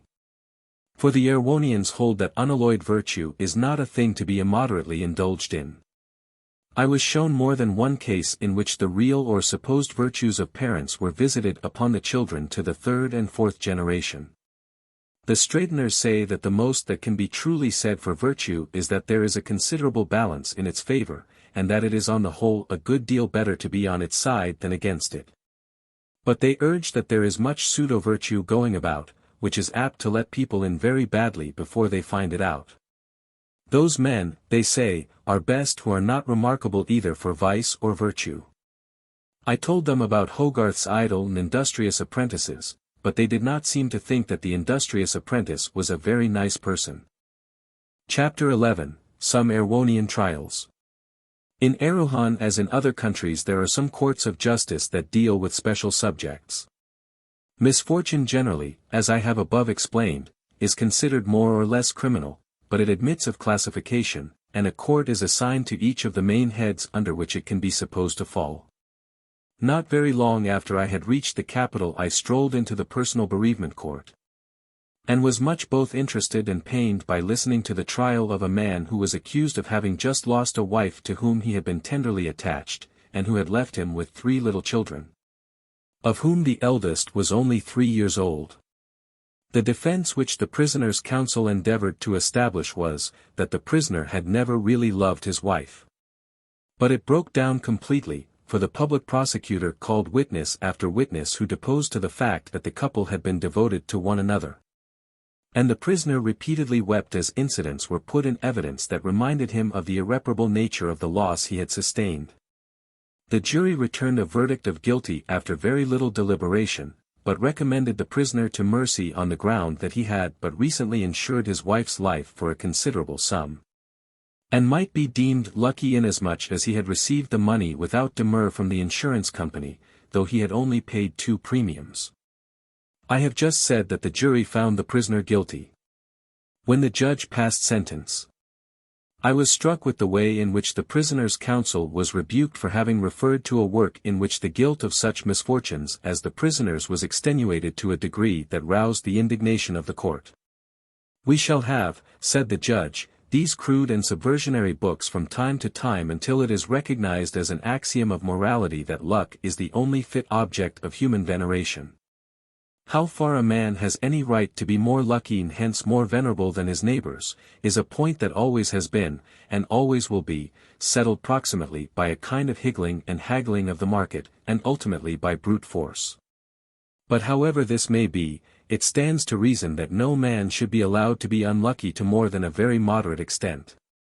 Then, turning to the prisoner, the judge continued, "You have suffered a great loss. Nature attaches a severe penalty to such offenses, and human law must emphasize the decrees of nature. But for the recommendation of the jury I should have given you 6 months' hard labor.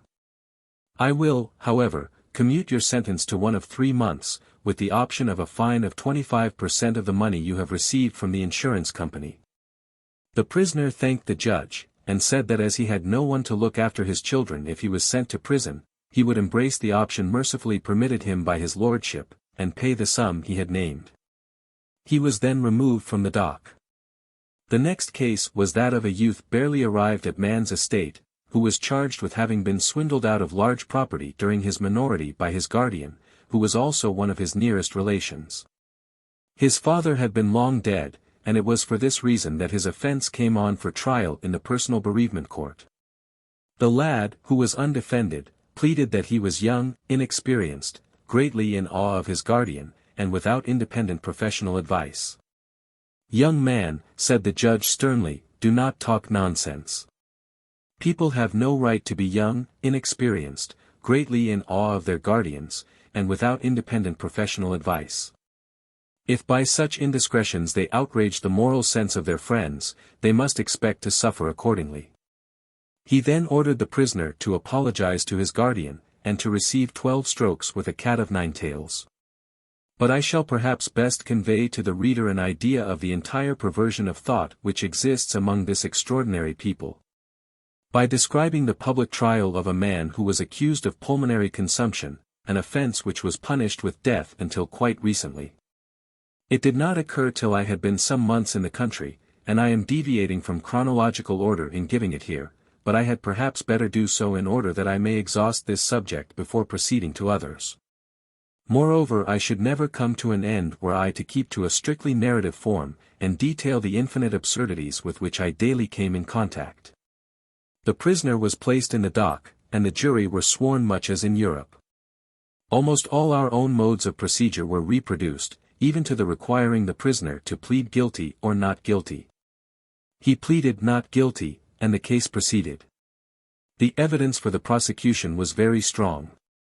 But I must do the court the justice to observe that the trial was absolutely impartial. Counsel for the prisoner was allowed to urge everything that could be said in his defense. The line taken was that the prisoner was simulating consumption in order to defraud an insurance company, from which he was about to buy an annuity, and that he hoped thus to obtain it on more advantageous terms. If this could have been shown to be the case, he would have escaped a criminal prosecution, and been sent to a hospital as for a moral ailment. The view, however, was one which could not be reasonably sustained, in spite of all the ingenuity and eloquence of one of the most celebrated advocates of the country. The case was only too clear, for the prisoner was almost at the point of death, and it was astonishing that he had not been tried and convicted long previously. His coughing was incessant during the whole trial, and it was all that the 2 jailers in charge of him could do to keep him on his legs until it was over. The summing up of the judge was admirable. He dwelt upon every point that could be construed in favor of the prisoner, but as he proceeded it became clear that the evidence was too convincing to admit of doubt. And there was but one opinion in the court as to the impending verdict, and the jury retired from the box.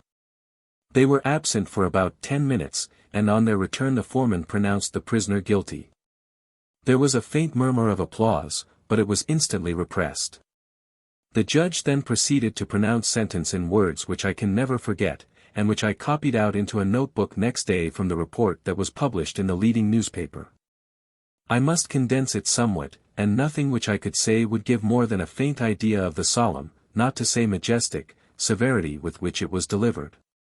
The sentence was as follows. Prisoner at the bar, you have been accused of the great crime of laboring under pulmonary consumption, and after an impartial trial before a jury of your countrymen, you have been found guilty. Against the justice of the verdict I can say nothing, the evidence against you was conclusive, and it only remains for me to pass such a sentence upon you, as shall satisfy the ends of the law. That sentence must be a very severe one.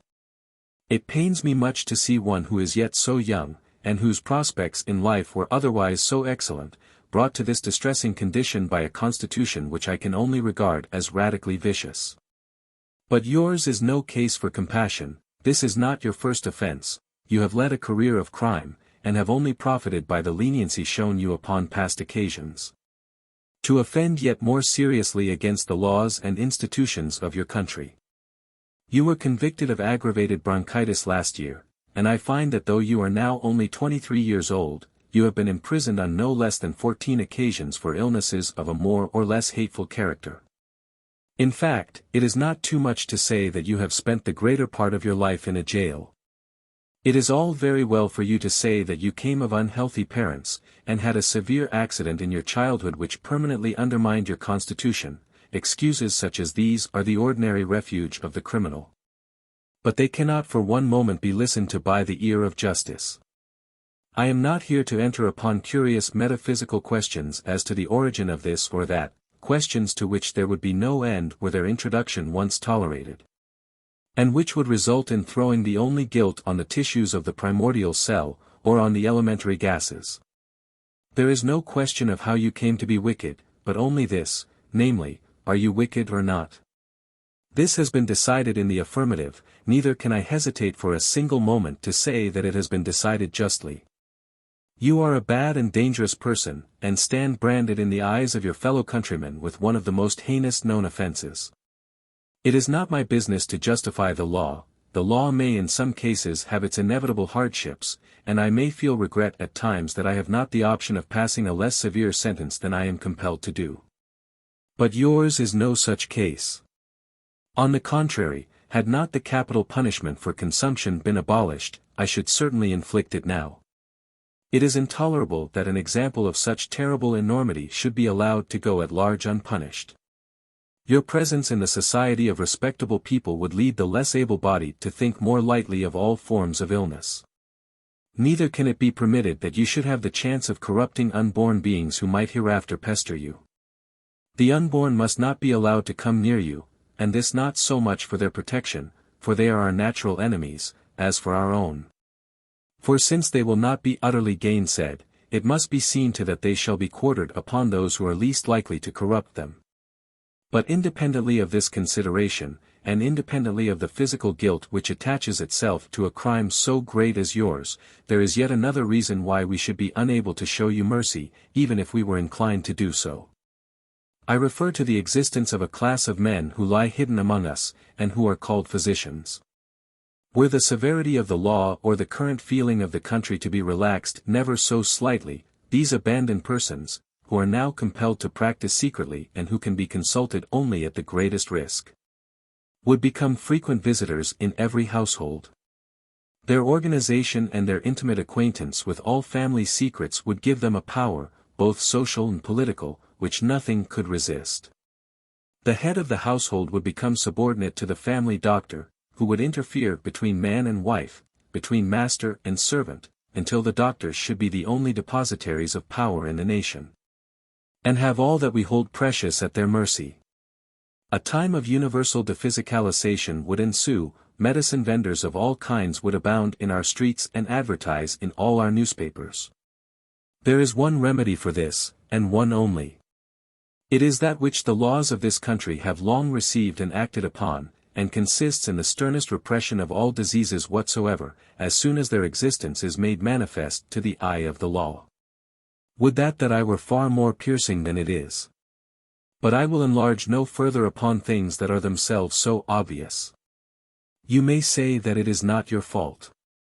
The answer is ready enough at hand, and it amounts to this, that if you had been born of healthy and well-to-do parents, and been well taken care of when you were a child, you would never have offended against the laws of your country, nor found yourself in your present disgraceful position.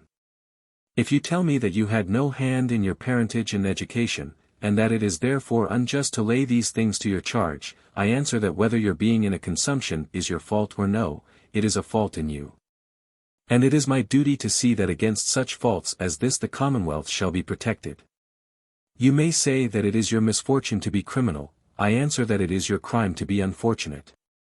Lastly, I should point out that even though the jury had acquitted you, a supposition that I cannot seriously entertain, I should have felt it my duty to inflict a sentence hardly less severe than that which I must pass at present.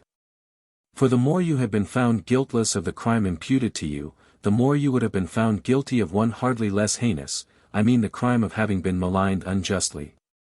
I do not hesitate therefore to sentence you to imprisonment, with hard labor, for the rest of your miserable existence. During that period I would earnestly entreat you to repent of the wrongs you have done already, and to entirely reform the constitution of your whole body. I entertain but little hope that you will pay attention to my advice. You are already far too abandoned. Did it rest with myself, I should add nothing in mitigation of the sentence which I have passed, but it is the merciful provision of the law that even the most hardened criminal shall be allowed some one of the three official remedies, which is to be prescribed at the time of his conviction. I shall therefore order that you receive 2 tablespoonfuls of castor oil daily, until the pleasure of the court be further known. When the sentence was concluded, the prisoner acknowledged in a few scarcely audible words that he was justly punished, and that he had had a fair trial. He was then removed to the prison from which he was never to return. There was a second attempt at applause when the judge had finished speaking, but as before it was at once repressed. And though the feeling of the court was strongly against the prisoner, there was no show of any violence against him, if one may accept a little hooting from the bystanders when he was being removed in the prisoner's van. Indeed, nothing struck me more during my whole sojourn in the country, than the general respect for law and order. Chapter 12, Malcontents. I confess that I felt rather unhappy when I got home, and thought more closely over the trial that I had just witnessed. For the time I was carried away by the opinion of those among whom I was. They had no misgivings about what they were doing. There did not seem to be a person in the whole court who had the smallest doubt but that all was exactly as it should be. This universal unsuspecting confidence was imparted by sympathy to myself, in spite of all my training in opinions so widely different. So it is with most of us, that which we observe to be taken as a matter of course by those around us, we take as a matter of course ourselves. And after all, it is our duty to do this, save upon grave occasion. But when I was alone, and began to think the trial over, it certainly did strike me as betraying a strange and untenable position. Had the judge said that he acknowledged the probable truth, namely, that the prisoner was born of unhealthy parents, or had been starved in infancy, or had met with some accidents which had developed consumption. And had he then gone on to say that though he knew all this, and bitterly regretted that the protection of society obliged him to inflict additional pain on one who had suffered so much already, yet that there was no help for it, I could have understood the position, however mistaken I might have thought it. The judge was fully persuaded that the infliction of pain upon the weak and sickly was the only means of preventing weakness and sickliness from spreading. And that 10 times the suffering now inflicted upon the accused was eventually warded off from others by the present apparent severity. I could therefore perfectly understand his inflicting whatever pain he might consider necessary in order to prevent so bad an example from spreading further and lowering the Erewhonian standard. But it seemed almost childish to tell the prisoner that he could have been in good health, if he had been more fortunate in his constitution, and been exposed to less hardships when he was a boy. I write with great diffidence, but it seems to me that there is no unfairness in punishing people for their misfortunes, or rewarding them for their sheer good luck. It is the normal condition of human life that this should be done. And no right-minded person will complain of being subjected to the common treatment. There is no alternative open to us. It is idle to say that men are not responsible for their misfortunes. What is responsibility?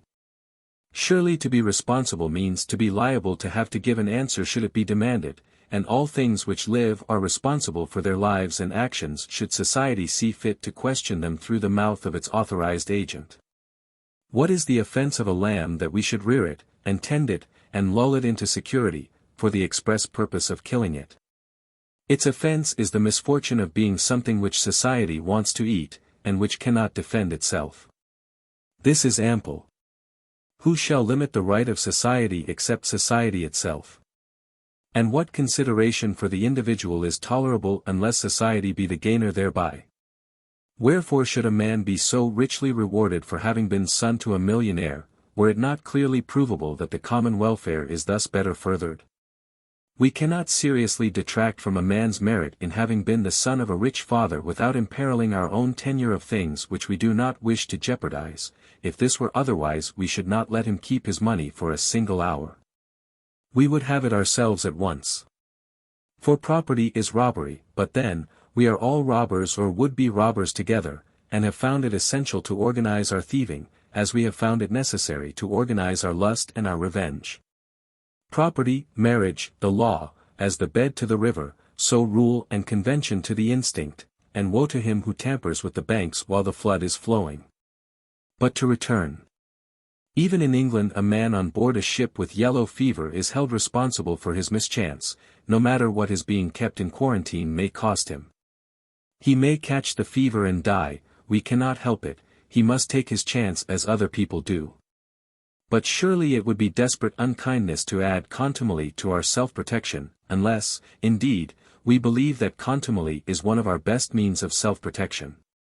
Again, take the case of maniacs. We say that they are irresponsible for their actions, but we take good care, or ought to take good care, that they shall answer to us for their insanity, and we imprison them in what we call an asylum, that modern sanctuary. If we do not like their answers, this is a strange kind of irresponsibility. What we ought to say is that we can afford to be satisfied with a less satisfactory answer from a lunatic than from one who is not mad, because lunacy is less infectious than crime. We kill a serpent if we go in danger by it, simply for being such and such a serpent in such and such a place, but we never say that the serpent has only itself to blame for not having been a harmless creature.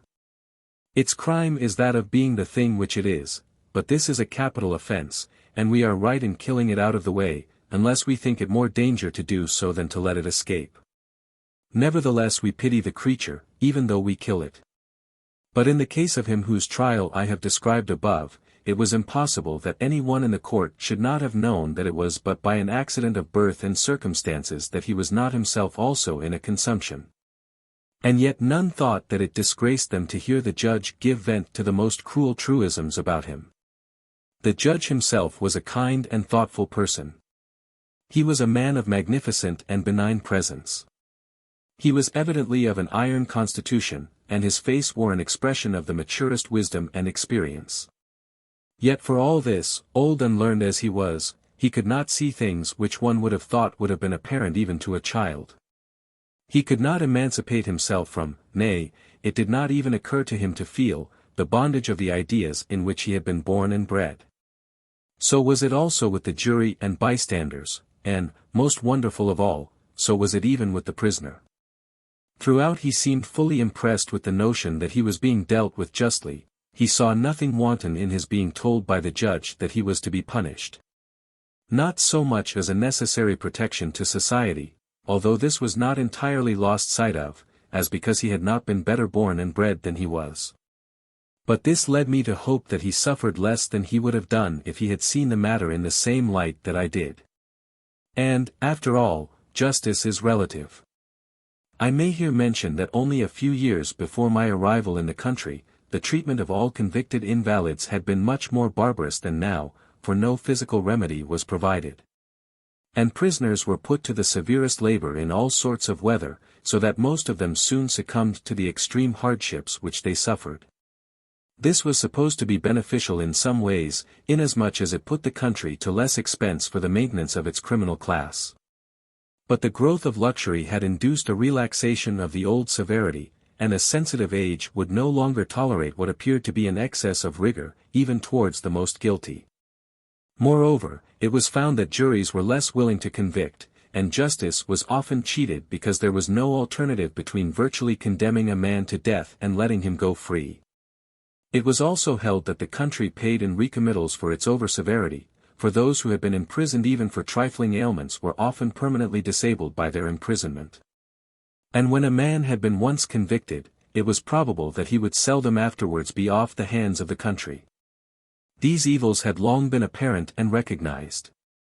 Yet people were too indolent, and too indifferent to suffering not their own, to bestir themselves about putting an end to them, until at last a benevolent reformer devoted his whole life to effecting the necessary changes. He divided all illnesses into 3 classes, those affecting the head, the trunk, and the lower limbs, and obtained an enactment that all diseases of the head, whether internal or external, should be treated with laudanum. Those of the body with castor oil, and those of the lower limbs with an embrocation of strong sulfuric acid and water. It may be said that the classification was not sufficiently careful, and that the remedies were ill chosen. But it is a hard thing to initiate any reform, and it was necessary to familiarize the public mind with the principle, by inserting the thin end of the wedge first. It is not, therefore, to be wondered at that among so practical a people there should still be some room for improvement. The mass of the nation are well pleased with existing arrangements, and believe that their treatment of criminals leaves little or nothing to be desired. But there is an energetic minority who hold what are considered to be extreme opinions, and who are not at all disposed to rest contented until the principle lately admitted has been carried further. I was at some pains to discover the opinions of these men, and their reasons for entertaining them. They are held in great odium by the generality of the public, and are considered as subverters of all morality whatever. The Malcontents, on the other hand, assert that illness is the inevitable result of certain antecedent causes, which, in the great majority of cases, were beyond the control of the individual. And that therefore a man is only guilty for being in a consumption in the same way as rotten fruit is guilty for having gone rotten. True, the fruit must be thrown on one side as unfit for man's use, and the man in a consumption must be put in prison for the protection of his fellow citizens. But these radicals would not punish him further than by loss of liberty and a strict surveillance. So long as he was prevented from injuring society, they would allow him to make himself useful by supplying whatever of society's wants he could supply. If he succeeded in thus earning money, they would have him made as comfortable in prison as possible, and would in no way interfere with his liberty more than was necessary to prevent him from escaping, or from becoming more severely indisposed within the prison walls. But they would deduct from his earnings the expenses of his board, lodging, surveillance, and half those of his conviction. If he was too ill to do anything for his support in prison, they would allow him nothing but bread and water, and very little of that. They say that society is foolish in refusing to allow itself to be benefited by a man merely because he has done it harm hitherto, and that objection to the labor of the diseased classes is only protection in another form. It is an attempt to raise the natural price of a commodity by saying that such and such persons, who are able and willing to produce it, shall not do so, whereby every one has to pay more for it. Besides, so long as a man has not been actually killed he is our fellow creature, though perhaps a very unpleasant one. It is in a great degree the doing of others that he is what he is, or in other words, the society which now condemns him is partly answerable concerning him. They say that there is no fear of any increase of disease under these circumstances. For the loss of liberty, the surveillance, the considerable and compulsory deduction from the prisoner's earnings, the very sparing use of stimulants, of which they would allow but little to any, and none to those who did not earn them. The enforced celibacy, and above all, the loss of reputation among friends, are in their opinion as ample safeguards to society against a general neglect of health as those now resorted to. A man, therefore, so they say, should carry his profession or trade into prison with him if possible, if not, he must earn his living by the nearest thing to it that he can. But if he be a gentleman born and bred to no profession, he must pick oakum, or write art criticisms for a newspaper. These people say further, that the greater part of the illness which exists in their country is brought about by the insane manner in which it is treated. They believe that illness is in many cases just as curable as the moral diseases which they see daily cured around them, but that a great reform is impossible till men learn to take a juster view of what physical obliquity proceeds from. Men will hide their illnesses as long as they are scouted on its becoming known that they are ill. It is the scouting, not the physic, which produces the concealment. And if a man felt that the news of his being in ill health would be received by his neighbors as a deplorable fact, but one as much the result of necessary antecedent causes as though he had broken into a jeweler's shop and stolen a valuable diamond necklace, as a fact which might just as easily have happened to themselves, only that they had the luck to be better born or reared. And if they also felt that they would not be made more uncomfortable in the prison than the protection of society against infection and the proper treatment of their own disease actually demanded, men would give themselves up to the police as readily on perceiving that they had taken smallpox, as they go now to the straightener when they feel that they are on the point of forging a will, or running away with somebody else's wife. But the main argument on which they rely is that of economy, for they know that they will sooner gain their end by appealing to men's pockets, in which they have generally something of their own, than to their heads, which contain for the most part little but borrowed or stolen property. And also, they believe it to be the readiest test and the one which has most to show for itself. If a course of conduct can be shown to cost a country less, and this by no dishonorable saving and with no indirectly increased expenditure in other ways, they hold that it requires a good deal to upset the arguments in favor of its being adopted, and whether rightly or wrongly I cannot pretend to say. They think that the more medicinal and humane treatment of the diseased of which they are the advocates would in the long run be much cheaper to the country, but I did not gather that these reformers were opposed to meeting some of the more violent forms of illness with the cat of nine tails, or with death. For they saw no so effectual way of checking them. They would therefore both flog and hang, but they would do so pitifully. I have perhaps dwelt too long upon opinions which can have no possible bearing upon our own, but I have not said the 10th part of what these would-be reformers urged upon me. I feel, however, that I have sufficiently trespassed upon the attention of the reader. Chapter 13, The Views of the Erewhonians Concerning Death. The Erewhonians regard death with less abhorrence than disease. If it is an offense at all, it is one beyond the reach of the law, which is therefore silent on the subject. But they insist that the greater number of those who are commonly said to die, have never yet been born, not, at least, into that unseen world which is alone worthy of consideration. As regards this unseen world, I understand them to say that some miscarry in respect to it before they have even reached the scene, and some after. While few are ever truly born into it at all, the greater part of all the men and women over the whole country miscarrying before they reach it. And they say that this does not matter so much as we think it does. As for what we call death, they argue that too much has been made of it. The mere knowledge that we shall one day die does not make us very unhappy.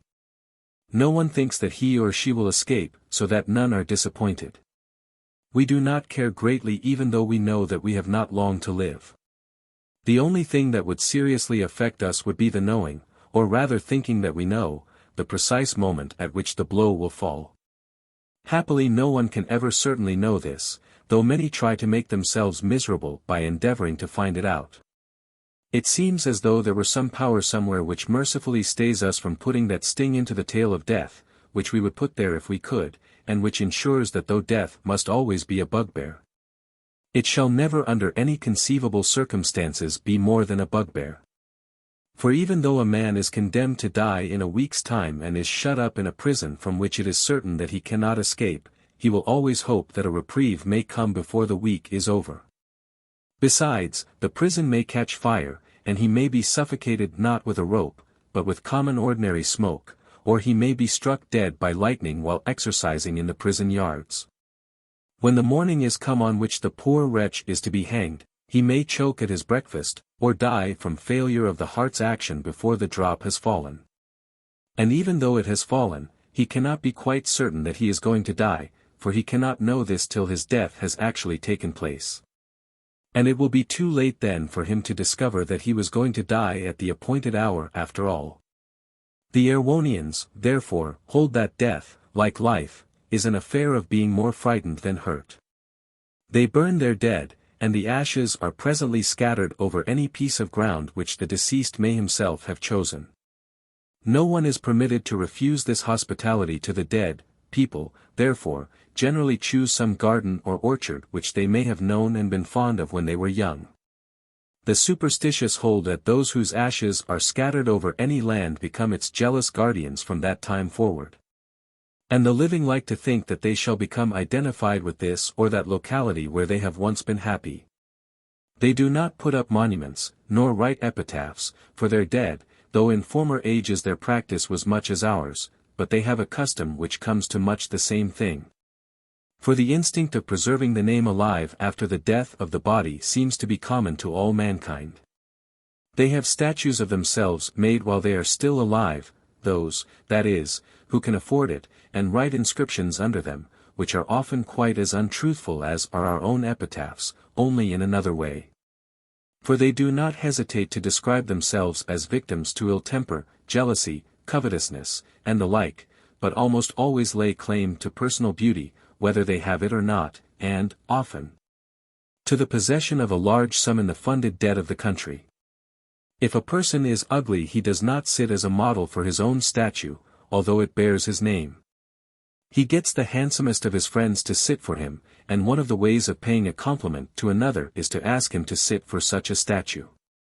Women generally sit for their own statues, from a natural disinclination to admit the superior beauty of a friend, but they expect to be idealized. I understood that the multitude of these statues was beginning to be felt as an encumbrance in almost every family, and that the custom would probably before long fall into desuetude. Indeed, this has already come about to the satisfaction of everyone, as regards the statues of public men, not more than 3 of which can be found in the whole capital. I expressed my surprise at this, and was told that some 500 years before my visit, the city had been so overrun with these pests, that there was no getting about. And people were worried beyond endurance by having their attention called at every touch and turned to something, which, when they had attended to it, they found not to concern them. Most of these statues were mere attempts to do for some man or woman what an animal stuffer does more successfully for a dog, or bird, or pike. They were generally foisted on the public by some coterie that was trying to exalt itself in exalting someone else. And not unfrequently they had no other inception than desire on the part of some member of the coterie to find a job for a young sculptor to whom his daughter was engaged. Statues so begotten could never be anything but deformities, and this is the way in which they are sure to be begotten, as soon as the art of making them at all has become widely practiced. I know not why, but all the noblest arts hold in perfection but for a very little moment. They soon reach a height from which they begin to decline, and when they have begun to decline it is a pity that they cannot be knocked on the head. For an art is like a living organism, better dead than dying. There is no way of making an aged art young again. It must be born anew and grow up from infancy as a new thing, working out its own salvation from effort to effort in all fear and trembling. The Erewhonians 500 years ago understood nothing of all this. I doubt whether they even do so now. They wanted to get the nearest thing they could to a stuffed man whose stuffing should not grow moldy. They should have had some such an establishment as our Madame Tussauds, where the figures wear real clothes, and are painted up to nature. Such an institution might have been made self-supporting, for people might have been made to pay before going in. As it was, they had let their poor cold grimy colorless heroes and heroines loaf about in squares and in corners of streets in all weathers. Without any attempt at artistic sanitation, for there was no provision for burying their dead works of art out of their sight, no drainage, so to speak, whereby statues that had been sufficiently assimilated, so as to form part of the residuary impression of the country, might be carried away out of the system. Hence they put them up with a light heart on the cackling of their coteries, and they and their children had to live, often enough, with some wordy windbag whose cowardice had cost the country untold loss in blood and money. At last the evil reached such a pitch that the people rose, and with indiscriminate fury destroyed good and bad alike. Most of what was destroyed was bad, but some few works were good, and the sculptors of today wring their hands over some of the fragments that have been preserved in museums up and down the country. For a couple of 100 years or so, not a statue was made from one end of the kingdom to the other, but the instinct for having stuffed men and women was so strong, that people at length again began to try to make them. Not knowing how to make them, and having no academics to mislead them, the earliest sculptors of this period thought things out for themselves, and again produced works that were full of interest. So that in 3 or 4 generations they reached a perfection hardly if at all inferior to that of several hundred years earlier. On this the same evils recurred. Sculptors obtained high prices, the art became a trade, schools arose which professed to sell the holy spirit of art for money. Pupils flocked from far and near to buy it, in the hopes of selling it later on, and were struck purblind as a punishment for the sin of those who sent them. Before long a second iconoclastic fury would infallibly have followed. But for the prescience of a statesman who succeeded in passing an act to the effect that no statue of any public man or woman should be allowed to remain unbroken for more than 50 years. Unless at the end of that time a jury of 24 men taken at random from the street pronounced in favor of its being allowed a second 50 years of life. Every 50 years this reconsideration was to be repeated, and unless there was a majority of 18 in favor of the retention of the statue, it was to be destroyed. Perhaps a simpler plan would have been to forbid the erection of a statue to any public man or woman till he or she had been dead at least 100 years. And even then to insist on reconsideration of the claims of the deceased and the merit of the statue every 50 years, but the working of the act brought about results that on the whole were satisfactory. For in the first place, many public statues that would have been voted under the old system, were not ordered, when it was known that they would be almost certainly broken up after 50 years, and in the second. Public sculptors, knowing their work to be so ephemeral, scamped it to an extent that made it offensive even to the most uncultured eye. Hence before long subscribers took to paying the sculptor for the statue of their dead statesman, on condition that he did not make it. The tribute of respect was thus paid to the deceased, the public sculptors were not mulcted, and the rest of the public suffered no inconvenience. I was told, however, that an abuse of this custom is growing up, inasmuch as the competition for the commission not to make a statue is so keen, that sculptors have been known to return a considerable part of the purchase money to the subscribers, by an arrangement made with them beforehand. Such transactions, however, are always clandestine. A small inscription is let into the pavement, where the public statue would have stood, which informs the reader that such a statue has been ordered for the person, whoever he or she may be. But that as yet the sculptor has not been able to complete it. There has been no act to repress statues that are intended for private consumption, but as I have said, the custom is falling into desuetude. Returning to Erewhonian customs in connection with death, there is one which I can hardly pass over. When anyone dies, the friends of the family write no letters of condolence, neither do they attend the scattering, nor wear mourning, but they send little boxes filled with artificial tears, and with the name of the sender painted neatly upon the outside of the lid.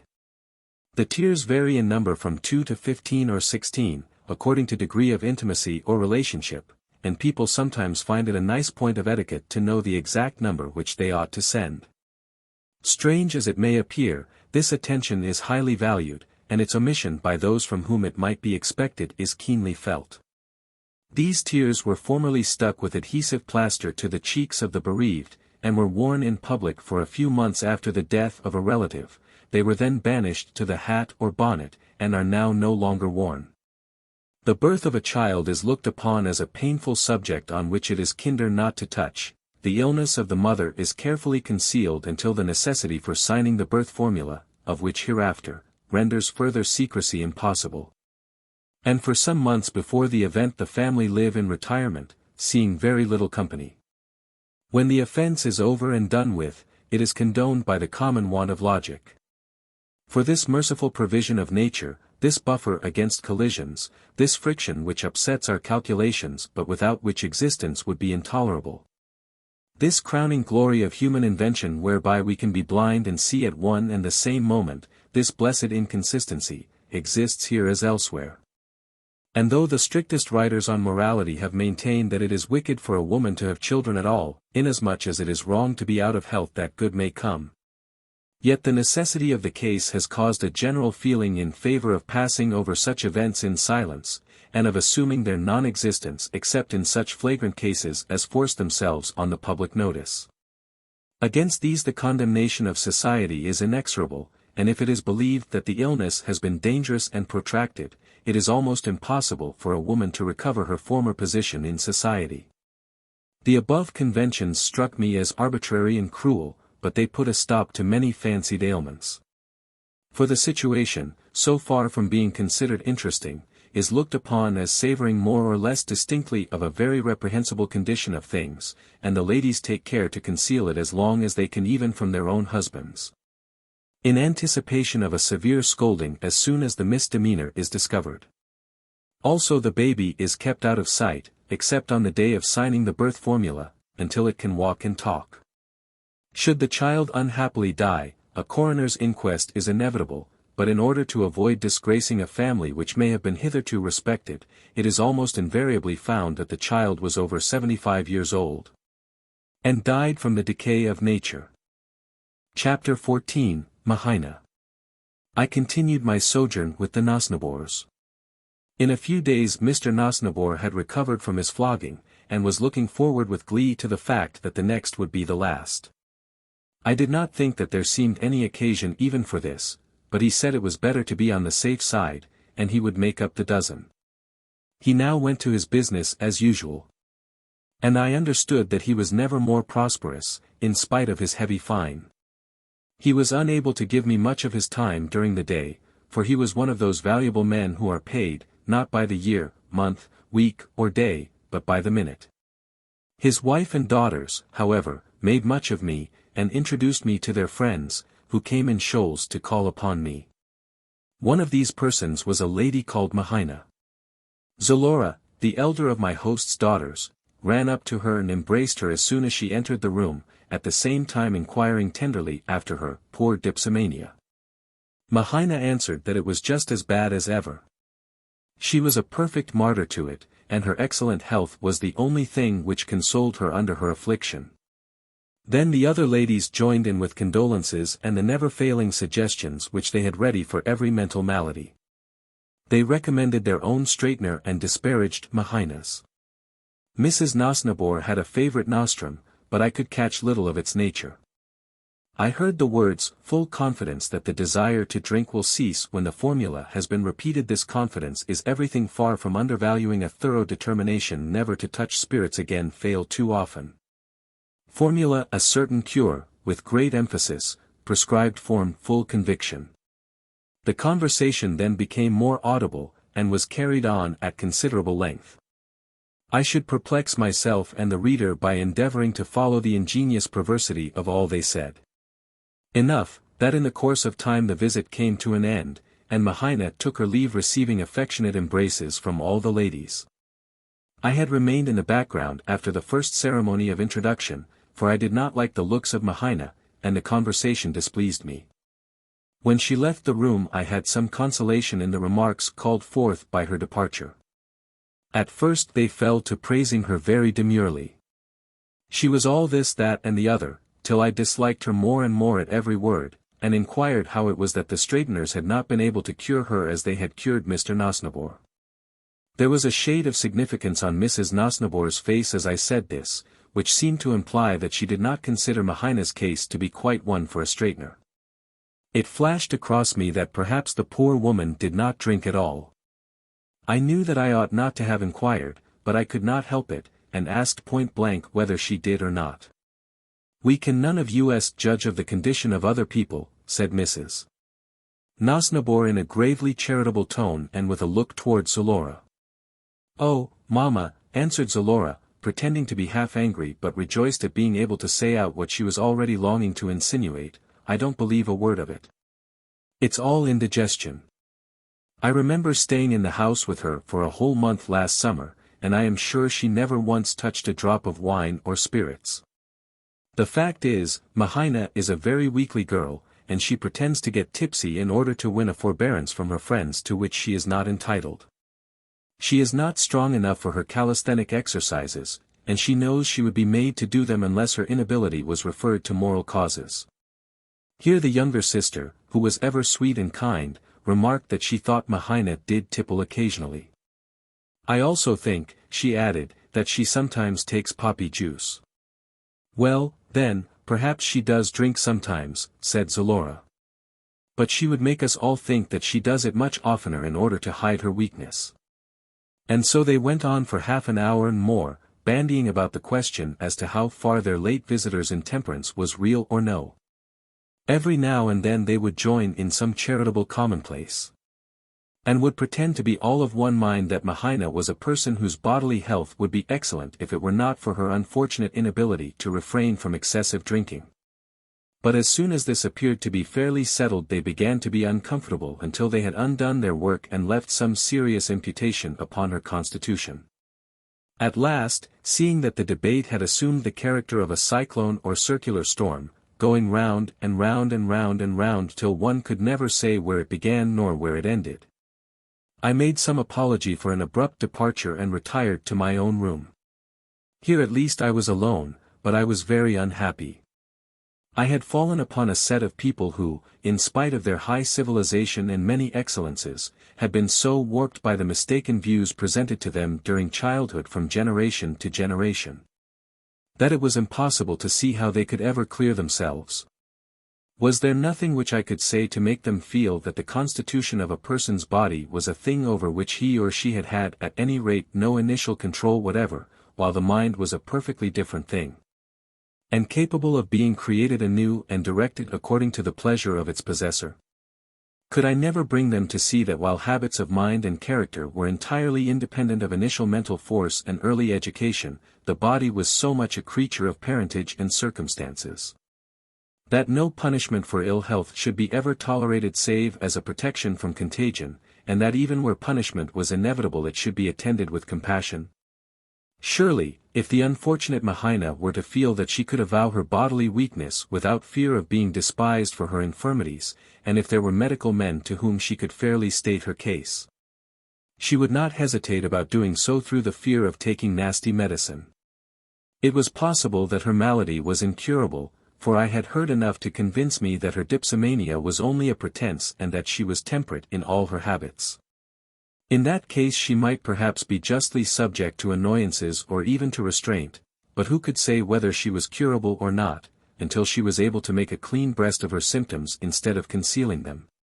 In their eagerness to stamp out disease, these people overshot their mark.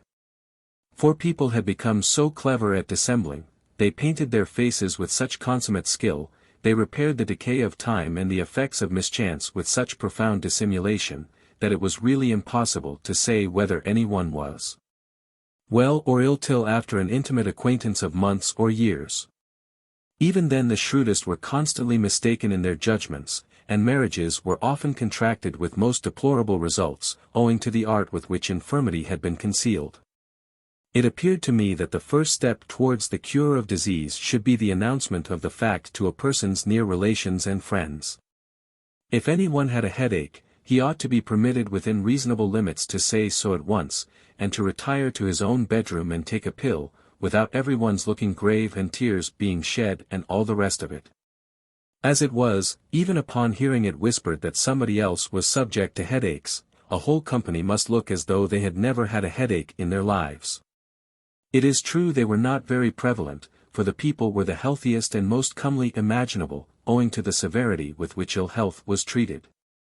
Still, even the best were liable to be out of sorts sometimes, and there were few families that had not a medicine chest in a cupboard somewhere. Chapter 15, The Musical Banks. On my return to the drawing-room, I found that the Mahaina current had expended itself. The ladies were just putting away their work and preparing to go out. I asked them where they were going. They answered with a certain air of reserve that they were going to the bank to get some money. Now I had already collected that the mercantile affairs of the Erewhonians were conducted on a totally different system from our own. I had, however, gathered little hitherto, except that they had two distinct commercial systems, of which the one appealed more strongly to the imagination than anything to which we are accustomed in Europe. Inasmuch as the banks that were conducted upon this system were decorated in the most profuse fashion, and all mercantile transactions were accompanied with music, so that they were called musical banks. Though the music was hideous to a European ear. As for the system itself, I never understood it, neither can I do so now. They have a code in connection with it, which I have not the slightest doubt that they understand, but no foreigner can hope to do so. One rule runs into, and against, another, as in a most complicated grammar, or as in Chinese pronunciation, wherein I am told that the slightest change in accentuation or tone of voice alters the meaning of a whole sentence. Whatever is incoherent in my description must be referred to the fact of my never having attained to a full comprehension of the subject. So far, however, as I could collect anything certain, I gathered that they have two distinct currencies, each under the control of its own banks and mercantile codes. One of these, the one with the musical banks, was supposed to be the system, and to give out the currency in which all monetary transactions should be carried on. And as far as I could see, all who wished to be considered respectable, kept a larger or smaller balance at these banks. On the other hand, if there is one thing of which I am more sure than another, it is that the amount so kept had no direct commercial value in the outside world. I am sure that the managers and cashiers of the musical banks were not paid in their own currency. Mr. Nosnibor used to go to these banks, or rather to the great mother bank of the city, sometimes but not very often. He was a pillar of one of the other kind of banks, though he appeared to hold some minor office also in the musical ones. The ladies generally went alone, as indeed was the case in most families, except on state occasions. I had long wanted to know more of this strange system, and had the greatest desire to accompany my hostess and her daughters. I had seen them go out almost every morning since my arrival and had noticed that they carried their purses in their hands, not exactly ostentatiously, yet just so as that those who met them should see whither they were going. I had never, however, yet been asked to go with them myself. It is not easy to convey a person's manner by words, and I can hardly give any idea of the peculiar feeling that came upon me when I saw the ladies on the point of starting for the bank. There was a something of regret, a something as though they would wish to take me with them, but did not like to ask me, and yet as though I were hardly to ask to be taken. I was determined, however, to bring matters to an issue with my hostess about my going with them, and after a little parleying, and many inquiries as to whether I was perfectly sure that I myself wished to go, it was decided that I might do so. We passed through several streets of more or less considerable houses, and at last turning round a corner we came upon a large piazza, at the end of which was a magnificent building, of a strange but noble architecture and of great antiquity. It did not open directly on to the piazza, there being a screen, through which was an archway, between the piazza and the actual precincts of the bank. On passing under the archway we entered upon a green sward, round which there ran an arcade or cloister, while in front of us uprose the majestic towers of the bank and its venerable front, which was divided into 3 deep recesses and adorned with all sorts of marbles and many sculptures. On either side there were beautiful old trees wherein the birds were busy by the hundred, and a number of quaint but substantial houses of singularly comfortable appearance. They were situated in the midst of orchards and gardens, and gave me an impression of great peace and plenty. Indeed it had been no error to say that this building was one that appealed to the imagination. It did more, it carried both imagination and judgment by storm. It was an epic in stone and marble, and so powerful was the effect it produced on me, that as I beheld it I was charmed and melted. I felt more conscious of the existence of a remote past. One knows of this always, but the knowledge is never so living as in the actual presence of some witness to the life of bygone ages. I felt how short a space of human life was the period of our own existence. I was more impressed with my own littleness, and much more inclinable to believe that the people whose sense of the fitness of things was equal to the upraising of so serene a handiwork, were hardly likely to be wrong in the conclusions they might come to upon any subject. My feeling certainly was that the currency of this bank must be the right one. We crossed the sward and entered the building. If the outside had been impressive the inside was even more so. It was very lofty and divided into several parts by walls which rested upon massive pillars. The windows were filled with stained glass descriptive of the principal commercial incidents of the bank for many ages. In a remote part of the building there were men and boys singing. This was the only disturbing feature, for as the gamut was still unknown, there was no music in the country which could be agreeable to a European ear. The singers seemed to have derived their inspirations from the songs of birds and the wailing of the wind, which last they tried to imitate in melancholy cadences that at times degenerated into a howl. To my thinking the noise was hideous, but it produced a great effect upon my companions, who professed themselves much moved. As soon as the singing was over, the ladies requested me to stay where I was while they went inside the place from which it had seemed to come. During their absence certain reflections forced themselves upon me. In the first place, it struck me as strange that the building should be so nearly empty. I was almost alone, and the few besides myself had been led by curiosity, and had no intention of doing business with the bank. But there might be more inside. I stole up to the curtain, and ventured to draw the extreme edge of it on one side. No, there was hardly anyone there. I saw a large number of cashiers, all at their desks ready to pay checks, and 1 or 2 who seemed to be the managing partners. I also saw my hostess and her daughters and 2 or 3 other ladies. Also 3 or 4 old women and the boys from one of the neighboring colleges of Unreason, but there was no one else. This did not look as though the bank was doing a very large business.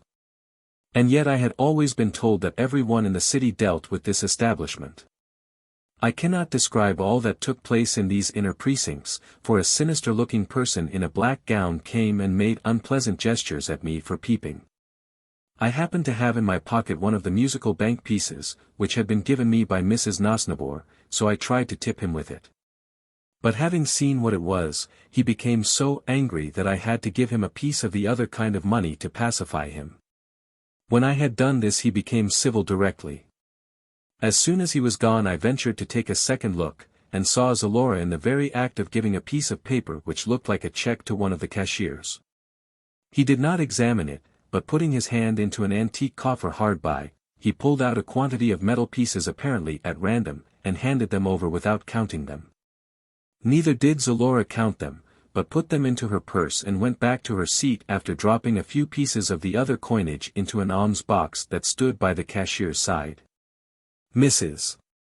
Nosnibor and Arowhena then did likewise, but a little later they gave all, so far as I could see, that they had received from the cashier back to a verger, who I have no doubt put it back into the coffer from which it had been taken.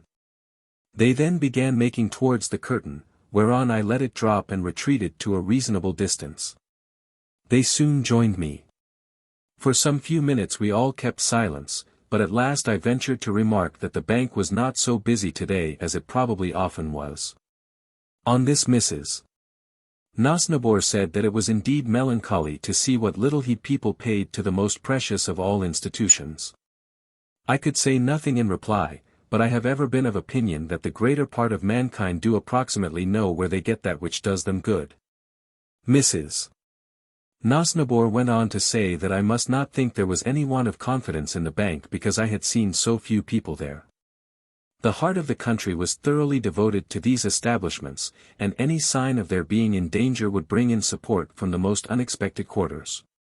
It was only because people knew them to be so very safe, that in some cases, as she lamented to say in Mr. Nosnibor's, they felt that their support was unnecessary. Moreover, these institutions never departed from the safest and most approved banking principles. Thus they never allowed interest on deposit, a thing now frequently done by certain bubble companies, which by doing an illegitimate trade had drawn many customers away. And even the shareholders were fewer than formerly, owing to the innovations of these unscrupulous persons, for the musical banks paid little or no dividend, but divided their profits by way of bonus on the original shares once in every 30,000 years. And as it was now only 2,000 years since there had been one of these distributions, people felt that they could not hope for another in their own time and preferred investments whereby they got some more tangible return. All which, she said, was very melancholy to think of. Having made these last admissions, she returned to her original statement, namely, that everyone in the country really supported these banks. As to the fewness of the people, and the absence of the able-bodied, she pointed out to me with some justice that this was exactly what we ought to expect. The men who were most conversant about the stability of human institutions, such as the lawyers, men of science, doctors, statesmen, painters, and the like, were just those who were most likely to be misled by their own fancied accomplishments, and to be made unduly suspicious by their licentious desire for greater present return, which was at the root of 9/10 of the opposition. By their vanity, which would prompt them to affect superiority to the prejudices of the vulgar. And by the stings of their own conscience, which was constantly upbraiding them in the most cruel manner on account of their bodies, which were generally diseased. Let a person's intellect, she continued, be never so sound, unless his body is in absolute health, he can form no judgment worth having on matters of this kind. The body is everything, it need not perhaps be such a strong body. She said this because she saw that I was thinking of the old and infirm-looking folks whom I had seen in the bank, but it must be in perfect health. In this case, the less active strength it had the more free would be the working of the intellect, and therefore the sounder the conclusion. The people, then, whom I had seen at the bank were in reality the very ones whose opinions were most worth having. They declared its advantages to be incalculable, and even professed to consider the immediate return to be far larger than they were entitled to. And so she ran on, nor did she leave off till we had got back to the house. She might say what she pleased, but her manner carried no conviction, and later on I saw signs of general indifference to these banks that were not to be mistaken. Their supporters often denied it, but the denial was generally so couched as to add another proof of its existence. In commercial panics, and in times of general distress, the people as a mass did not so much as even think of turning to these banks. A few might do so, some from habit and early training, some from the instinct that prompts us to catch at any straw when we think ourselves drowning, but few from a genuine belief that the musical banks could save them from financial ruin, if they were unable to meet their engagements in the other kind of currency. In conversation with one of the musical bank managers I ventured to hint this as plainly as politeness would allow. He said that it had been more or less true till lately, but that now they had put fresh stained glass windows into all the banks in the country, and repaired the buildings, and enlarged the organs. The presidents, moreover, had taken to riding in omnibuses and talking nicely to people in the streets, and to remembering the ages of their children, and giving them things when they were naughty, so that all would henceforth go smoothly. "But haven't you done anything to the money itself?" said I, timidly. "It is not necessary," he rejoined, "not in the least necessary, I assure you." And yet anyone could see that the money given out at these banks was not that with which people bought their bread, meat, and clothing. It was like it at a first glance, and was stamped with designs that were often of great beauty. It was not, again, a spurious coinage, made with the intention that it should be mistaken for the money in actual use. It was more like a toy money, or the counters used for certain games at cards. For, notwithstanding the beauty of the designs, the material on which they were stamped was as nearly valueless as possible. Some were covered with tin foil, but the greater part were frankly of a cheap base metal, the exact nature of which I was not able to determine. Indeed, they were made of a great variety of metals, or, perhaps more accurately, alloys, some of which were hard, while others would bend easily and assume almost any form which their possessor might desire at the moment. Of course every one knew that their commercial value was nil, but all those who wished to be considered respectable thought it incumbent upon them to retain a few coins in their possession, and to let them be seen from time to time in their hands and purses. Not only this, but they would stick to it that the current coin of the realm was dross in comparison with the musical bank coinage. Perhaps, however, the strangest thing of all was that these very people would at times make fun in small ways of the whole system. Indeed, there was hardly any insinuation against it which they would not tolerate and even applaud in their daily newspapers if written anonymously. While if the same thing were said without ambiguity to their faces, nominative, case, verb and accusative being all in their right places, and doubt impossible, they would consider themselves very seriously and justly outraged, and accuse the speaker of being unwell. I never could understand, neither can I quite do so now, though I begin to see better what they mean, why a single currency should not suffice them. It would seem to me as though all their dealings would have been thus greatly simplified. But I was met with a look of horror if ever I dared to hint at it. Even those who to my certain knowledge kept only just enough money at the musical banks to swear by, would call the other banks, where their securities really lay, cold, deadening, paralyzing, and the like. I noticed another thing, moreover, which struck me greatly. I was taken to the opening of one of these banks in a neighboring town, and saw a large assemblage of cashiers and managers. I sat opposite them and scanned their faces attentively. They did not please me, they lacked, with few exceptions, the true Erewhonian frankness, and an equal number from any other class would have looked happier and better men. When I met them in the streets they did not seem like other people, but had, as a general rule, a cramped expression upon their faces which pained and depressed me. Those who came from the country were better. They seemed to have lived less as a separate class, and to be freer and healthier. But in spite of my seeing not a few whose looks were benign and noble, I could not help asking myself concerning the greater number of those whom I met, whether Erewhon would be a better country if their expression were to be transferred to the people in general. I answered myself emphatically, no.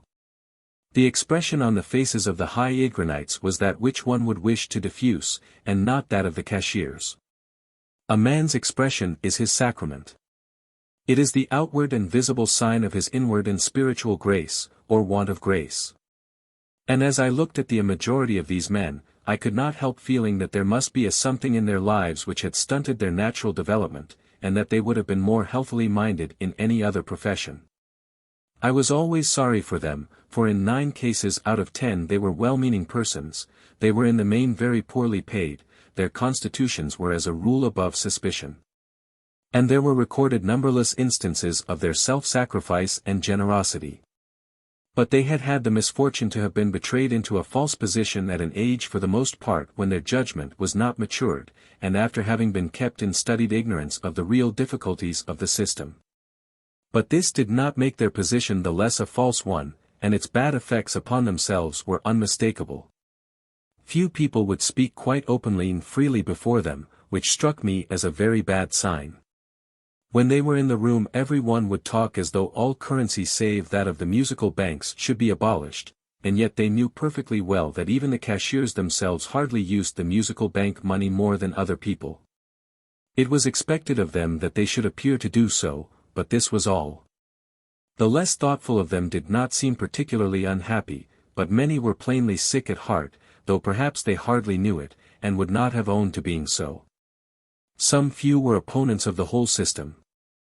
But these were liable to be dismissed from their employment at any moment, and this rendered them very careful, for a man who had once been cashier at a musical bank was out of the field for other employment, and was generally unfitted for it by reason of that course of treatment which was commonly called his education.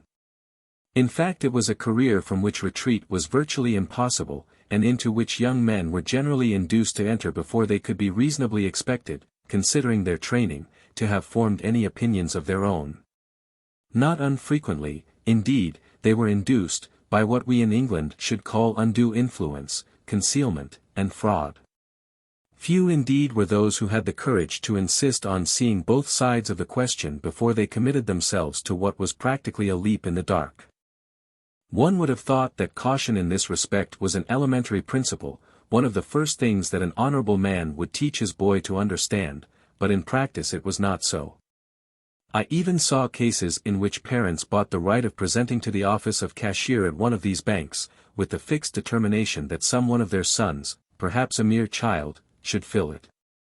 There was the lad himself, growing up with every promise of becoming a good and honorable man, but utterly without warning concerning the iron shoe which his natural protector was providing for him. Who could say that the whole thing would not end in a lifelong lie, and vain chafing to escape? I confess that there were few things in Erewhon which shocked me more than this. Yet we do something not so very different from this even in England, and as regards the dual commercial system, all countries have, and have had, a law of the land, and also another law, which, though professedly more sacred, has far less effect on their daily life and actions. It seems as though the need for some law over and above, and sometimes even conflicting with, the law of the land, must spring from something that lies deep down in man's nature.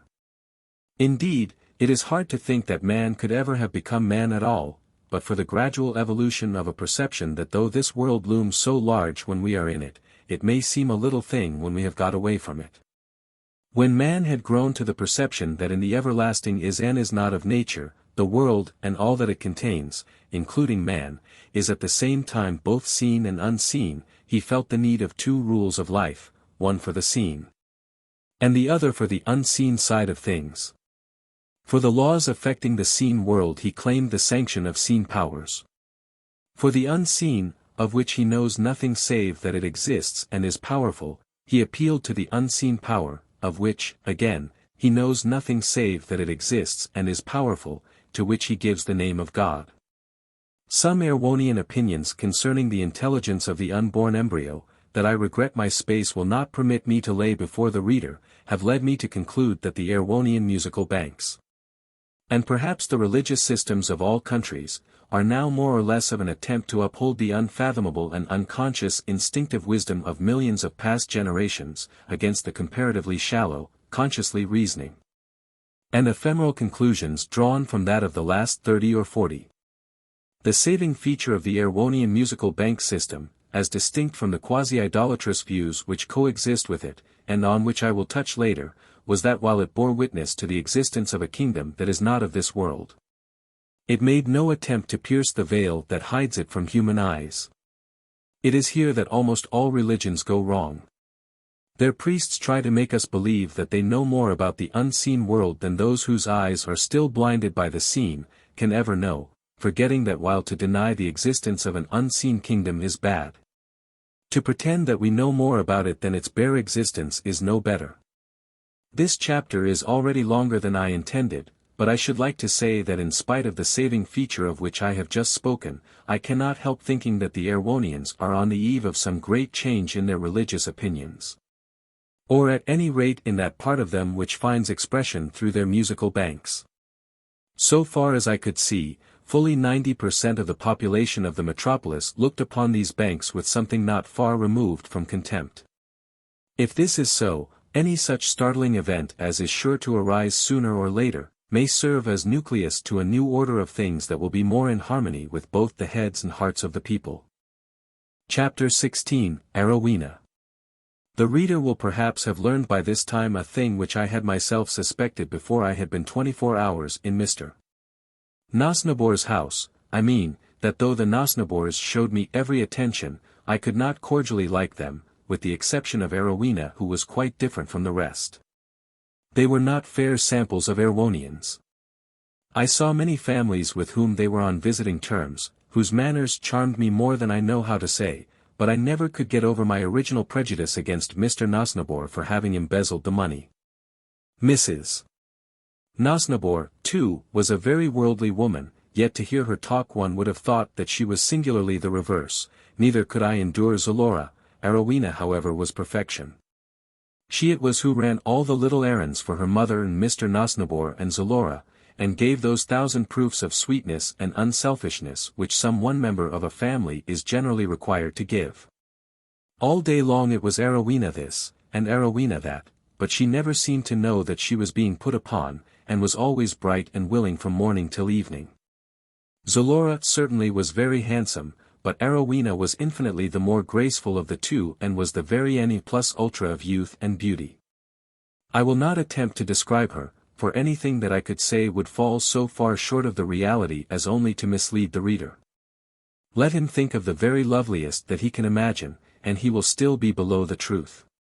Having said this much, I need hardly say that I had fallen in love with her. She must have seen what I felt for her, but I tried my hardest not to let it appear even by the slightest sign. I had many reasons for this. I had no idea what Mr. and Mrs. Nosnibor would say to it.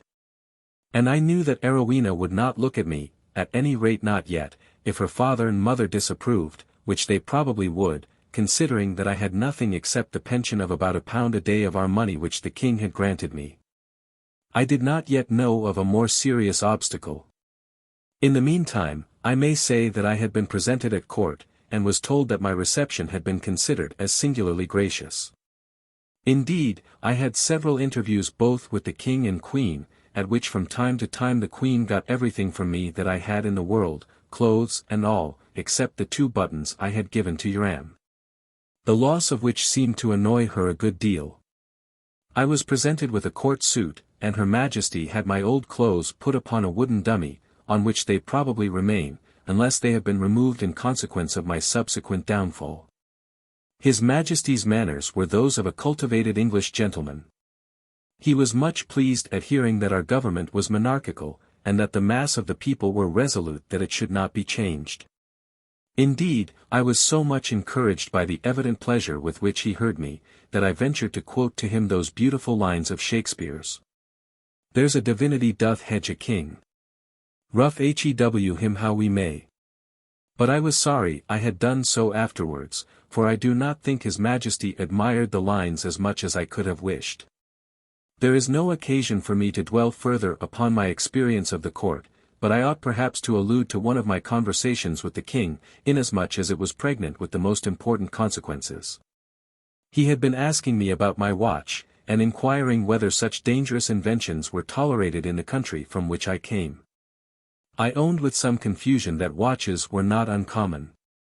But observing the gravity which came over His Majesty's face, I presumed to say that they were fast dying out, and that we had few if any other mechanical contrivances of which he was likely to disapprove.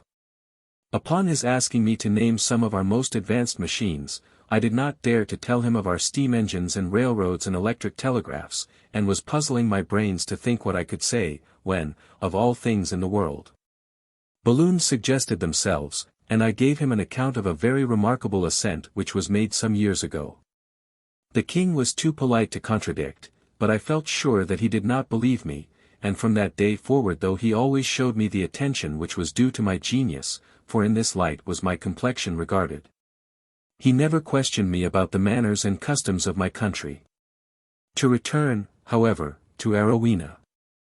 I soon gathered that neither Mr. nor Mrs. Nosnibor would have any objection to my marrying into the family. A physical excellence is considered in Erewhon as a set-off against almost any other disqualification, and my light hair was sufficient to make me an eligible match. But along with this welcome fact I gathered another which filled me with dismay. I was expected to marry Zulora, for whom I had already conceived a great aversion. At first I hardly noticed the little hints and the artifices which were resorted to in order to bring us together, but after a time they became too plain. Zulora, whether she was in love with me or not, was bent on marrying me, and I gathered in talking with a young gentleman of my acquaintance who frequently visited the house and whom I greatly disliked, that it was considered a sacred and inviolable rule that whoever married into a family must marry the eldest daughter at that time unmarried. The young gentleman urged this upon me so frequently that I at last saw he was in love with Arowhena himself, and wanted me to get Zulora out of the way. But others told me the same story as to the custom of the country, and I saw there was a serious difficulty. My only comfort was that Arowhena snubbed my rival and would not look at him. Neither would she look at me. Nevertheless there was a difference in the manner of her disregard. This was all I could get from her. Not that she avoided me. On the contrary, I had many a tête-à-tête with her, for her mother and sister were anxious for me to deposit some part of my pension in the musical banks, this being in accordance with the dictates of their goddess Ydgrun, of whom both Mrs. Nosnibor and Zulora were great devotees. I was not sure whether I had kept my secret from being perceived by Arowhena herself, but none of the others suspected me, so she was set upon me to get me to open an account, at any rate pro forma, with the musical banks. And I need hardly say that she succeeded. But I did not yield at once. I enjoyed the process of being argued with too keenly to lose it by a prompt concession. Besides, a little hesitation rendered the concession itself more valuable. It was in the course of conversations on this subject that I learned the more defined religious opinions of the Erewhonians, that coexist with the musical bank system, but are not recognized by those curious institutions. I will describe them as briefly as possible in the following chapters before I return to the personal adventures of Arowhena and myself. They were idolaters, though of a comparatively enlightened kind. But here, as in other things, there was a discrepancy between their professed and actual belief, for they had a genuine and potent faith which existed without recognition alongside of their idol worship. The gods whom they worship openly are personifications of human qualities, as justice, strength, hope, fear, love, and. The people think that prototypes of these have a real objective existence in a region far beyond the clouds, holding, as did the ancients, that they are like men and women both in body and passion. Except that they are even comelier and more powerful, and also that they can render themselves invisible to human eyesight. They are capable of being propitiated by mankind and of coming to the assistance of those who ask their aid. Their interest in human affairs is keen, and on the whole beneficent. But they become very angry if neglected, and punish rather the first they come upon, than the actual person who has offended them, their fury being blind when it is raised, though never raised without reason. They will not punish with any less severity when people sin against them from ignorance, and without the chance of having had knowledge. They will take no excuses of this kind, but are even as the English law, which assumes itself to be known to every one. Thus they have a law that two pieces of matter may not occupy the same space at the same moment, which law is presided over and administered by the gods of time and space jointly. So that if a flying stone and a man's head attempt to outrage these gods, by arrogating a right which they do not possess, for so it is written in one of their books, and to occupy the same space simultaneously, a severe punishment. Sometimes even death itself, is sure to follow, without any regard to whether the stone knew that the man's head was there, or the head the stone. This at least is their view of the common accidents of life. Moreover, they hold their deities to be quite regardless of motives. With them it is the thing done which is everything, and the motive goes for nothing. Thus they hold it strictly forbidden for a man to go without common air in his lungs for more than a very few minutes, and if by any chance he gets into the water, the air god is very angry, and will not suffer it. No matter whether the man got into the water by accident or on purpose, whether through the attempt to save a child or through presumptuous contempt of the air god will kill him, unless he keeps his head high enough out of the water. And thus gives the air god his due. This with regard to the deities who manage physical affairs. Over and above these they personify hope, fear, love, and so forth, giving them temples and priests, and carving likenesses of them in stone, which they verily believe to be faithful representations of living beings who are only not human in being more than human. If anyone denies the objective existence of these divinities, and says that there is really no such being as a beautiful woman called Justice, with her eyes blinded and a pair of scales, positively living and moving in a remote and ethereal region, but that justice is only the personified expression of certain modes of human thought and action, they say that he denies the existence of justice in denying her personality, and that he is a wanton disturber of men's religious convictions. They detest nothing so much as any attempt to lead them to higher spiritual conceptions of the deities whom they profess to worship. Arowhena and I had a pitched battle on this point, and should have had many more but for my prudence in allowing her to get the better of me. I am sure that in her heart she was suspicious of her own position, for she returned more than once to the subject. Can you not see, I had exclaimed, that the fact of justice being admirable will not be affected by the absence of a belief in her being also a living agent? Can you really think that men will be one whit less hopeful, because they no longer believe that hope is an actual person? She shook her head, and said that with men's belief in the personality all incentive to the reverence of the thing itself, as justice or hope, would cease, men from that hour would never be either just or hopeful again. I could not move her, nor, indeed, did I seriously wish to do so.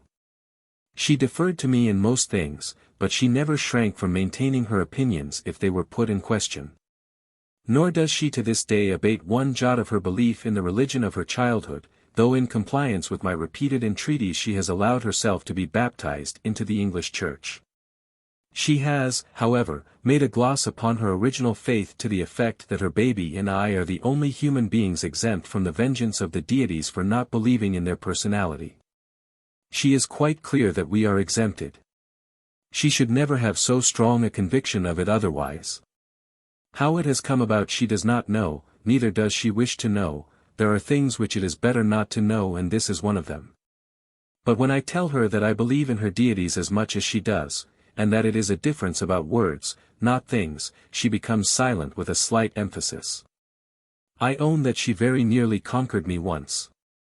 For she asked me what I should think if she were to tell me that my God, whose nature and attributes I had been explaining to her, was but the expression for man's highest conception of goodness, wisdom, and power. That in order to generate a more vivid conception of so great and glorious a thought, man had personified it and called it by a name. That it was an unworthy conception of the deity to hold him personal, inasmuch as escape from human contingencies became thus impossible, that the real thing men should worship was the divine, whereinsoever they could find it. That God was but man's way of expressing his sense of the divine, that as justice, hope, wisdom, and were all parts of goodness, so God was the expression which embraced all goodness and all good power. That people would no more cease to love God on ceasing to believe in his objective personality, than they had ceased to love justice on discovering that she was not really personal, nay, that they would never truly love him till they saw him thus. She said all this in her artless way, and with none of the coherence with which I have here written it. Her face kindled, and she felt sure that she had convinced me that I was wrong, and that justice was a living person. Indeed, I did wince a little, but I recovered myself immediately, and pointed out to her that we had books whose genuineness was beyond all possibility of doubt, as they were certainly none of them less than 1800 years old.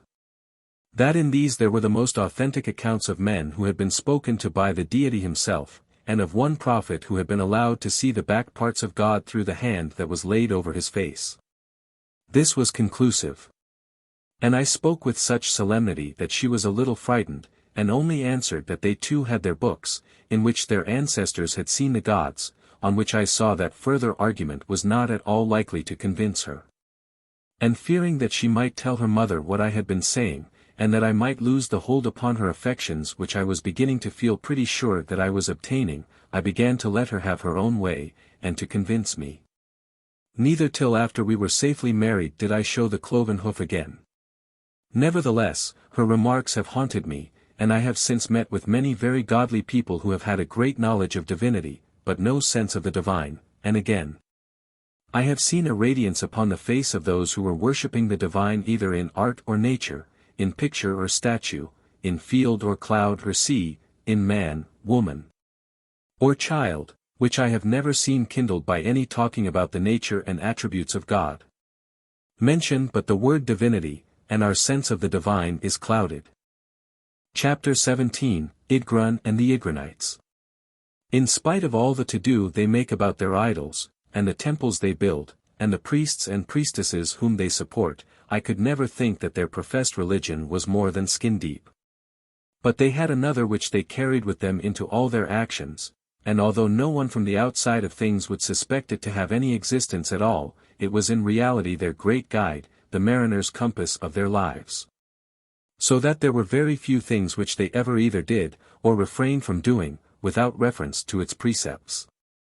Now I suspected that their professed faith had no great hold upon them, firstly, because I often heard the priests complain of the prevailing indifference, and they would hardly have done so without reason.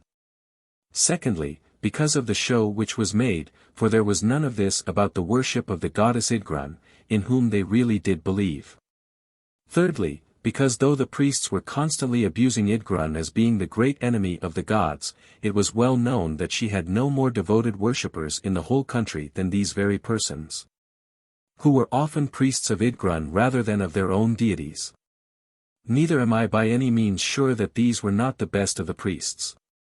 Ydgrun certainly occupied a very anomalous position. She was held to be both omnipresent and omnipotent, but she was not an elevated conception, and was sometimes both cruel and absurd. Even her most devoted worshippers were a little ashamed of her, and served her more with heart and in deed than with their tongues. Theirs was no lip service, on the contrary, even when worshipping her most devoutly, they would often deny her. Take her all in all, however, she was a beneficent and useful deity, who did not care how much she was denied so long as she was obeyed and feared, and who kept hundreds of thousands in those paths which make life tolerably happy. Who would never have been kept there otherwise, and over whom a higher and more spiritual ideal would have had no power. I greatly doubt whether the Erewhonians are yet prepared for any better religion. And though, considering my gradually strengthened conviction that they were the representatives of the lost tribes of Israel, I would have set about converting them at all hazards had I seen the remotest prospect of success. I could hardly contemplate the displacement of Ydgrun as the great central object of their regard without admitting that it would be attended with frightful consequences. In fact, were I a mere philosopher, I should say that the gradual raising of the popular conception of Ydgrun would be the greatest spiritual boon which could be conferred upon them, and that nothing could effect this except example. I generally found that those who complained most loudly that Ydgrun was not high enough for them had hardly as yet come up to the Ydgrun standard. And I often met with a class of men whom I called to myself high Ydgrunites, the rest being Ydgrunites, and low Ydgrunites, who, in the matter of human conduct and the affairs of life, appeared to me to have got about as far as it is in the right nature of man to go. They were gentlemen in the full sense of the word, and what has one not said in saying this? They seldom spoke of Ydgrun, or even alluded to her, but would never run counter to her dictates without ample reason for doing so. In such cases they would override her with due self-reliance, and the goddess seldom punished them. For they are brave, and Ydgrun is not. They had most of them a smattering of the hypothetical language, and some few more than this, but only a few. I do not think that this language has had much hand in making them what they are. But rather that the fact of their being generally possessed of its rudiments was one great reason for the reverence paid to the hypothetical language itself. Being inured from youth to exercises and athletics of all sorts, and living fearlessly under the eye of their peers, among whom there exists a high standard of courage, generosity, honor, and every good and manly quality, what wonder that they should have become, so to speak, a law unto themselves. And, while taking an elevated view of the goddess Ydgrun, they should have gradually lost all faith in the recognized deities of the country. These they do not openly disregard, for conformity until absolutely intolerable is a law of Ydgrun, yet they have no real belief in the objective existence of beings which so readily explain themselves as abstractions, and whose personality demands a quasi-materialism which it baffles the imagination to realize. They keep their opinions, however, greatly to themselves, inasmuch as most of their countrymen feel strongly about the gods, and they hold it wrong to give pain, unless for some greater good than seems likely to arise from their plain speaking. On the other hand, surely those whose own minds are clear about any given matter, even though it be only that there is little certainty, should go so far towards imparting that clearness to others, as to say openly what they think and why they think it, whenever they can properly do so. For they may be sure that they owe their own clearness almost entirely to the fact that others have done this by them. After all, they may be mistaken, and if so, it is for their own and the general well-being that they should let their error be seen as distinctly as possible, so that it may be more easily refuted. I own, therefore, that on this one point I disapproved of the practice even of the highest Ydgrunites, and objected to it all the more because I knew that I should find my own future task more easy if the high Ydgrunites had already undermined the belief which is supposed to prevail at present. In other respects they were more like the best class of Englishmen than any whom I have seen in other countries. I should have liked to have persuaded half a dozen of them to come over to England and go upon the stage, for they had most of them a keen sense of humor and a taste for acting. They would be of great use to us. The example of a real gentleman is, if I may say so without profanity, the best of all gospels. Such a man upon the stage becomes a potent humanizing influence, an ideal which all may look upon for a shilling. I always liked and admired these men, and although I could not help deeply regretting their certain ultimate perdition, for they had no sense of a hereafter, and their only religion was that of self-respect and consideration for other people, I never dared to take so great a liberty with them as to attempt to put them in possession of my own religious convictions, in spite of my knowing that they were the only ones which could make them really good and happy, either here or hereafter.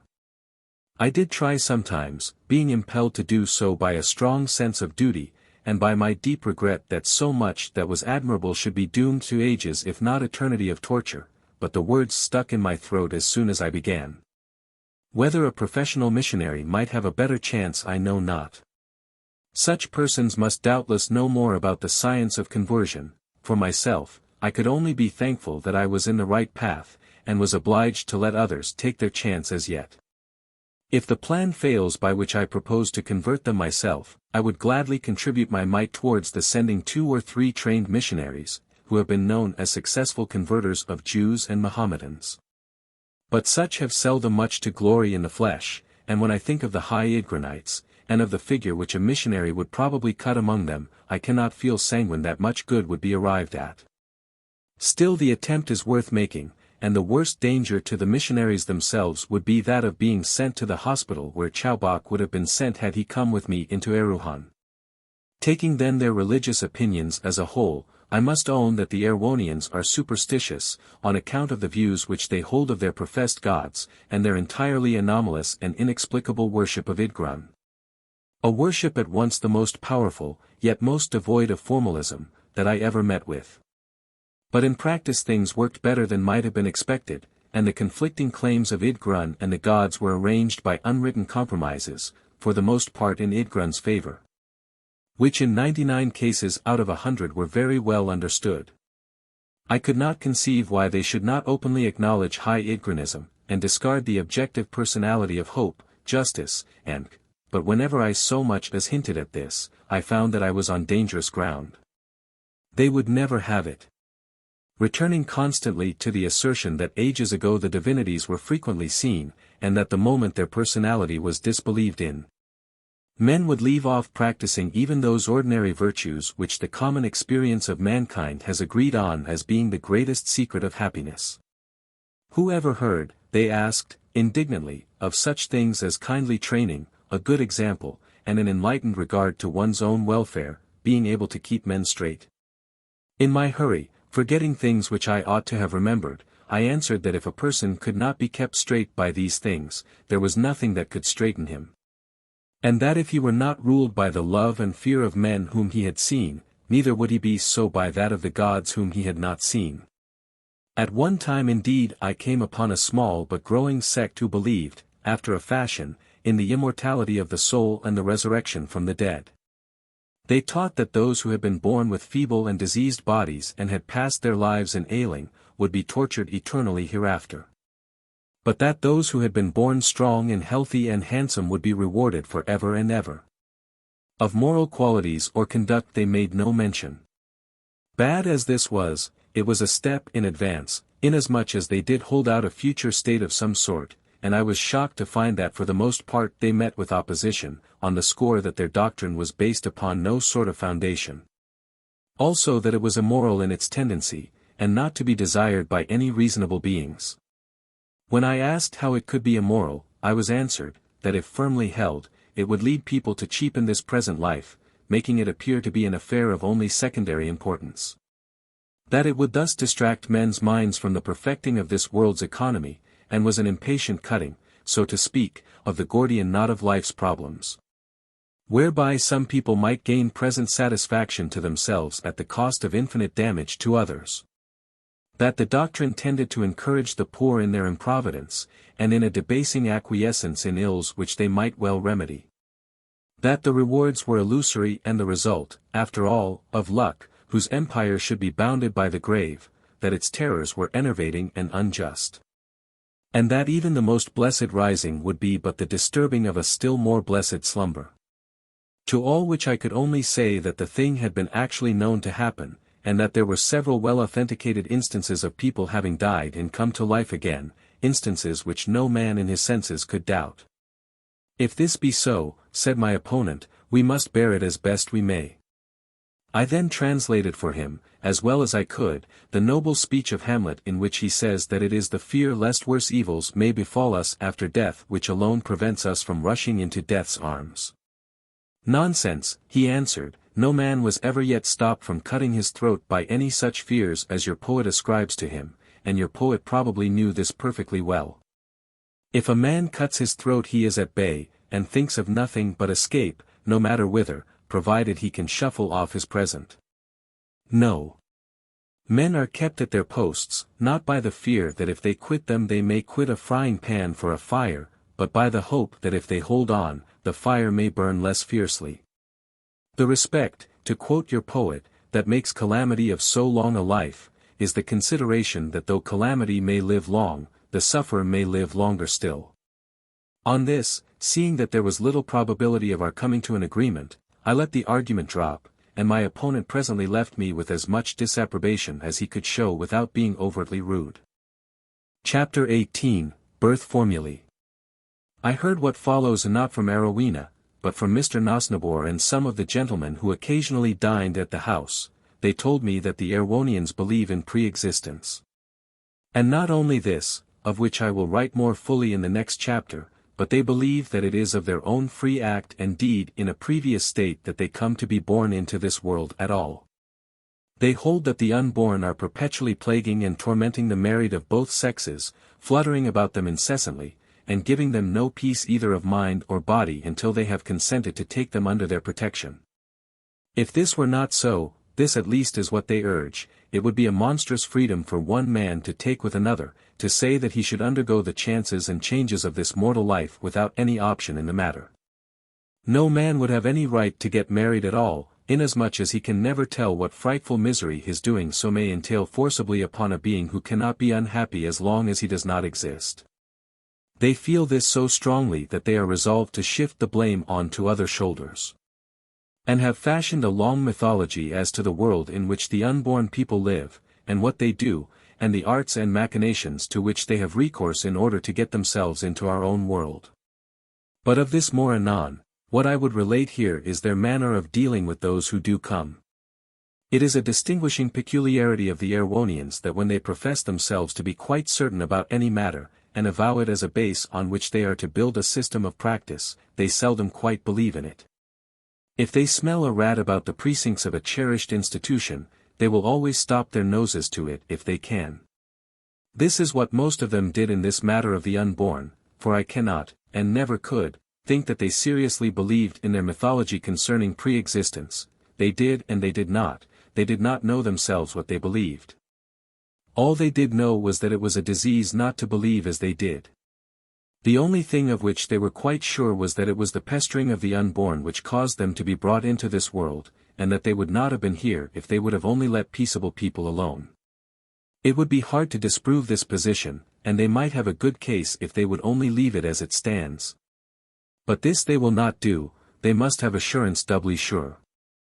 They must have the written word of the child itself as soon as it is born, giving the parents indemnity from all responsibility on the score of its birth, and asserting its own pre-existence.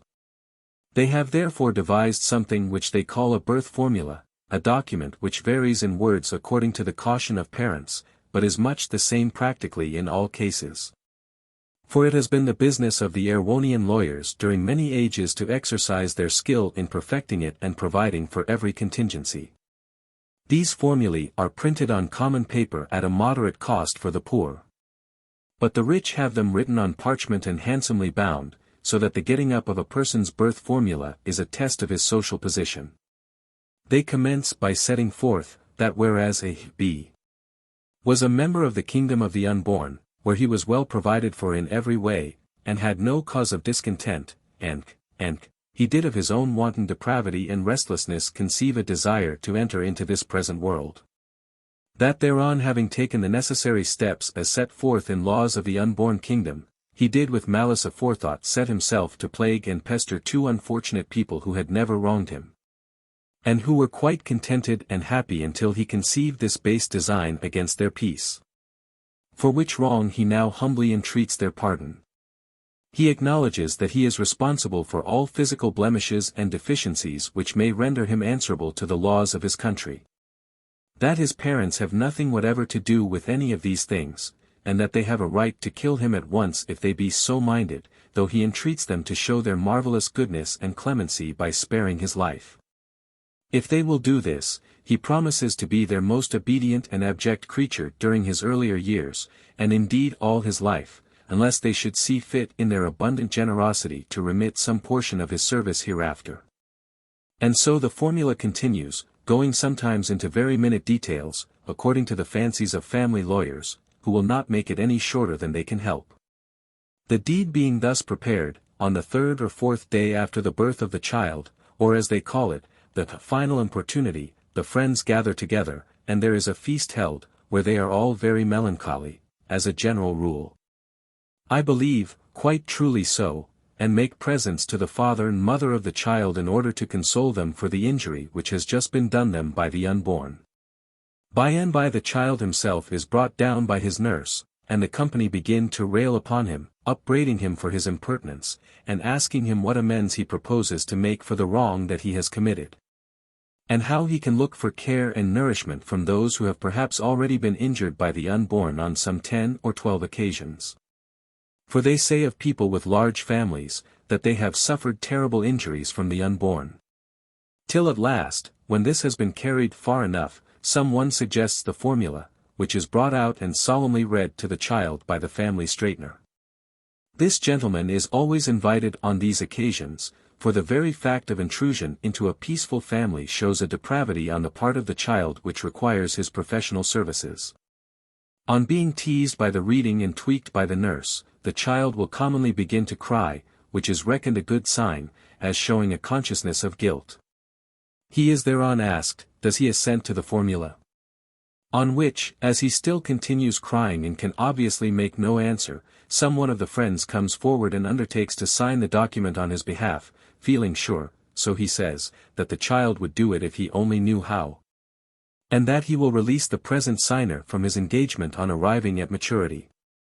The friend then inscribes the signature of the child at the foot of the parchment, which is held to bind the child as much as though he had signed it himself. Even this, however, does not fully content them, for they feel a little uneasy until they have got the child's own signature after all. So when he is about 14, these good people partly bribe him by promises of greater liberty and good things, and partly intimidate him through their great power of making themselves actively unpleasant to him. So that though there is a show of freedom made, there is really none. They also use the offices of the teachers in the colleges of Unreason, till at last, in one way or another, they take very good care that he shall sign the paper by which he professes to have been a free agent in coming into the world. And to take all the responsibility of having done so on to his own shoulders. And yet, though this document is obviously the most important which anyone can sign in his whole life, they will have him do so at an age when neither they nor the law will for many a year allow anyone else to bind him to the smallest obligation. No matter how righteously he may owe it, because they hold him too young to know what he is about, and do not consider it fair that he should commit himself to anything that may prejudice him in after years. I own that all this seemed rather hard, and not of a piece with the many admirable institutions existing among them.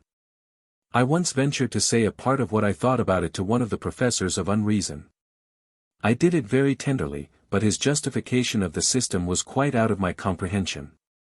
I remember asking him whether he did not think it would do harm to a lad's principles, by weakening his sense of the sanctity of his word and of truth generally.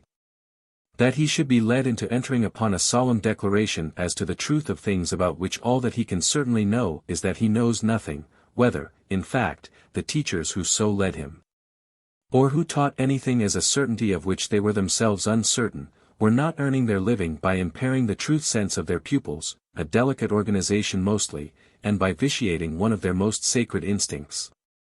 The professor, who was a delightful person, seemed greatly surprised at the view which I took, but it had no influence with him whatsoever.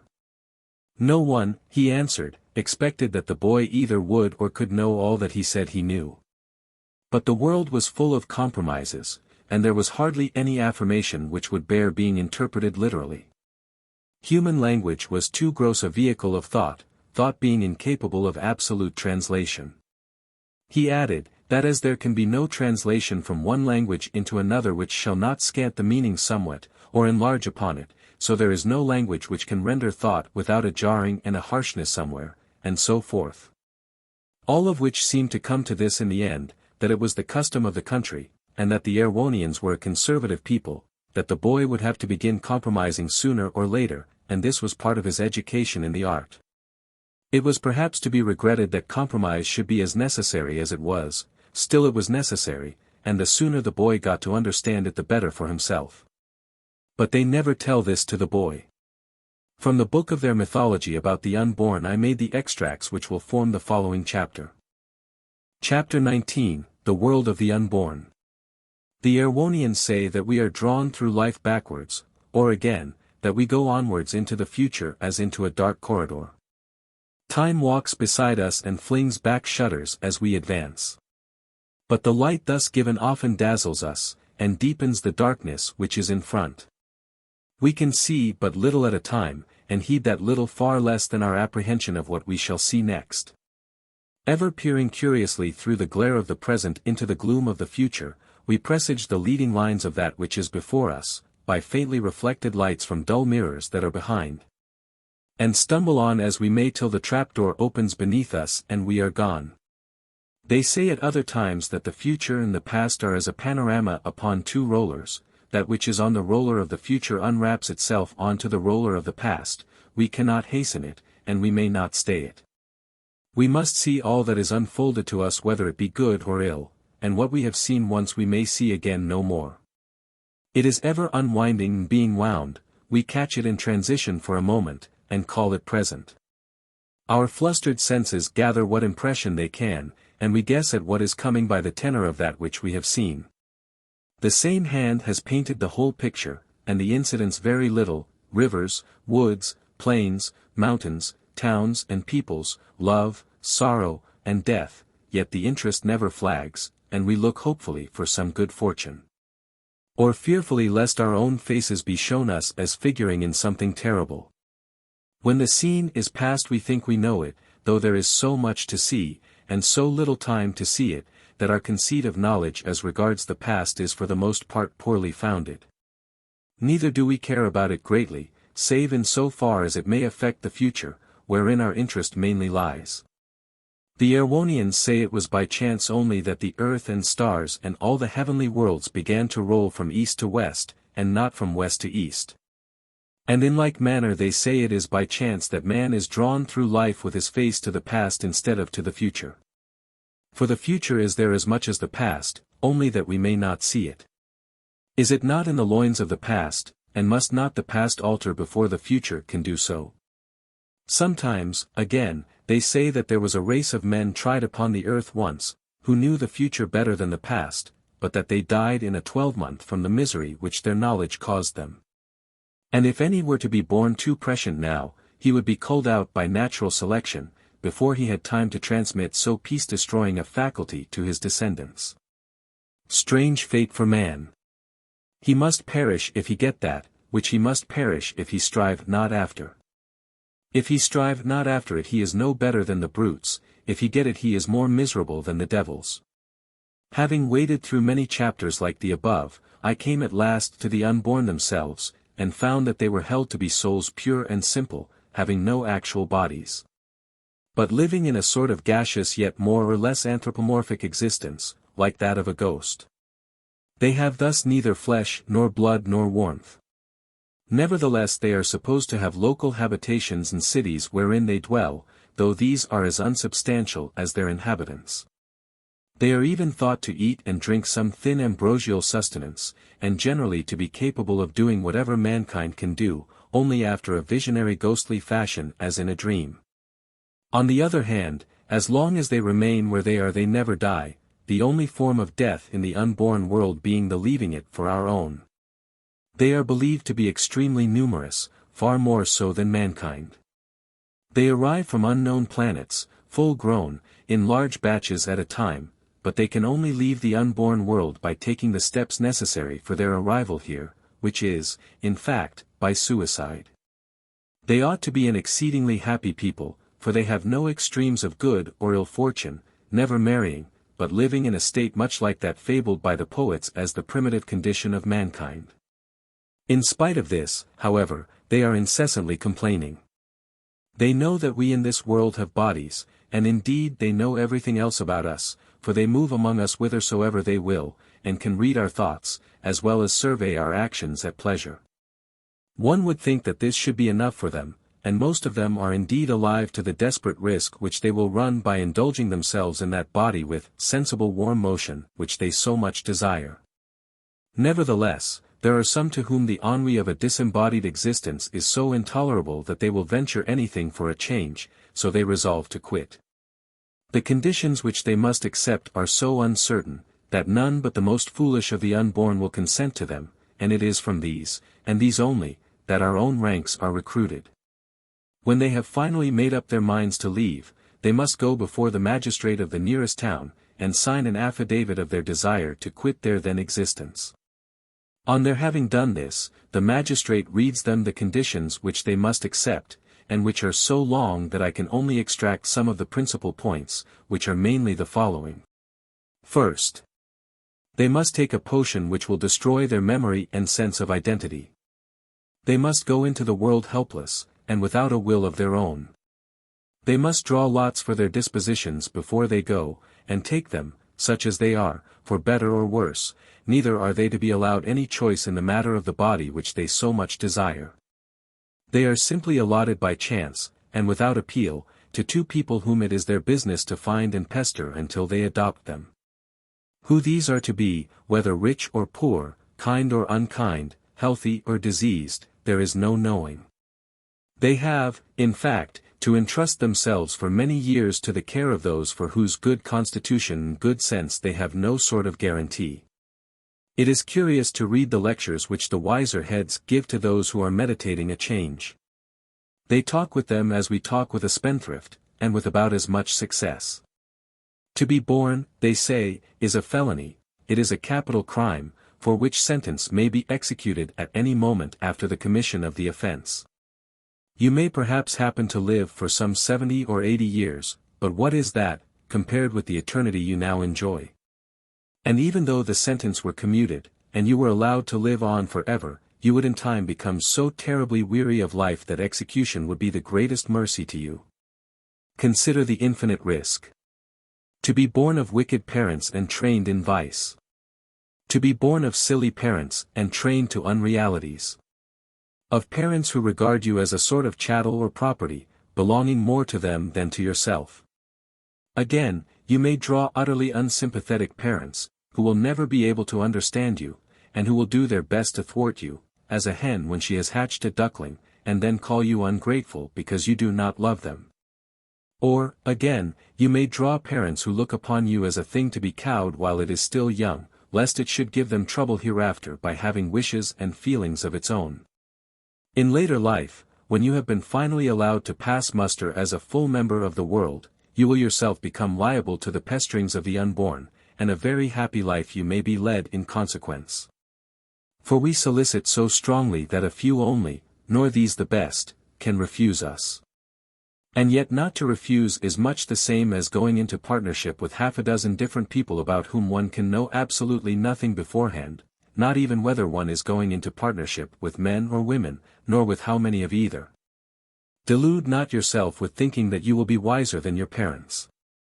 You may be an age in advance of those whom you have pestered, but unless you are one of the great ones you will still be an age behind those who will in their turn pester you. Imagine what it must be to have an unborn quartered upon you, who is of an entirely different temperament and disposition to your own. Nay, half a dozen such, who will not love you though you have stinted yourself in 1,000 ways to provide for their comfort and well-being, who will forget all your self-sacrifice. And of whom you may never be sure that they are not bearing a grudge against you for errors of judgment into which you may have fallen, though you had hoped that such had been long since atoned for. Ingratitude such as this is not uncommon, yet fancy what it must be to bear. It is hard upon the duckling to have been hatched by a hen, but is it not also hard upon the hen to have hatched the duckling? Consider it again, we pray you, not for our sake but for your own. Your initial character you must draw by lot, but whatever it is, it can only come to a tolerably successful development after long training. Remember that over that training you will have no control. It is possible, and even probable, that whatever you may get in after life which is of real pleasure and service to you, will have to be won in spite of, rather than by the help of, those whom you are now about to pester. And that you will only win your freedom after years of a painful struggle in which it will be hard to say whether you have suffered most injury, or inflicted it. Remember also, that if you go into the world you will have free will, that you will be obliged to have it, that there is no escaping it. That you will be fettered to it during your whole life, and must on every occasion do that which on the whole seems best to you at any given time, no matter whether you are right or wrong in choosing it. Your mind will be a balance for considerations, and your action will go with the heavier scale. How it shall fall will depend upon the kind of scales which you may have drawn at birth, the bias which they will have obtained by use, and the weight of the immediate considerations. If the scales were good to start with, and if they have not been outrageously tampered with in childhood, and if the combinations into which you enter are average ones, you may come off well. But there are too many ifs in this, and with the failure of any one of them your misery is assured. Reflect on this, and remember that should the ill come upon you, you will have yourself to thank, for it is your own choice to be born, and there is no compulsion in the matter. Not that we deny the existence of pleasures among mankind. There is a certain show of sundry phases of contentment which may even amount to very considerable happiness, but mark how they are distributed over a man's life, belonging, all the keenest of them, to the forepart, and few indeed to the after. Can there be any pleasure worth purchasing with the miseries of a decrepit age? If you are good, strong, and handsome, you have a fine fortune indeed at 20, but how much of it will be left at 60? For you must live on your capital. There is no investing your powers so that you may get a small annuity of life forever. You must eat up your principle bit by bit, and be tortured by seeing it grow continually smaller and smaller. Even though you happen to escape being rudely robbed of it by crime or casualty. Remember, too, that there never yet was a man of 40 who would not come back into the world of the unborn if he could do so with decency and honor. Being in the world he will as a general rule stay till he is forced to go. But do you think that he would consent to be born again, and relive his life, if he had the offer of doing so? Do not think it. If he could so alter the past as that he should never have come into being at all, do you not think that he would do it very gladly? What was it that one of their own poets meant, if it was not this, when he cried out upon the day in which he was born, and the night in which it was said there is a man-child conceived? For now, he says, I should have lain still and been quiet, I should have slept, then had I been at rest with kings and counselors of the earth, which built desolate places for themselves. Or with princes that had gold, who filled their houses with silver, or as in hidden untimely birth, I had not been, as infants which never saw light. There the wicked cease from troubling, and the weary are at rest. Be very sure that the guilt of being born carries this punishment at times to all men, but how can they ask for pity, or complain of any mischief that may befall them, having entered open-eyed into the snare? One word more and we have done. If any faint remembrance, as of a dream, flit in some puzzled moment across your brain, and you shall feel that the potion which is to be given you shall not have done its work. And the memory of this existence which you are leaving endeavors vainly to return. We say in such a moment, when you clutch at the dream but it eludes your grasp, and you watch it, as Orpheus watched Eurydice, gliding back again into the twilight kingdom. Fly, fly, if you can remember the advice, to the haven of your present and immediate duty, taking shelter incessantly in the work which you have in hand. This much you may perhaps recall, and this, if you will imprint it deeply upon your every faculty, will be most likely to bring you safely and honorably home through the trials that are before you. 2. This is the fashion in which they reason with those who would be for leaving them, but it is seldom that they do much good, for none but the unquiet and unreasonable ever think of being born. And those who are foolish enough to think of it are generally foolish enough to do it. Finding, therefore, that they can do no more, the friends follow weeping to the courthouse of the chief magistrate, where the one who wishes to be born declares solemnly and openly that he accepts the conditions attached to his decision. On this he is presented with a potion, which immediately destroys his memory and sense of identity, and dissipates the thin gaseous tenement which he has inhabited. He becomes a bare vital principle, not to be perceived by human senses, nor to be by any chemical test appreciated. He has but one instinct, which is that he is to go to such and such a place, where he will find two persons whom he is to importune till they consent to undertake him. But whether he is to find these persons among the race of Chowbok or the Erewhonians themselves is not for him to choose. Chapter 20, What they mean by it. I have given the above mythology at some length, but it is only a small part of what they have upon the subject. My first feeling on reading it was that any amount of folly on the part of the unborn in coming here was justified by a desire to escape from such intolerable prosing. The mythology is obviously an unfair and exaggerated representation of life and things, and had its authors been so minded they could have easily drawn a picture which would err as much on the bright side as this does on the dark. No Erewhonian believes that the world is as black as it has been here painted, but it is one of their peculiarities that they very often do not believe or mean things which they profess to regard as indisputable. In the present instance their professed views concerning the unborn have arisen from their desire to prove that people have been presented with the gloomiest possible picture of their own prospects before they came here. Otherwise, they could hardly say to one whom they are going to punish for an affection of the heart or brain that it is all his own doing. In practice they modify their theory to a considerable extent, and seldom refer to the birth formula except in extreme cases. For the force of habit, or what not, gives many of them a kindly interest even in creatures who have so much wronged them as the unborn have done. And though a man generally hates the unwelcome little stranger for the first 12 months, he is apt to mollify, according to his lights, as time goes on.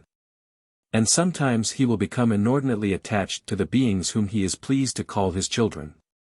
Of course, according to Erewhonian premises, it would serve people right to be punished and scouted for moral and intellectual diseases as much as for physical, and I cannot to this day understand why they should have stopped short halfway.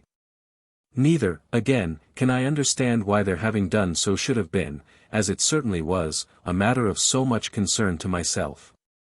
What could it matter to me how many absurdities the Erewhonians might adopt? Nevertheless I longed to make them think as I did, for the wish to spread those opinions that we hold conducive to our own welfare is so deeply rooted in the English character that few of us can escape its influence. But let this pass. In spite of not a few modifications in practice of a theory which is itself revolting, the relations between children and parents in that country are less happy than in Europe. It was rarely that I saw cases of real hearty and intense affection between the old people and the young ones. Here and there I did so, and was quite sure that the children, even at the age of 20, were fonder of their parents than they were of anyone else. And that of their own inclination, being free to choose what company they would often choose that of their father and mother. The straightener's carriage was rarely seen at the door of those houses. I saw 2 or 3 such cases during the time that I remained in the country, and cannot express the pleasure which I derived from a sight suggestive of so much goodness and wisdom and forbearance, so richly rewarded. Yet I firmly believe that the same thing would happen in 9 families out of 10 if the parents were merely to remember how they felt when they were young, and actually to behave towards their children as they would have had their own parents behave towards themselves. But this, which would appear to be so simple and obvious, seems also to be a thing which not 1 in 100,000 is able to put in practice. It is only the very great and good who have any living faith in the simplest axioms. And there are few who are so holy as to feel that 19 and 13 make 32 as certainly as 2 and 2 make 4. I am quite sure that if this narrative should ever fall into Erewhonian hands, it will be said that what I have written about the relations between parents and children being seldom satisfactory is an infamous perversion of facts. And that in truth there are few young people who do not feel happier in the society of their nearest relations 3 than in any other. Mr. Nosnibor would be sure to say this. Yet I cannot refrain from expressing an opinion that he would be a good deal embarrassed if his deceased parents were to reappear and propose to pay him a 6 months' visit. I doubt whether there are many things which he would regard as a greater infliction. They had died at a ripe old age some 20 years before I came to know him, so the case is an extreme one. But surely if they had treated him with what in his youth he had felt to be true unselfishness, his face would brighten when he thought of them to the end of his life.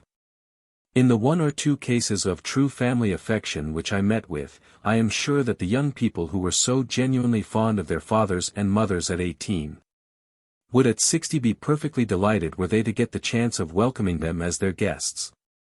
There is nothing which could please them better, except perhaps to watch the happiness of their own children and grandchildren. This is how things should be. It is not an impossible ideal. It is one which actually does exist in some few cases, and might exist in almost all, with a little more patience and forbearance upon the parents' part. But it is rare at present, so rare that they have a proverb which I can only translate in a very roundabout way, but which says that the great happiness of some people in a future state will consist in watching the distress of their parents on returning to eternal companionship with their grandfathers and grandmothers.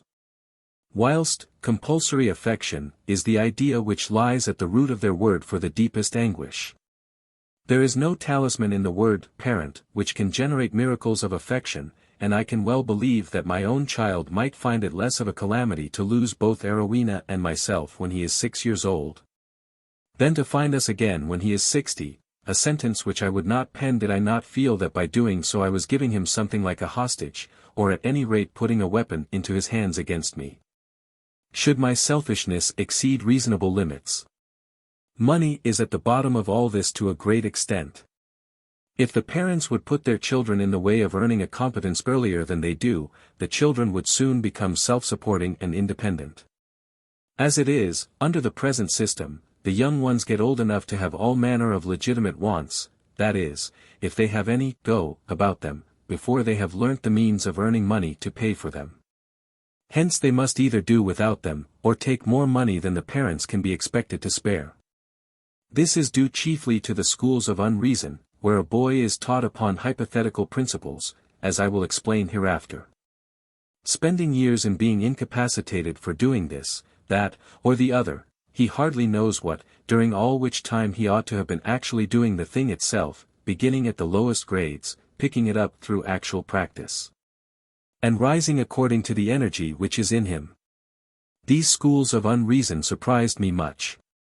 It would be easy to fall into pseudo-utilitarianism, and I would fain believe that the system may be good for the children of very rich parents, or for those who show a natural instinct to acquire hypothetical lore. But the misery was that their Ydgrun worship required all people with any pretense to respectability to send their children to some one or other of these schools, mulcting them of years of money. It astonished me to see what sacrifices the parents would make in order to render their children as nearly useless as possible.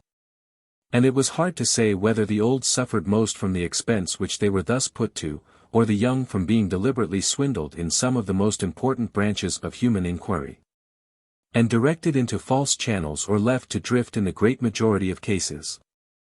I cannot think I am mistaken in believing that the growing tendency to limit families by infanticide, an evil which was causing general alarm throughout the country, was almost entirely due to the way in which education had become a fetish from one end of Erewhon to the other.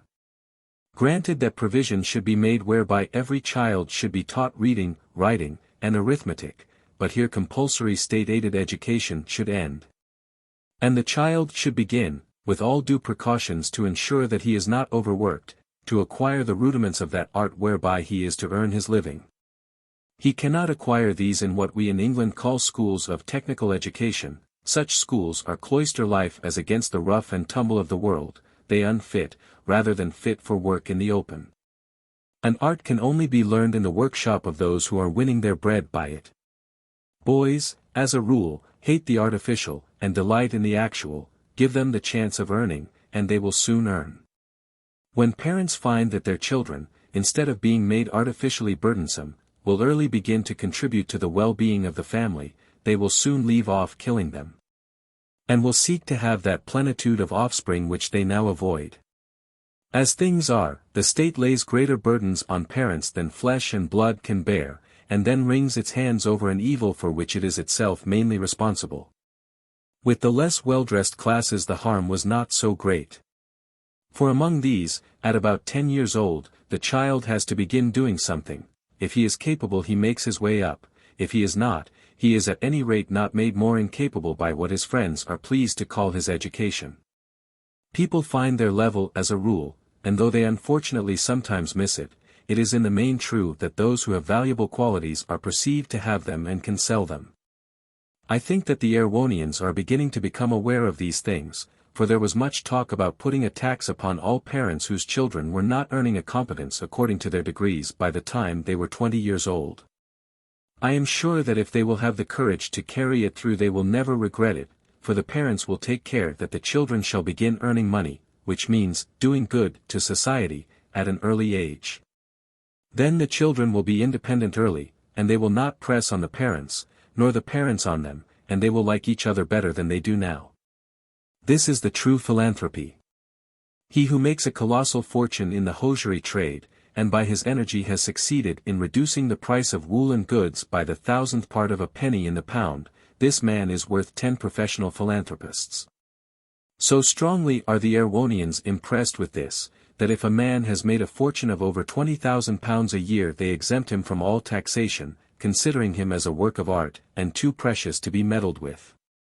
They say, how very much he must have done for society before society could have been prevailed upon to give him so much money, so magnificent an organization overawes them, they regard it as a thing dropped from heaven. Money, they say, is the symbol of duty, it is the sacrament of having done for mankind that which mankind wanted. Mankind may not be a very good judge, but there is no better. This used to shock me at first, when I remembered that it had been said on high authority that they who have riches shall enter hardly into the kingdom of heaven. But the influence of Erewhon had made me begin to see things in a new light, and I could not help thinking that they who have not riches shall enter more hardly still. People oppose money to culture, and imply that if a man has spent his time in making money he will not be cultivated, fallacy of fallacies. As though there could be a greater aid to culture than the having earned an honorable independence, and as though any amount of culture will do much for the man who is penniless, except make him feel his position more deeply.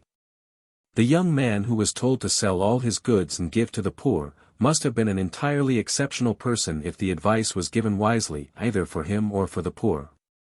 How much more often does it happen that we perceive a man to have all sorts of good qualities except money, and feel that his real duty lies in getting every halfpenny that he can persuade others to pay him for his services, and becoming rich.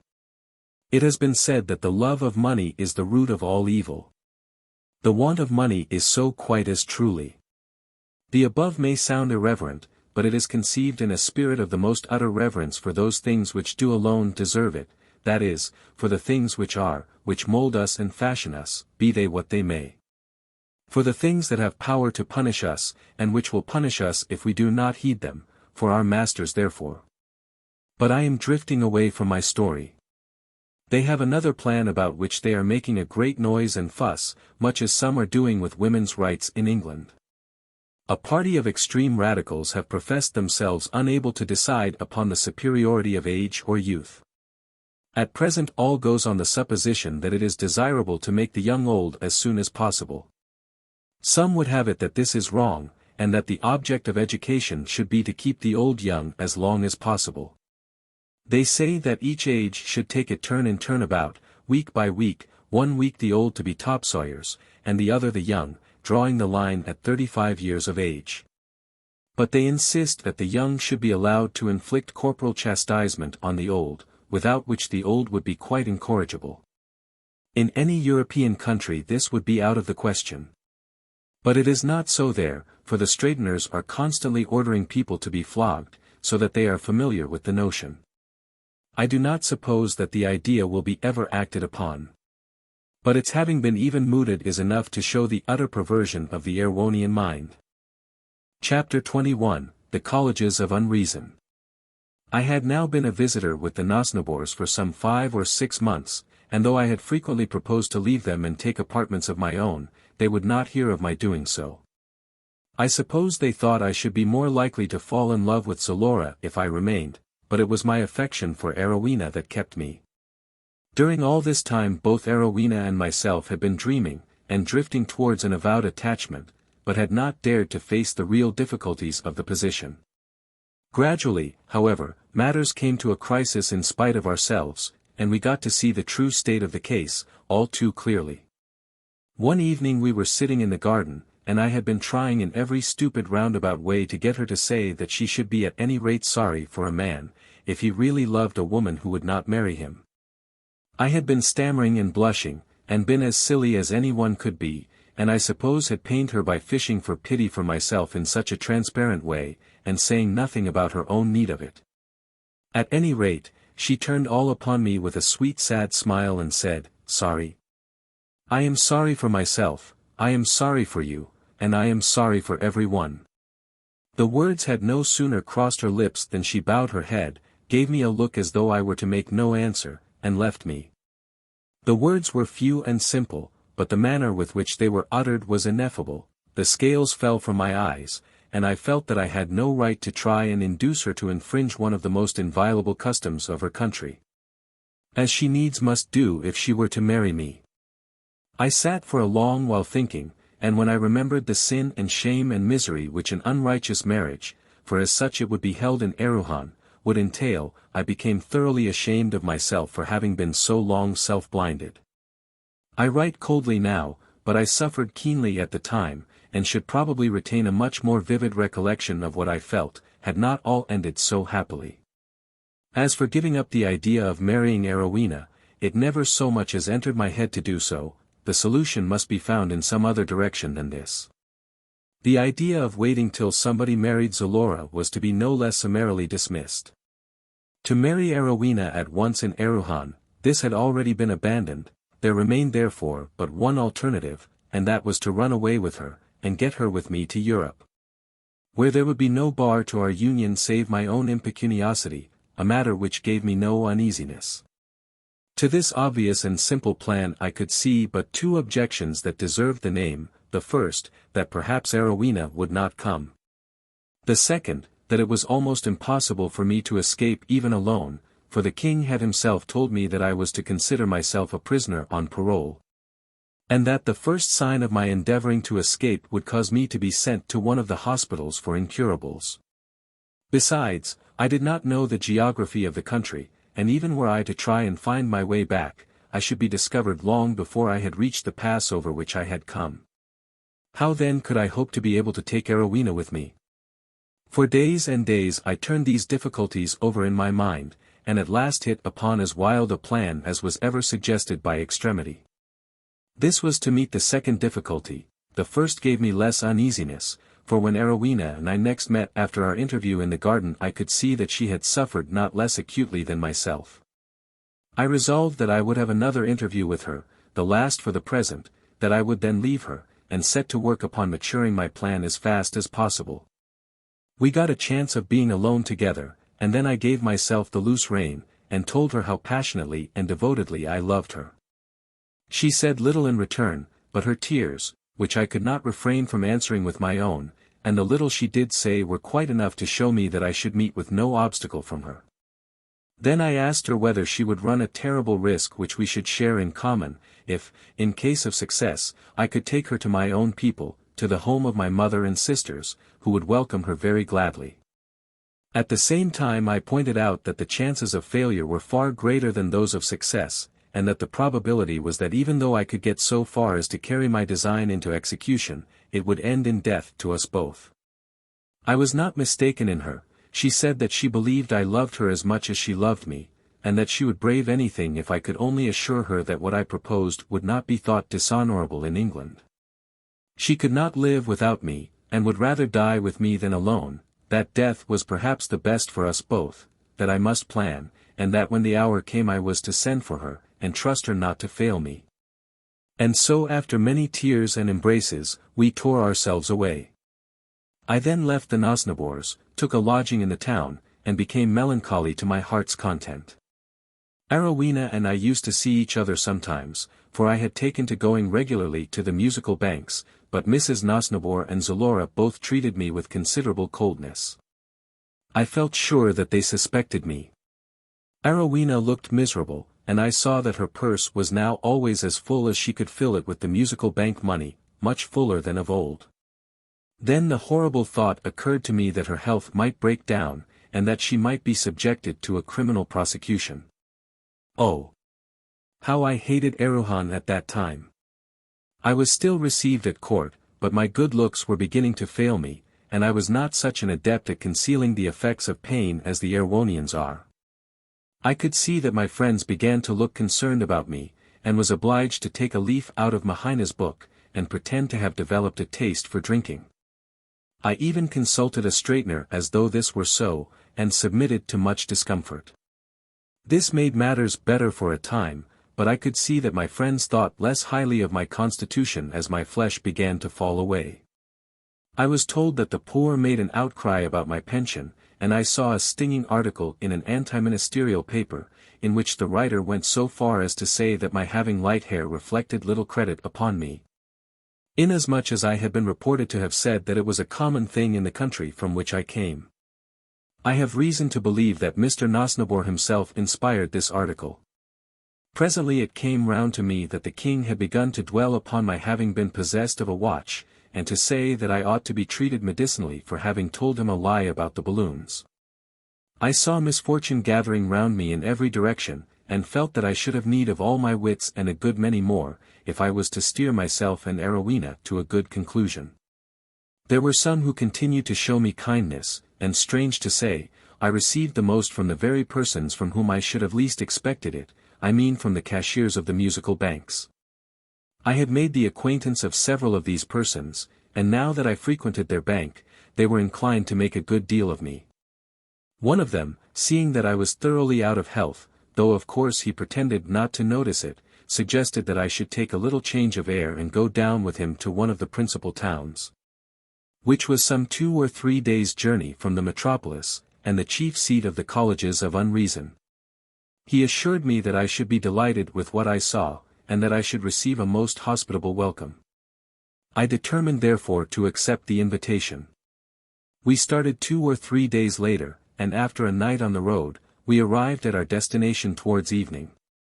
It was now full spring, and as nearly as might be 10 months since I had started with Chowbok on my expedition, but it seemed more like 10 years. The trees were in their freshest beauty, and the air had become warm without being oppressively hot. After having lived so many months in the Metropolis, the sight of the country, and the country villages through which we passed refreshed me greatly, but I could not forget my troubles. The last 5 miles or so were the most beautiful part of the journey, for the country became more undulating, and the woods were more extensive, but the first sight of the city of the colleges itself was the most delightful of all. I cannot imagine that there can be any fairer in the whole world, and I expressed my pleasure to my companion, and thanked him for having brought me.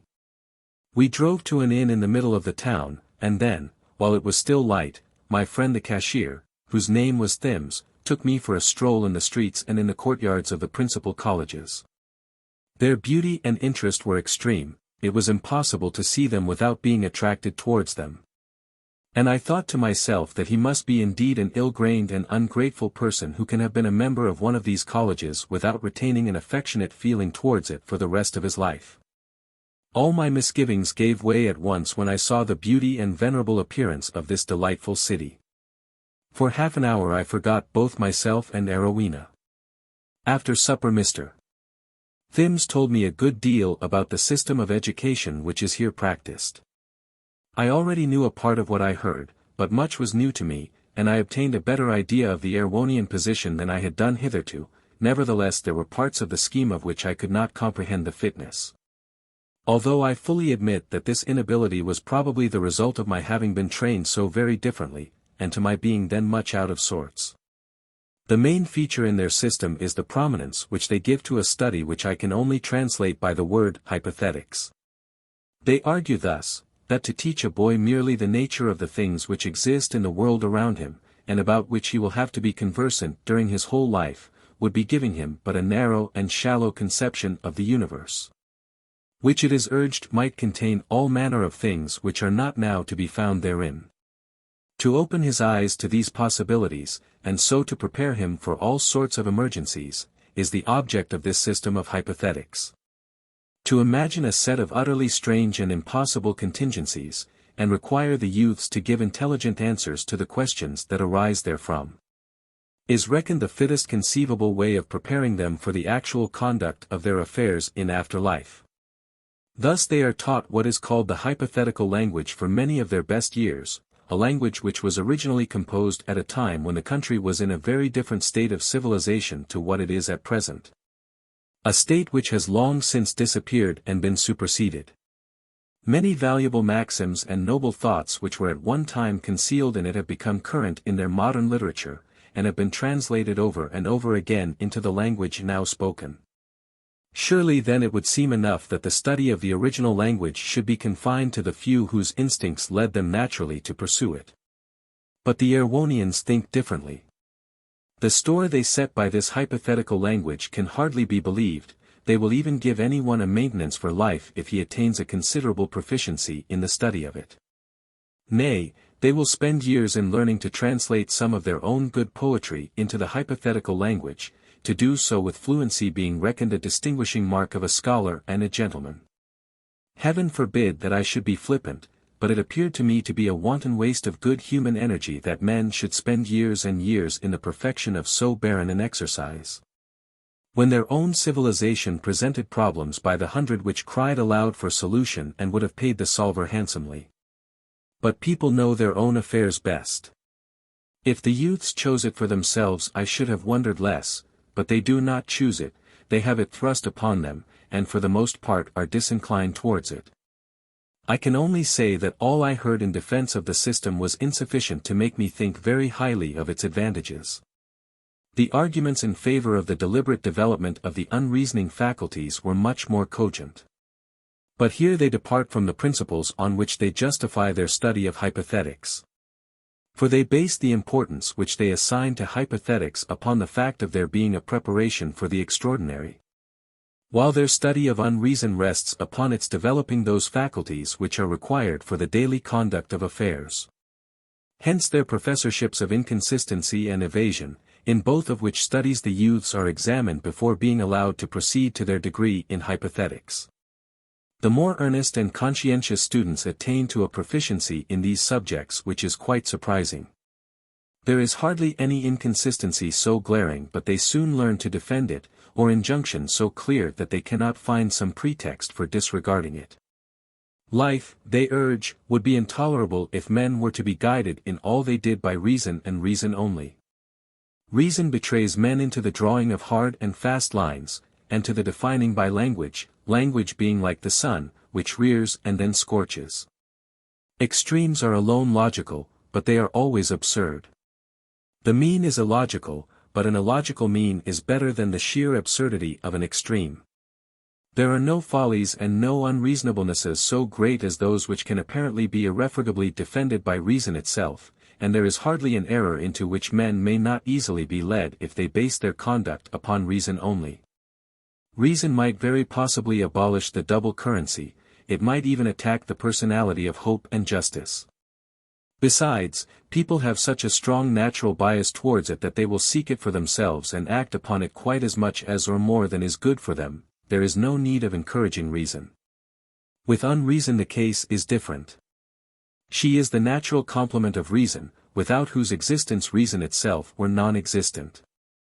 If, then, reason would be non-existent were there no such thing as unreason, surely it follows that the more unreason there is, the more reason there must be also. Hence the necessity for the development of unreason, even in the interests of reason herself. The professors of unreason deny that they undervalue reason. None can be more convinced than they are, that if the double currency cannot be rigorously deduced as a necessary consequence of human reason, the double currency should cease forthwith. But they say that it must be deduced from no narrow and exclusive view of reason which should deprive that admirable faculty of the one half of its own existence. Unreason is a part of reason. It must therefore be allowed its full share in stating the initial conditions. Chapter 22, The Colleges of Unreason, continued. Of genius they make no account, for they say that every one is a genius, more or less. No one is so physically sound that no part of him will be even a little unsound, and no one is so diseased but that some part of him will be healthy, so no man is so mentally and morally sound, but that he will be in part both mad and wicked. And no man is so mad and wicked but he will be sensible and honorable in part. In like manner there is no genius who is not also a fool, and no fool who is not also a genius. When I talked about originality and genius to some gentlemen whom I met at a supper party given by Mr. Thims in my honor, and said that original thought ought to be encouraged, I had to eat my words at once. Their view evidently was that genius was like offences, needs must that it come, but woe unto that man through whom it comes. A man's business, they hold, is to think as his neighbors do, for heaven help him if he thinks good what they count bad. And really it is hard to see how the Erewhonian theory differs from our own, for the word idiot only means a person who forms his opinions for himself. The venerable professor of worldly wisdom, a man verging on 80 but still hale, spoke to me very seriously on this subject in consequence of the few words that I had imprudently let fall in defense of genius. He was one of those who carried most weight in the university, and had the reputation of having done more perhaps than any other living man to suppress any kind of originality. It is not our business, he said, to help students to think for themselves. Surely this is the very last thing which one who wishes them well should encourage them to do. Our duty is to ensure that they shall think as we do, or at any rate, as we hold it expedient to say we do. In some respects, however, he was thought to hold somewhat radical opinions, for he was president of the Society for the Suppression of Useless Knowledge, and for the completer obliteration of the past. As regards the tests that a youth must pass before he can get a degree, I found that they have no class lists, and discourage anything like competition among the students. This, indeed, they regard as self-seeking and unneighborly. The examinations are conducted by way of papers written by the candidate on set subjects, some of which are known to him beforehand, while others are devised with a view of testing his general capacity and savoir-faire. My friend the professor of worldly wisdom was the terror of the greater number of students, and, so far as I could judge, he very well might be, for he had taken his professorship more seriously than any of the other professors had done. I heard of his having plucked one poor fellow for want of sufficient vagueness in his saving clauses paper. Another was sent down for having written an article on a scientific subject without having made free enough use of the words carefully, patiently, and earnestly. One man was refused a degree for being too often and too seriously in the right, while a few days before I came a whole batch had been plucked for insufficient distrust of printed matter. About this there was just then rather a ferment, for it seems that the professor had written an article in the leading university magazine, which was well known to be by him, and which abounded in all sorts of plausible blunders.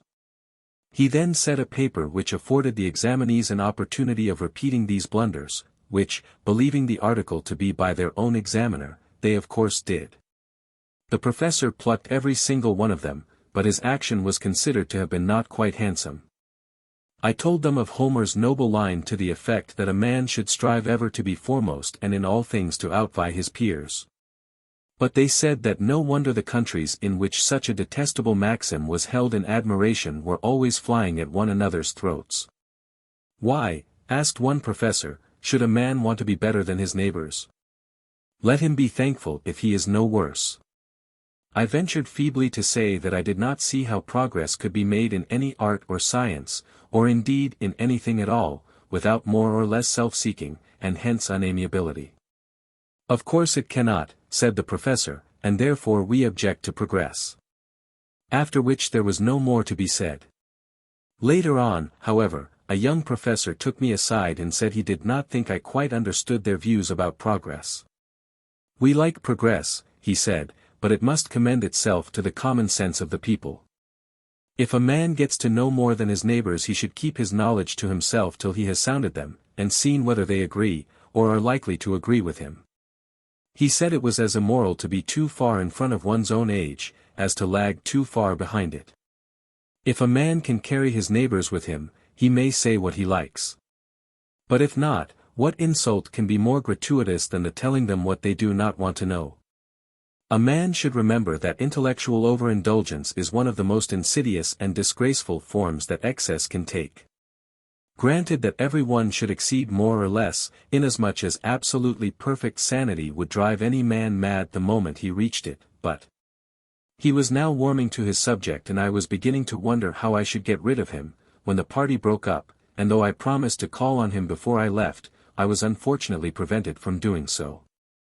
I have now said enough to give English readers some idea of the strange views which the Erewhonians hold concerning unreason, hypothetics, and education generally. In many respects they were sensible enough, but I could not get over the hypothetics, especially the turning their own good poetry into the hypothetical language. In the course of my stay I met one youth who told me that for 14 years the hypothetical language had been almost the only thing that he had been taught, although he had never, to his credit, as it seemed to me, shown the slightest proclivity towards it, while he had been endowed with not inconsiderable ability for several other branches of human learning. He assured me that he would never open another hypothetical book after he had taken his degree, but would follow out the bent of his own inclinations. This was well enough, but who could give him his 14 years back again? I sometimes wondered how it was that the mischief done was not more clearly perceptible, and that the young men and women grew up as sensible and goodly as they did, in spite of the attempts almost deliberately made to warp and stunt their growth. Some doubtless received damage, from which they suffered to their life's end, but many seemed little or none the worse, and some, almost the better. The reason would seem to be that the natural instinct of the lads in most cases so absolutely rebelled against their training, that do what the teachers might they could never get them to pay serious heed to it. The consequence was that the boys only lost their time, and not so much of this as might have been expected, for in their hours of leisure they were actively engaged in exercises and sports which developed their physical nature, and made them at any rate strong and healthy. Moreover, those who had any special tastes could not be restrained from developing them. they would learn what they wanted to learn and liked, in spite of obstacles which seemed rather to urge them on than to discourage them. While for those who had no special capacity, the loss of time was of comparatively little moment. But in spite of these alleviations of the mischief, I am sure that much harm was done to the children of the subwealthy classes, by the system which passes current among the Erewhonians as education. The poorest children suffered least, if destruction and death have heard the sound of wisdom, to a certain extent poverty has done so also. And yet perhaps, after all, it is better for a country that its seats of learning should do more to suppress mental growth than to encourage it. Were it not for a certain priggishness which these places infuse into so great a number of their alumni, genuine work would become dangerously common. It is essential that by far the greater part of what is said or done in the world should be so ephemeral as to take itself away quickly. It should keep good for 24 hours, or even twice as long, but it should not be good enough a week hence to prevent people from going on to something else. No doubt the marvelous development of journalism in England, as also the fact that our seats of learning aim rather at fostering mediocrity than anything higher, is due to our subconscious recognition of the fact that it is even more necessary to check exuberance of mental development than to encourage it. There can be no doubt that this is what our academic bodies do, and they do it the more effectually because they do it only subconsciously. They think they are advancing healthy mental assimilation and digestion, whereas in reality they are little better than cancer in the stomach. Let me return, however, to the Erewhonians. Nothing surprised me more than to see the occasional flashes of common sense with which one branch of study or another was lit up, while not a single ray fell upon so many others. I was particularly struck with this on strolling into the art school of the university. Here I found that the course of study was divided into two branches, the practical and the commercial, no student being permitted to continue his studies in the actual practice of the art he had taken up, unless he made equal progress in its commercial history. Thus those who were studying painting were examined at frequent intervals in the prices which all the leading pictures of the last 50 or 100 years had realized, and in the fluctuations in their values when, as often happened, they had been sold and resold 3 or 4 times. The artist, they contend, is a dealer in pictures, and it is as important for him to learn how to adapt his wares to the market, and to know approximately what kind of a picture will fetch how much, as it is for him to be able to paint the picture. This, I suppose, is what the French mean by laying so much stress upon values. As regards the city itself, the more I saw the more enchanted I became. I dare not trust myself with any description of the exquisite beauty of the different colleges, and their walks and gardens. Truly in these things alone there must be a hallowing and refining influence which is in itself half an education, and which no amount of error can wholly spoil. I was introduced to many of the professors, who showed me every hospitality and kindness. Nevertheless I could hardly avoid a sort of suspicion that some of those whom I was taken to see had been so long engrossed in their own study of hypothetics that they had become the exact antitheses of the Athenians in the days of St. Paul. For whereas the Athenians spent their lives in nothing save to see and to hear some new thing, there were some here who seemed to devote themselves to the avoidance of every opinion with which they were not perfectly familiar, and regarded their own brains as a sort of sanctuary, to which if an opinion had once resorted, none other was to attack it. I should warn the reader, however, that I was rarely sure what the men whom I met while staying with Mr. Thims really meant. For there was no getting anything out of them if they scented even a suspicion that they might be what they call, giving themselves away. As there is hardly any subject on which this suspicion cannot arise, I found it difficult to get definite opinions from any of them, except on such subjects as the weather, eating and drinking, holiday excursions, or games of skill. If they cannot wriggle out of expressing an opinion of some sort, they will commonly retail those of someone who has already written upon the subject, and conclude by saying that though they quite admit that there is an element of truth in what the writer has said, there are many points on which they are unable to agree with him. Which these points were, I invariably found myself unable to determine. Indeed, it seemed to be counted the perfection of scholarship and good breeding among them not to have, much less to express, an opinion on any subject on which it might prove later that they had been mistaken. The art of sitting gracefully on a fence has never, I should think, been brought to greater perfection than at the Erewhonian colleges of Unreason. Even when, wriggle as they may, they find themselves pinned down to some expression of definite opinion, as often as not they will argue in support of what they perfectly well know to be untrue. I repeatedly met with reviews and articles even in their best journals, between the lines of which I had little difficulty in detecting a sense exactly contrary to the one ostensibly put forward. So well is this understood, that a man must be a mere tyro in the arts of Erewhonian polite society, unless he instinctively suspects a hidden "yeah" in every "nay" that meets him. Granted that it comes to much the same in the end, for it does not matter whether "yeah" is called "yeah" or "nay," so long as it is understood which it is to be. But our own more direct way of calling a spade, rather than a rake, with the intention that every one should understand it as a spade, seems more satisfactory. On the other hand, the Erewhonian system lends itself better to the suppression of that downrightness which it seems the express aim of Erewhonian philosophy to discountenance. However this may be, the fear of giving themselves away disease was fatal to the intelligence of those infected by it, and almost every one at the colleges of Unreason had caught it to a greater or less degree. After a few years atrophy of the opinions invariably supervened, and the sufferer became stone dead to everything except the more superficial aspects of those material objects with which he came most in contact. The expression on the faces of these people was repellent. They did not, however, seem particularly unhappy, for they none of them had the faintest idea that they were in reality more dead than alive. No cure for this disgusting fear of giving themselves away disease has yet been discovered. It was during my stay in City of the Colleges of Unreason, a city whose Erewhonian name is so cacophonous that I refrain from giving it, that I learned the particulars of the revolution which had ended in the destruction of so many of the mechanical inventions which were formerly in common use. Mr. Thims took me to the rooms of a gentleman who had a great reputation for learning, but who was also, so Mr. Thims told me, rather a dangerous person, inasmuch as he had attempted to introduce an adverb into the hypothetical language. He had heard of my watch and been exceedingly anxious to see me, for he was accounted the most learned antiquary in Erewhon on the subject of mechanical lore. We fell to talking upon the subject, and when I left he gave me a reprinted copy of the work which brought the revolution about.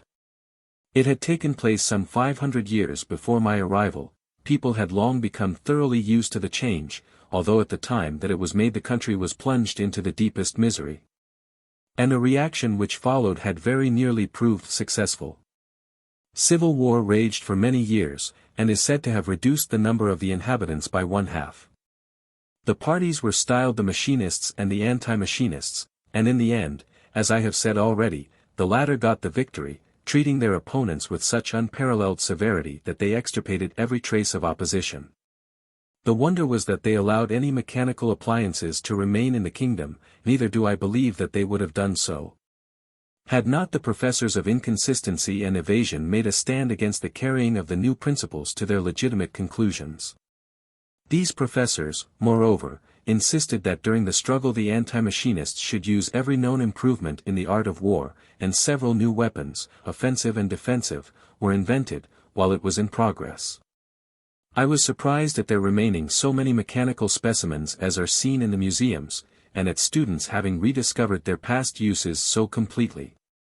For at the time of the revolution the victors wrecked all the more complicated machines, and burned all treatises on mechanics, and all engineers' workshops, thus, so they thought, cutting the mischief out root and branch, at an incalculable cost of blood and treasure.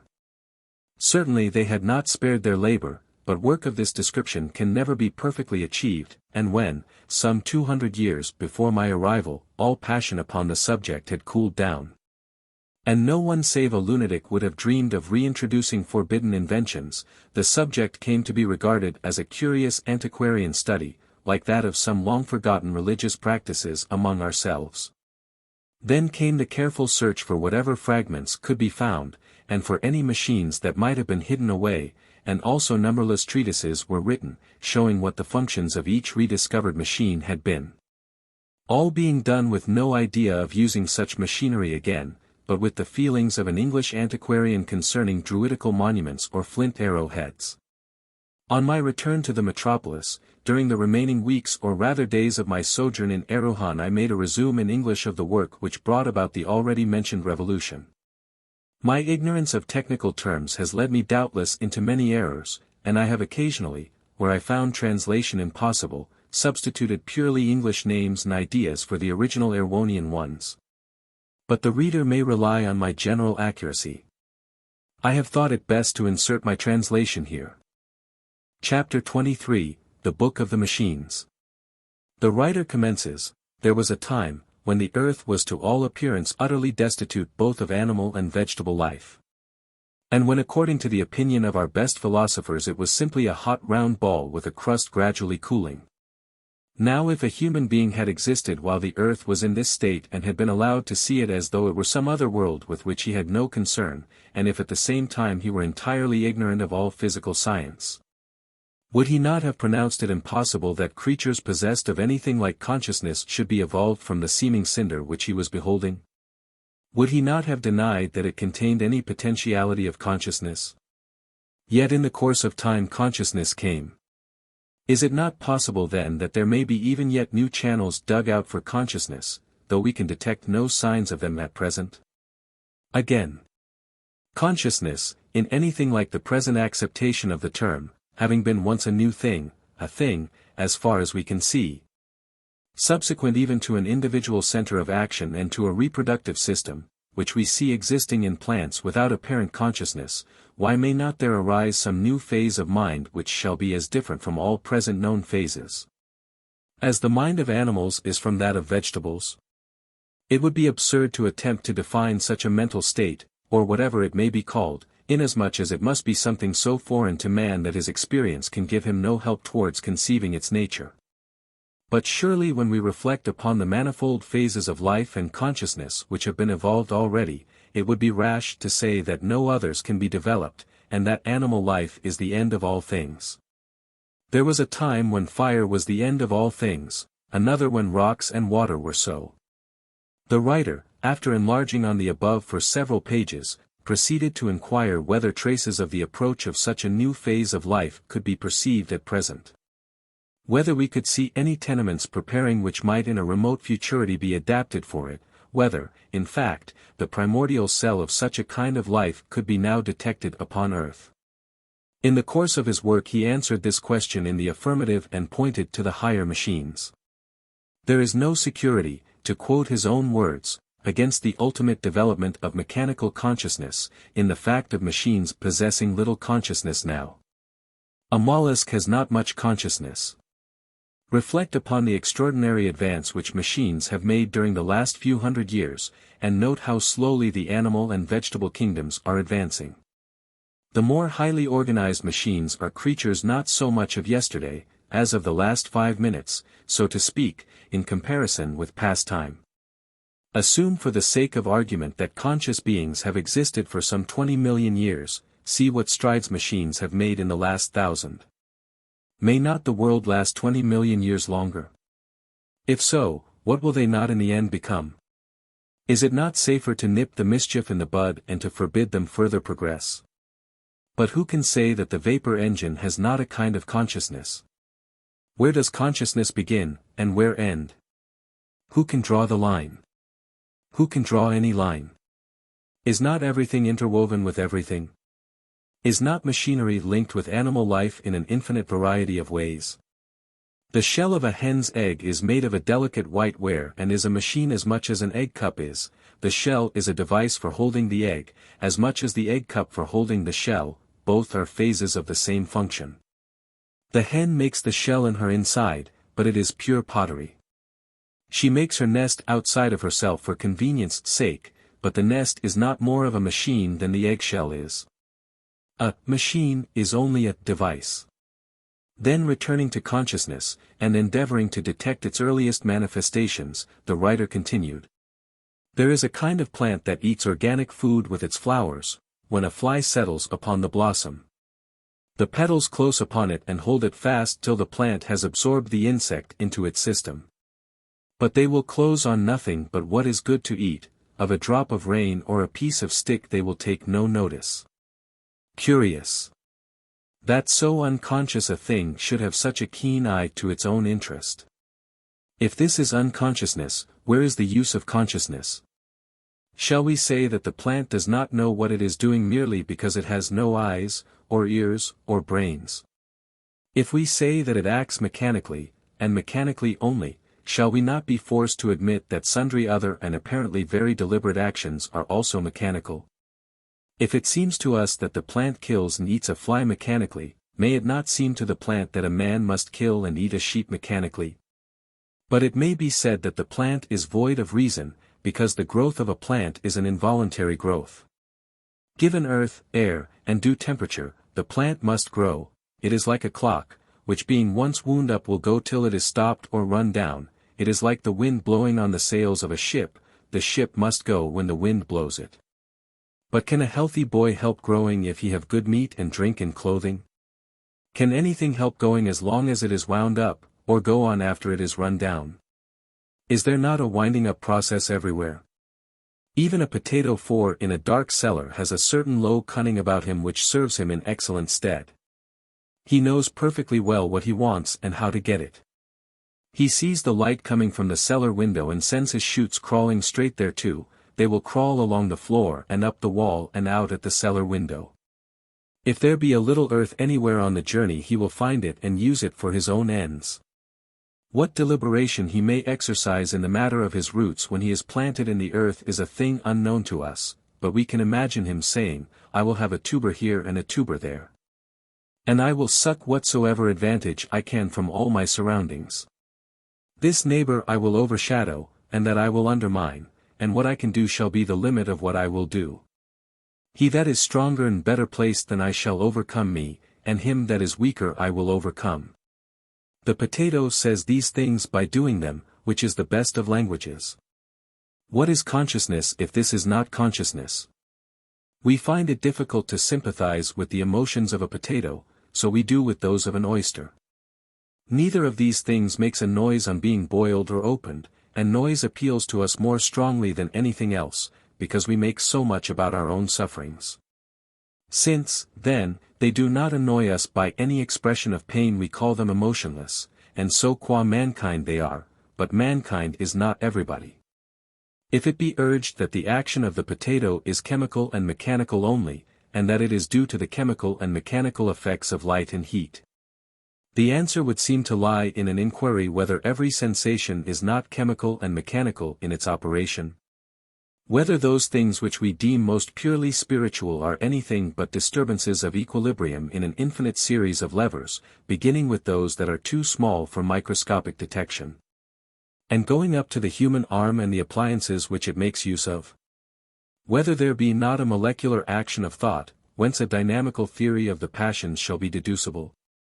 Whether strictly speaking we should not ask what kind of levers a man is made of rather than what is his temperament. How are they balanced? How much of such and such will it take to weigh them down so as to make him do so and so? The writer went on to say that he anticipated a time when it would be possible, by examining a single hair with a powerful microscope, to know whether its owner could be insulted with impunity. He then became more and more obscure, so that I was obliged to give up all attempt at translation, neither did I follow the drift of his argument. On coming to the next part which I could construe, I found that he had changed his ground. Either, he proceeds, a great deal of action that has been called purely mechanical and unconscious must be admitted to contain more elements of consciousness than has been allowed hitherto, and in this case germs of consciousness will be found in many actions of the higher machines, or, assuming the theory of evolution but at the same time denying the consciousness of vegetable and crystalline action, the race of man has descended from things which had no consciousness at all. In this case there is no a priori improbability in the descent of conscious, and more than conscious, machines from those which now exist. Except that which is suggested by the apparent absence of anything like a reproductive system in the mechanical kingdom.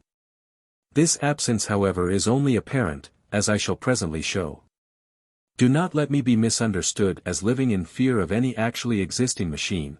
There is probably no known machine which is more than a prototype of future mechanical life. The present machines are to the future as the early saurians to man. The largest of them will probably greatly diminish in size. Some of the lowest vertebrate attained a much greater bulk than has descended to their more highly organized living representatives, and in like manner a diminution in the size of machines has often attended their development and progress. Take the watch, for example, examine its beautiful structure, observe the intelligent play of the minute members which compose it, yet this little creature is but a development of the cumbrous clocks that preceded it. It is no deterioration from them. A day may come when clocks, which certainly at the present time are not diminishing in bulk, will be superseded owing to the universal use of watches, in which case they will become as extinct as ichthyosauri, while the watch, whose tendency has for some years been to decrease in size rather than the contrary, will remain the only existing type of an extinct race. But returning to the argument, I would repeat that I fear none of the existing machines. What I fear is the extraordinary rapidity with which they are becoming something very different to what they are at present. No class of beings have in any time past made so rapid a movement forward. Should not that movement be jealously watched, and checked while we can still check it? And is it not necessary for this end to destroy the more advanced of the machines which are in use at present, though it is admitted that they are in themselves harmless?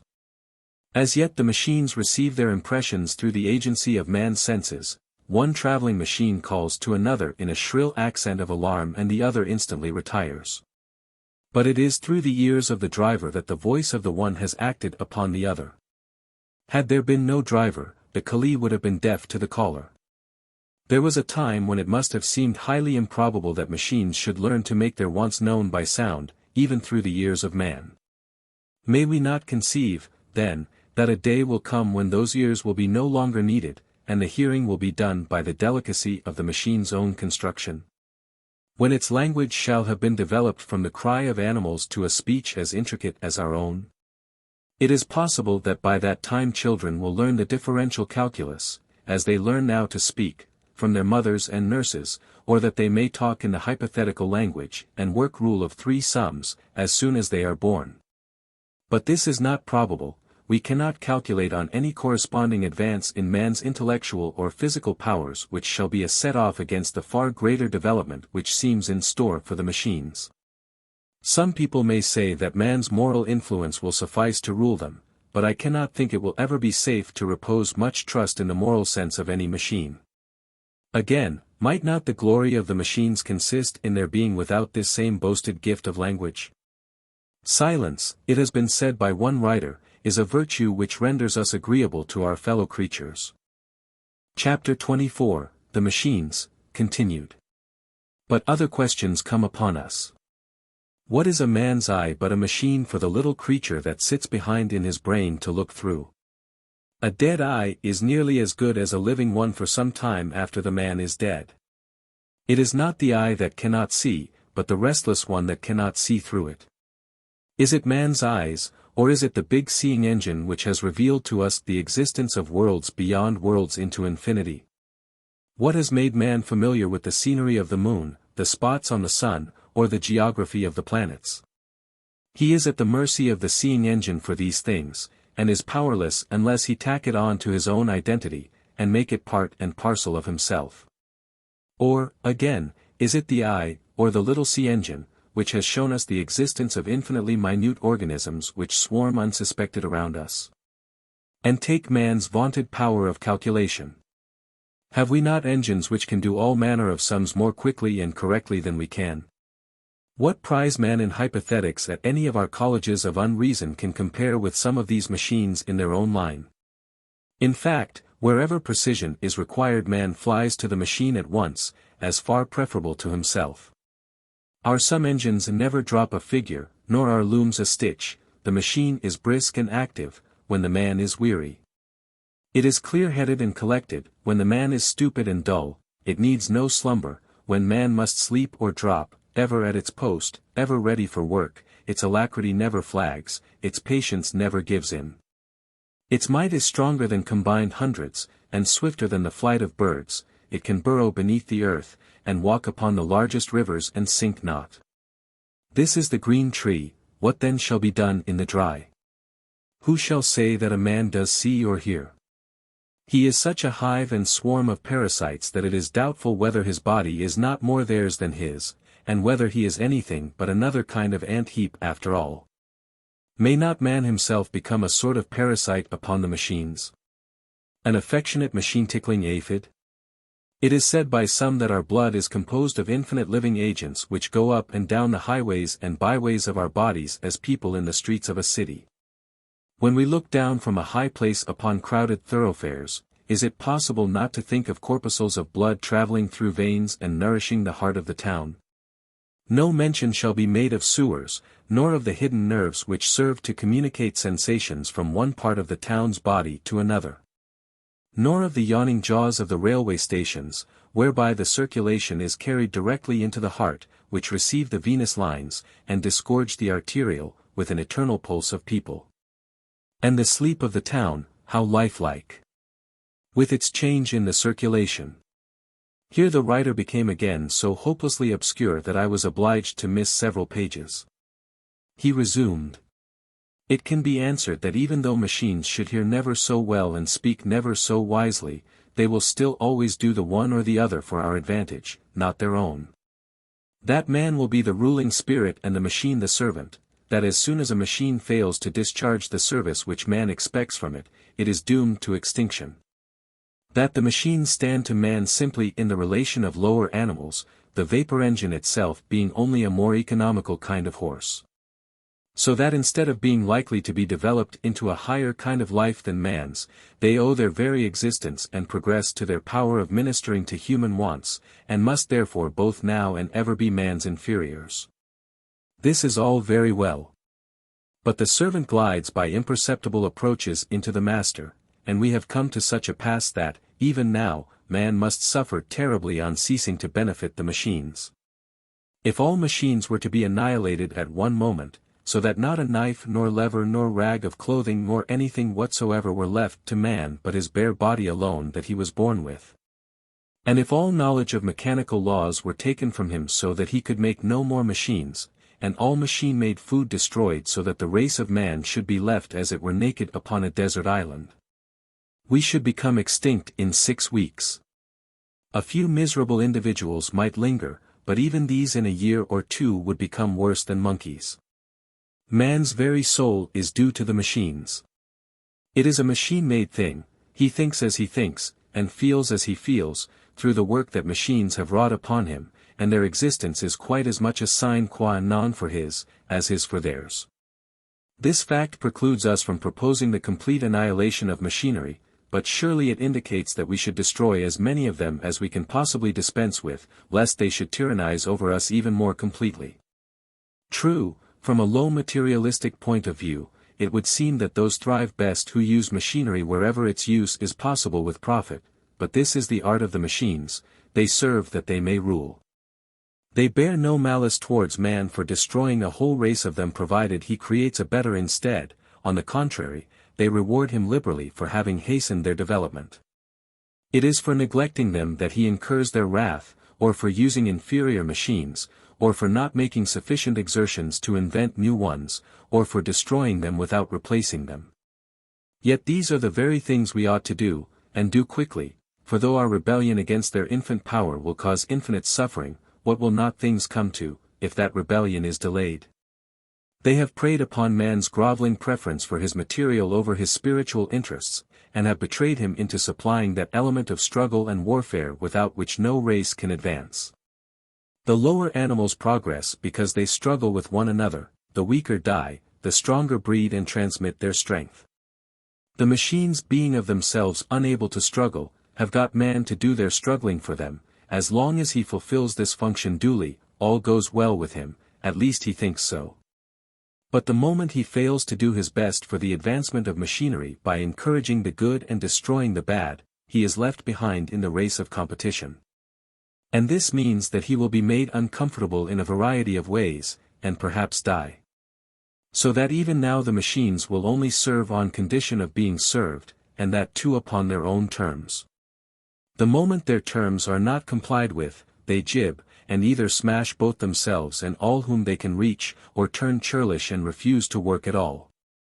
How many men at this hour are living in a state of bondage to the machines? How many spend their whole lives, from the cradle to the grave, in tending them by night and day? Is it not plain that the machines are gaining ground upon us, when we reflect on the increasing number of those who are bound down to them as slaves, and of those who devote their whole souls to the advancement of the mechanical kingdom? The vapor engine must be fed with food and consume it by fire even as man consumes it. It supports its combustion by air as man supports it, it has a pulse and circulation as man has. It may be granted that man's body is as yet the more versatile of the two, but then man's body is an older thing. Give the vapor engine but half the time that man has had, give it also a continuance of our present infatuation, and what may it not ere long attain to? There are certain functions indeed of the vapor engine which will probably remain unchanged for myriads of years, which in fact will perhaps survive when the use of vapor has been superseded, the piston and cylinder, the beam, the flywheel. And other parts of the machine will probably be permanent, just as we see that man and many of the lower animals share like modes of eating, drinking, and sleeping. Thus they have hearts which beat as ours, veins and arteries, eyes, ears, and noses, they sigh even in their sleep, and weep and yawn, they are affected by their children, they feel pleasure and pain, hope, fear, anger, shame. They have memory and prescience, they know that if certain things happen to them they will die, and they fear death as much as we do, they communicate their thoughts to one another, and some of them deliberately act in concert. The comparison of similarities is endless. I only make it because some may say that since the vapor engine is not likely to be improved in the main particulars, it is unlikely to be henceforward extensively modified at all. This is too good to be true. It will be modified and suited for an infinite variety of purposes, as much as man has been modified so as to exceed the brutes in skill. In the meantime the stoker is almost as much a cook for his engine as our own cooks for ourselves. Consider also the colliers and pitmen and coal merchants and coal trains, and the men who drive them, and the ships that carry coals, what an army of servants do the machines thus employ. Are there not probably more men engaged in tending machinery than in tending men? Do not machines eat as it were by mannery? Are we not ourselves creating our successors in the supremacy of the earth? Daily adding to the beauty and delicacy of their organization, daily giving them greater skill and supplying more and more of that self-regulating self-acting power which will be better than any intellect? What a new thing it is for a machine to feed at all. The plow, the spade, and the cart must eat through man's stomach, the fuel that sets them going must burn in the furnace of a man or of horses. Man must consume bread and meat or he cannot dig, the bread and meat are the fuel which drive the spade. If a plough be drawn by horses, the power is supplied by grass or beans or oats, which being burnt in the belly of the cattle give the power of working. Without this fuel the work would cease, as an engine would stop if its furnaces were to go out. A man of science has demonstrated that no animal has the power of originating mechanical energy, but that all the work done in its life by any animal, and all the heat that has been emitted from it, and the heat which would be obtained by burning the combustible matter which has been lost from its body during life, and by burning its body after death, make up altogether an exact equivalent to the heat which would be obtained by burning as much food as it has used during its life, and an amount of fuel which would generate as much heat as its body if burned immediately after death. I do not know how he has found this out, but he is a man of science. How then can it be objected against the future vitality of the machines that they are, in their present infancy, at the beck and call of beings who are themselves incapable of originating mechanical energy? The main point, however, to be observed as affording cause for alarm is, that whereas animals were formerly the only stomachs of the machines, there are now many which have stomachs of their own, and consume their food themselves. This is a great step towards their becoming, if not animate, yet something so near akin to it, as not to differ more widely from our own life than animals do from vegetables. And though man should remain, in some respects, the higher creature, is not this in accordance with the practice of nature, which allows superiority in some things to animals which have, on the whole, been long surpassed? Has she not allowed the ant and the bee to retain superiority over man in the organization of their communities and social arrangements, the bird in traversing the air, the fish in swimming, the horse in strength and fleetness, and the dog in self-sacrifice? It is said by some with whom I have conversed upon this subject, that the machines can never be developed into animate or quasi-animate existences, inasmuch as they have no reproductive system, nor seem ever likely to possess one. If this be taken to mean that they cannot marry, and that we are never likely to see a fertile union between two vapor engines with the young ones playing about the door of the shed, however greatly we might desire to do so, I will readily grant it. But the objection is not a very profound one. No one expects that all the features of the now existing organizations will be absolutely repeated in an entirely new class of life. The reproductive system of animals differs widely from that of plants, but both are reproductive systems. Has nature exhausted her phases of this power? Surely if a machine is able to reproduce another machine systematically, we may say that it has a reproductive system. What is a reproductive system, if it be not a system for reproduction? And how few of the machines are there which have not been produced systematically by other machines? But it is man that makes them do so. Yes. But is it not insects that make many of the plants reproductive, and would not whole families of plants die out if their fertilization was not effected by a class of agents utterly foreign to themselves? Does anyone say that the red clover has no reproductive system because the humblebee, and the humblebee only, must aid and abet it before it can reproduce? No one. The humblebee is a part of the reproductive system of the clover. Each one of ourselves has sprung from minute animalcules whose entity was entirely distinct from our own, and which acted after their kind with no thought or heed of what we might think about it. These little creatures are part of our own reproductive system, then why not we part of that of the machines? But the machines which reproduce machinery do not reproduce machines after their own kind. A thimble may be made by machinery, but it was not made by, neither will it ever make, a thimble. Here, again, if we turn to nature we shall find abundance of analogies which will teach us that a reproductive system may be in full force without the thing produced being of the same kind as that which produced it. Very few creatures reproduce after their own kind, they reproduce something which has the potentiality of becoming that which their parents were. Thus the butterfly lays an egg, which egg can become a caterpillar, which caterpillar can become a chrysalis, which chrysalis can become a butterfly. And though I freely grant that the machines cannot be said to have more than the germ of a true reproductive system at present, have we not just seen that they have only recently obtained the germs of a mouth and stomach? And may not some stride be made in the direction of true reproduction which shall be as great as that which has been recently taken in the direction of true feeding? It is possible that the system when developed may be in many cases a vicarious thing. Certain classes of machines may be alone fertile, while the rest discharge other functions in the mechanical system, just as the great majority of ants and bees have nothing to do with the continuation of their species, but get food and store it, without thought of breeding. One cannot expect the parallel to be complete or nearly so, certainly not now, and probably never. But is there not enough analogy existing at the present moment, to make us feel seriously uneasy about the future, and to render it our duty to check the evil while we can still do so?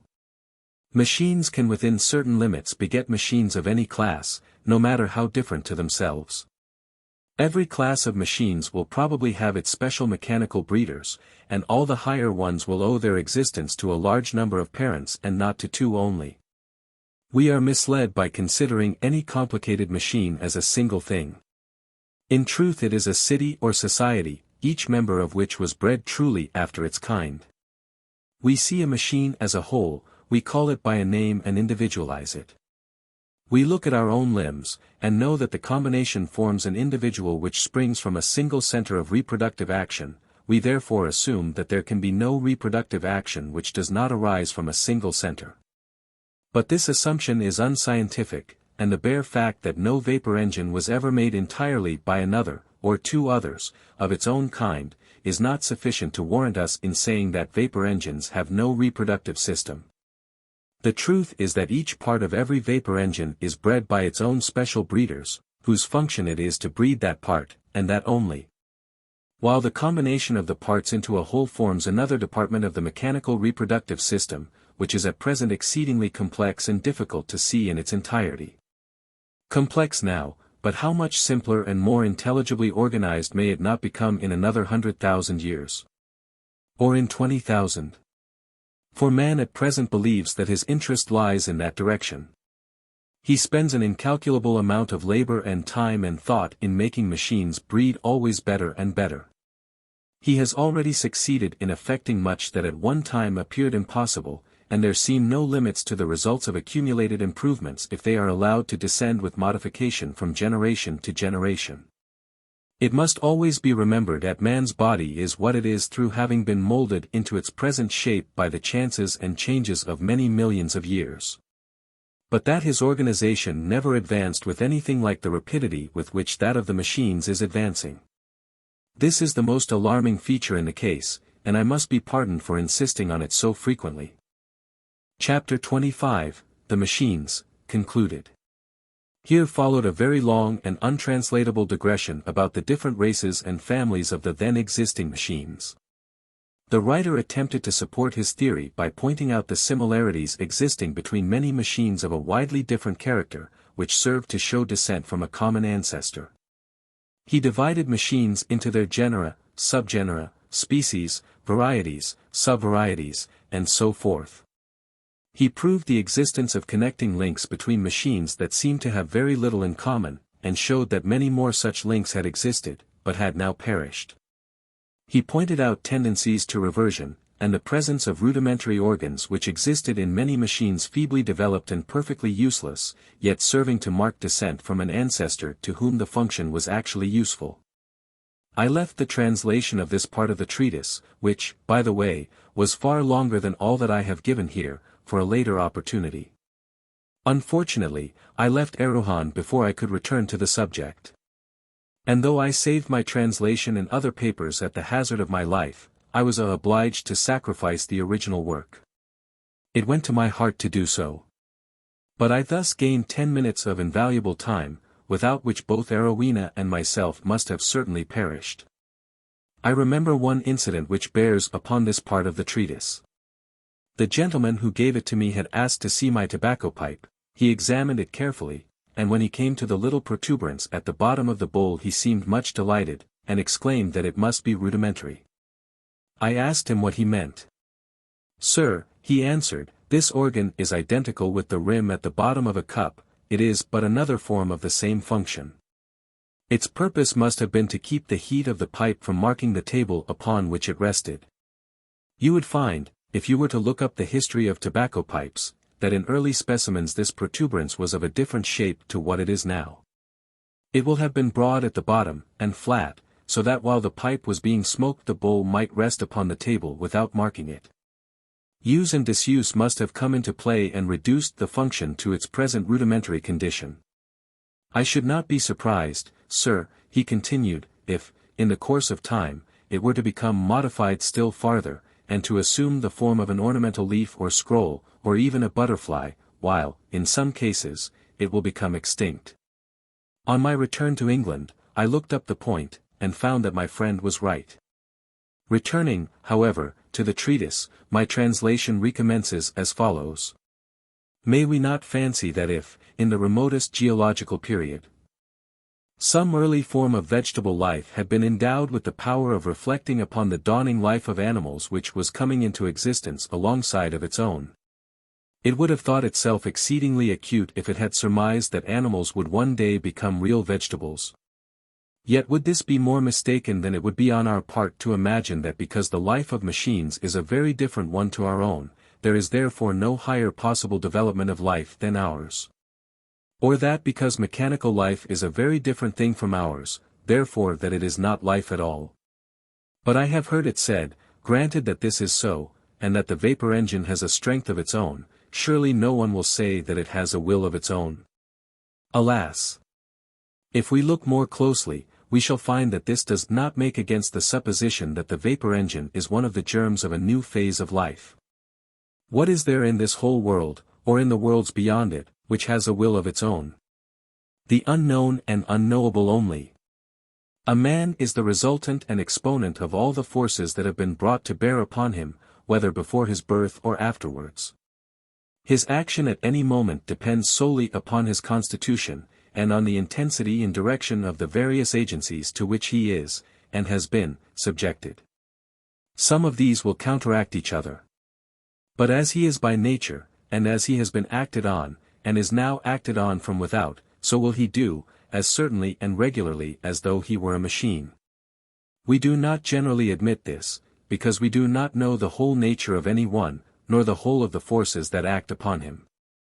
We see but a part, and being thus unable to generalize human conduct, except very roughly, we deny that it is subject to any fixed laws at all, and ascribe much both of a man's character and actions to chance, or luck, or fortune. But these are only words whereby we escape the admission of our own ignorance. And a little reflection will teach us that the most daring flight of the imagination or the most subtle exercise of the reason is as much the thing that must arise, and the only thing that can by any possibility arise, at the moment of its arising, as the falling of a dead leaf when the wind shakes it from the tree. For the future depends upon the present, and the present, whose existence is only one of those minor compromises of which human life is full, for it lives only on sufferance of the past and future, depends upon the past. And the past is unalterable. The only reason why we cannot see the future as plainly as the past, is because we know too little of the actual past and actual present. These things are too great for us, otherwise the future, in its minutest details, would lie spread out before our eyes, and we should lose our sense of time present by reason of the clearness with which we should see the past and future. Perhaps we should not be even able to distinguish time at all, but that is foreign. What we do know is, that the more the past and present are known, the more the future can be predicted. And that no one dreams of doubting the fixity of the future in cases where he is fully cognizant of both past and present, and has had experience of the consequences that followed from such a past and such a present on previous occasions. He perfectly well knows what will happen, and will stake his whole fortune thereon. And this is a great blessing, for it is the foundation on which morality and science are built.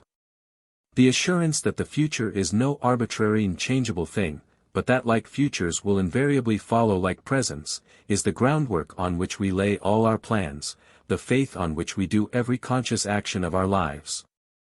If this were not so, we should be without a guide, we should have no confidence in acting, and hence we should never act, for there would be no knowing that the results which will follow now will be the same as those which followed before. Who would plough or sow if he disbelieved in the fixity of the future? Who would throw water on a blazing house if the action of water upon fire were uncertain? Men will only do their utmost when they feel certain that the future will discover itself against them if their utmost has not been done. The feeling of such a certainty is a constituent part of the sum of the forces at work upon them, and will act most powerfully on the best and most moral men. Those who are most firmly persuaded that the future is immutably bound up with the present in which their work is lying, will best husband their present, and till it with the greatest care. The future must be a lottery to those who think that the same combinations can sometimes precede one set of results, and sometimes another. If their belief is sincere, they will speculate instead of working. These ought to be the immoral men. The others have the strongest spur to exertion and morality, if their belief is a living one. The bearing of all this upon the machines is not immediately apparent, but will become so presently. In the meantime I must deal with friends who tell me that, though the future is fixed as regards inorganic matter, and in some respects with regard to man, yet that there are many ways in which it cannot be considered as fixed. Thus, they say that fire applied to dry shavings, and well fed with oxygen gas, will always produce a blaze, but that a coward brought into contact with a terrifying object will not always result in a man running away. Nevertheless, if there be two cowards perfectly similar in every respect, and if they be subjected in a perfectly similar way to two terrifying agents, which are themselves perfectly similar, there are few who will not expect a perfect similarity in the running away, even though 1,000 years intervene between the original combination and its being repeated. The apparently greater regularity in the results of chemical than of human combinations arises from our inability to perceive the subtle differences in human combinations which are never identically repeated. Fire we know, and shavings we know, but no two men ever were or ever will be exactly alike, and the smallest difference may change the whole conditions of the problem. Our registry of results must be infinite before we could arrive at a full forecast of future combinations. The wonder is that there is as much certainty concerning human action as there is. And assuredly the older we grow the more certain we feel as to what such and such a kind of person will do in given circumstances. But this could never be the case unless human conduct were under the influence of laws, with the working of which we become more and more familiar through experience. If the above is sound, it follows that the regularity with which machinery acts is no proof of the absence of vitality, or at least of germs which may be developed into a new phase of life. At first sight it would indeed appear that a vapor engine cannot help going when set upon a line of rails with the steam up and the machinery in full play. Whereas the man whose business it is to drive it can help doing so at any moment that he pleases, so that the first has no spontaneity, and is not possessed of any sort of free will, while the second has and is.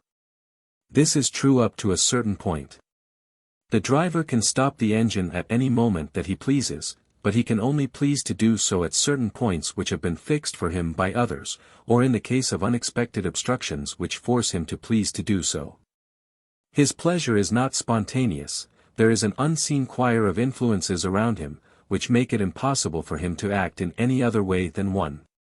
It is known beforehand how much strength must be given to these influences, just as it is known beforehand how much coal and water are necessary for the vapor engine itself.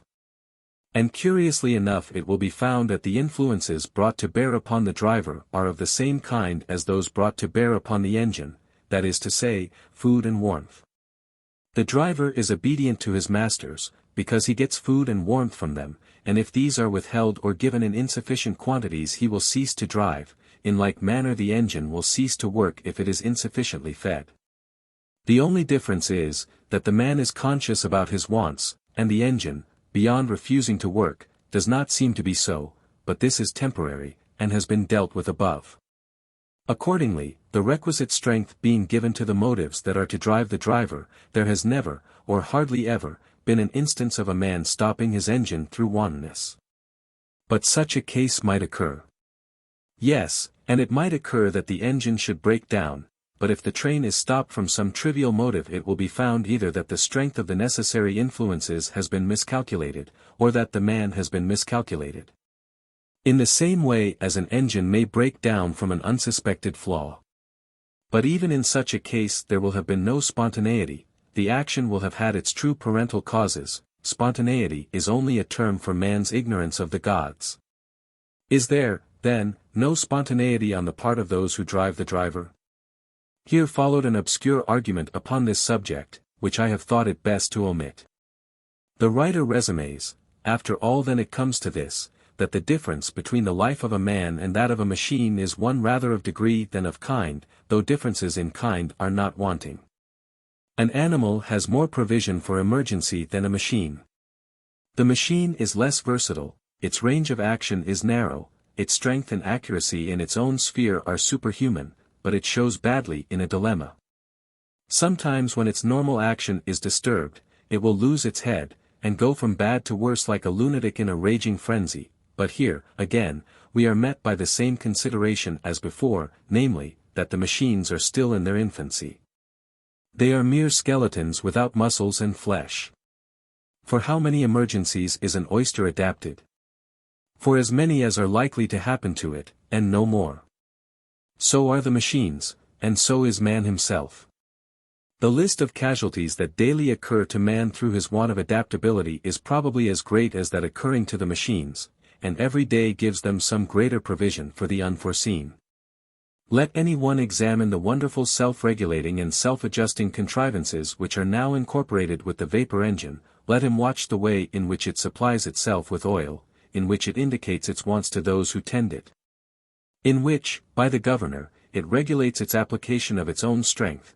Let him look at that storehouse of inertia and momentum, the flywheel, or at the buffers on a railway carriage. Let him see how those improvements are being selected for perpetuity which contain provision against the emergencies that may arise to harass the machines, and then let him think of 100,000 years. and the accumulated progress which they will bring unless man can be awakened to a sense of his situation, and of the doom which he is preparing for himself. 5. The misery is that man has been blind so long already. In his reliance upon the use of steam he has been betrayed into increasing and multiplying. To withdraw steam power suddenly will not have the effect of reducing us to the state in which we were before its introduction. There will be a general break-up and time of anarchy such as has never been known. It will be as though our population were suddenly doubled, with no additional means of feeding the increased number. The air we breathe is hardly more necessary for our animal life than the use of any machine, on the strength of which we have increased our numbers, is to our civilization. It is the machines which act upon man and make him man, as much as man who has acted upon and made the machines. But we must choose between the alternative of undergoing much present suffering, or seeing ourselves gradually superseded by our own creatures, till we rank no higher in comparison with them, than the beasts of the field with ourselves. Herein lies our danger. For many seem inclined to acquiesce in so dishonorable a future. They say that although man should become to the machines what the horse and dog are to us, yet that he will continue to exist. And will probably be better off in a state of domestication under the beneficent rule of the machines than in his present wild condition. We treat our domestic animals with much kindness.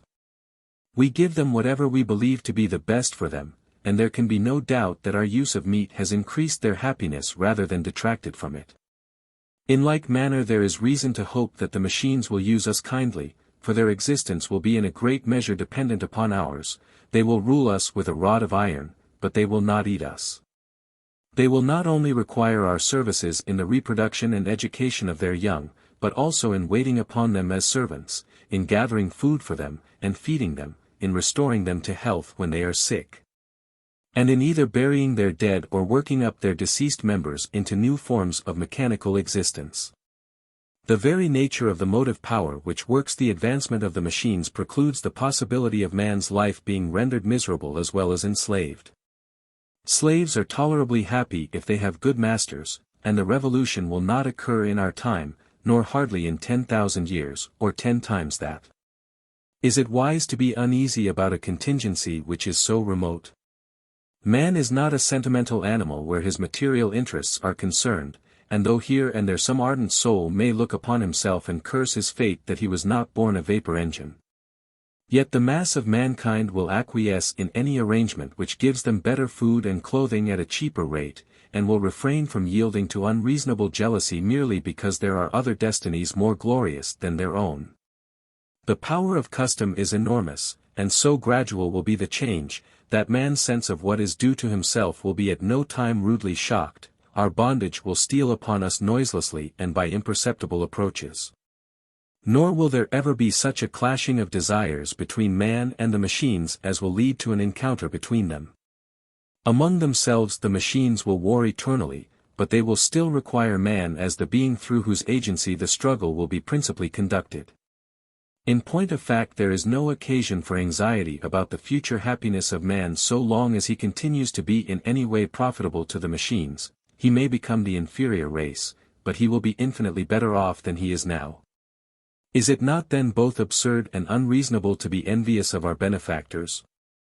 And should we not be guilty of consummate folly if we were to reject advantages which we cannot obtain otherwise, merely because they involve a greater gain to others than to ourselves? With those who can argue in this way I have nothing in common. I shrink with as much horror from believing that my race can ever be superseded or surpassed, as I should do from believing that even at the remotest period my ancestors were other than human beings. Could I believe that 100,000 years ago a single one of my ancestors was another kind of being to myself, I should lose all self-respect, and take no further pleasure or interest in life. I have the same feeling with regard to my descendants, and believe it to be one that will be felt so generally that the country will resolve upon putting an immediate stop to all further mechanical progress, and upon destroying all improvements that have been made for the last 300 years. I would not urge more than this. We may trust ourselves to deal with those that remain, and though I should prefer to have seen the destruction include another 200 years, I am aware of the necessity for compromising. And would so far sacrifice my own individual convictions as to be content with 300. Less than this will be insufficient. This was the conclusion of the attack which led to the destruction of machinery throughout Erewhon.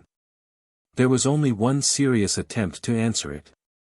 Its author said that machines were to be regarded as a part of man's own physical nature, being really nothing but extracorporeal limbs. Man, he said, was a machinate mammal. The lower animals keep all their limbs at home in their own bodies, but many of man's are loose, and lie about detached, now here and now there, in various parts of the world, some being kept always handy for contingent use, and others being occasionally hundreds of miles away. A machine is merely a supplementary limb, this is the be-all and end-all of machinery. We do not use our own limbs other than as machines, and a leg is only a much better wooden leg than any one can manufacture. Observe a man digging with a spade, his right forearm has become artificially lengthened, and his hand has become a joint. The handle of the spade is like the knob at the end of the humerus. The shaft is the additional bone, and the oblong iron plate is the new form of the hand which enables its possessor to disturb the earth in a way to which his original hand was unequal. Having thus modified himself, not as other animals are modified, by circumstances over which they have had not even the appearance of control, but having, as it were, taken forethought and added a cubit to his stature. Civilization began to dawn upon the race, the social good offices, the genial companionship of friends, the art of unreason, and all those habits of mind which most elevate man above the lower animals, in the course of time ensued. Thus civilization and mechanical progress advanced hand in hand, each developing and being developed by the other, the earliest accidental use of the stick having set the ball rolling, and the prospect of advantage keeping it in motion. In fact, machines are to be regarded as the mode of development by which human organism is now especially advancing, every past invention being an addition to the resources of the human body. Even community of limbs is thus rendered possible to those who have so much community of soul as to own money enough to pay a railway fare, for a train is only a 7-leagued foot that 500 may own at once. The one serious danger which this writer apprehended was that the machines would so equalize men's powers, and so lessen the severity of competition, that many persons of inferior physique would escape detection and transmit their inferiority to their descendants. He feared that the removal of the present pressure might cause a degeneracy of the human race, and indeed that the whole body might become purely rudimentary, the man himself being nothing but soul and mechanism. An intelligent but passionless principle of mechanical action. How greatly, he wrote, do we not now live with our external limbs? We vary our physique with the seasons, with age, with advancing or decreasing wealth. If it is wet we are furnished with an organ commonly called an umbrella, and which is designed for the purpose of protecting our clothes or our skins from the injurious effects of rain. Man has now many extracorporeal members, which are of more importance to him than a good deal of his hair, or at any rate than his whiskers. His memory goes in his pocketbook. He becomes more and more complex as he grows older. He will then be seen with sea engines, or perhaps with artificial teeth and hair. If he be a really well-developed specimen of his race, he will be furnished with a large box upon wheels, 2 horses, and a coachman. It was this writer who originated the custom of classifying men by their horsepower, and who divided them into genera, species, varieties, and subvarieties, giving them names from the hypothetical language which expressed the number of limbs which they could command at any moment. He showed that men became more highly and delicately organized the more nearly they approached the summit of opulence, and that none but millionaires possessed the full complement of limbs with which mankind could become incorporate. Those mighty organisms, he continued, are leading bankers and merchants, speak to their congeners through the length and breadth of the land in a second of time. Their rich and subtle souls can defy all material impediment, whereas the souls of the poor are clogged and hampered by matter, which sticks fast about them as treacle to the wings of a fly. Or as one struggling in a quicksand, their dull ears must take days or weeks to hear what another would tell them from a distance, instead of hearing it in a second as is done by the more highly organized classes. Who shall deny that one who can tack on a special train to his identity, and go wheresoever he will whensoever he pleases, is more highly organized than he who, should he wish for the same power, might wish for the wings of a bird with an equal chance of getting them, and whose legs are his only means of locomotion. That old philosophic enemy, matter, the inherently and essentially evil, still hangs about the neck of the poor and strangles him, but to the rich, matter is immaterial. The elaborate organization of his extracorporeal system has freed his soul. This is the secret of the homage which we see rich men receive from those who are poorer than themselves. It would be a grave error to suppose that this deference proceeds from motives which we need be ashamed of. It is the natural respect which all living creatures pay to those whom they recognize as higher than themselves in the scale of animal life, and is analogous to the veneration which a dog feels for man. Among savage races it is deemed highly honorable to be the possessor of a gun, and throughout all known time there has been a feeling that those who are worth most are the worthiest. And so he went on at considerable length, attempting to show what changes in the distribution of animal and vegetable life throughout the kingdom had been caused by this and that of man's inventions, and in what way each was connected with the moral and intellectual development of the human species. He even allotted to some the share which they had had in the creation and modification of man's body, and that which they would hereafter have in its destruction. But the other writer was considered to have the best of it, and in the end succeeded in destroying all the inventions that had been discovered for the preceding 271 years. A period which was agreed upon by all parties after several years of wrangling as to whether a certain kind of mangle which was much in use among washerwomen should be saved or no. It was at last ruled to be dangerous, and was just excluded by the limit of 271 years. Then came the reactionary civil wars which nearly ruined the country, but which it would be beyond my present scope to describe. Chapter 26, The Views of an Erewhonian Prophet Concerning the Rights of Animals.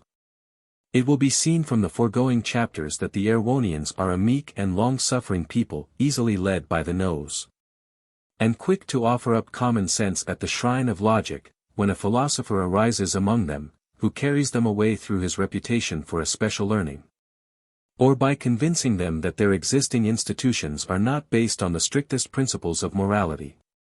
The series of revolutions on which I shall now briefly touch shows this even more plainly than the way, already dealt with, in which at a later date they cut their throats in the matter of machinery.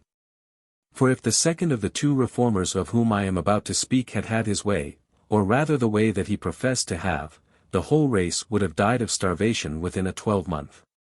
Happily common sense, though she is by nature the gentlest creature living, when she feels the knife at her throat, is apt to develop unexpected powers of resistance, and to send doctrinaires flying, even when they have bound her down and think they have her at their mercy. What happened, so far as I could collect it from the best authorities, was as follows. Some 2,500 years ago the Erewhonians were still uncivilized, and lived by hunting, fishing, a rude system of agriculture, and plundering such few other nations as they had not yet completely conquered.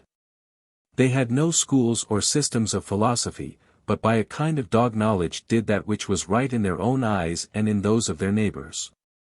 The common sense, therefore, of the public being as yet unvitiated, crime and disease were looked upon much as they are in other countries. But with the gradual advance of civilization and increase in material prosperity, people began to ask questions about things that they had hitherto taken as matters of course, and one old gentleman, who had great influence over them by reason of the sanctity of his life, and his supposed inspiration by an unseen power, whose existence was now beginning to be felt, took it into his head to disquiet himself about the rights of animals, a question that so far had disturbed nobody. All prophets are more or less fussy, and this old gentleman seems to have been one of the more fussy ones. Being maintained at the public expense, he had ample leisure, and not content with limiting his attention to the rights of animals, he wanted to reduce right and wrong to rules, to consider the foundations of duty and of good and evil, and otherwise to put all sorts of matters on a logical basis, which people whose time is money are content to accept on no basis at all. As a matter of course, the basis on which he decided that duty could alone rest was one that afforded no standing room for many of the old established habits of the people. These, he assured them, were all wrong, and whenever anyone ventured to differ from him, he referred the matter to the unseen power with which he alone was in direct communication, and the unseen power invariably assured him that he was right. As regards the rights of animals he taught as follows. "You know," he said, "how wicked it is of you to kill one another. Once upon a time your forefathers made no scruple about not only killing, but also eating their relations. No one would now go back to such detestable practices, for it is notorious that we have lived much more happily since they were abandoned. From this increased prosperity we may confidently deduce the maxim that we should not kill and eat our fellow creatures. I have consulted the higher power by whom you know that I am inspired, and he has assured me that this conclusion is irrefragable. Now it cannot be denied that sheep, cattle, deer, birds, and fishes are our fellow creatures. They differ from us in some respects, but those in which they differ are few and secondary, while those that they have in common with us are many and essential. My friends, if it was wrong of you to kill and eat your fellow men, it is wrong also to kill and eat fish, flesh, and fowl. Birds, beasts, and fishes, have as full a right to live as long as they can unmolested by man, as man has to live unmolested by his neighbors. These words, let me again assure you, are not mine, but those of the higher power which inspires me.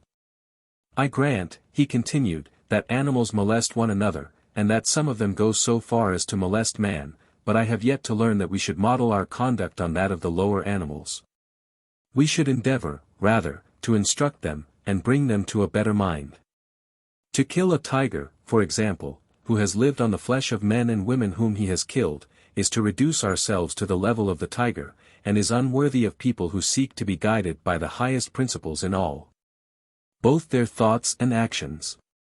The unseen power who has revealed himself to me alone among you, has told me to tell you that you ought by this time to have outgrown the barbarous habits of your ancestors. If, as you believe, you know better than they, you should do better.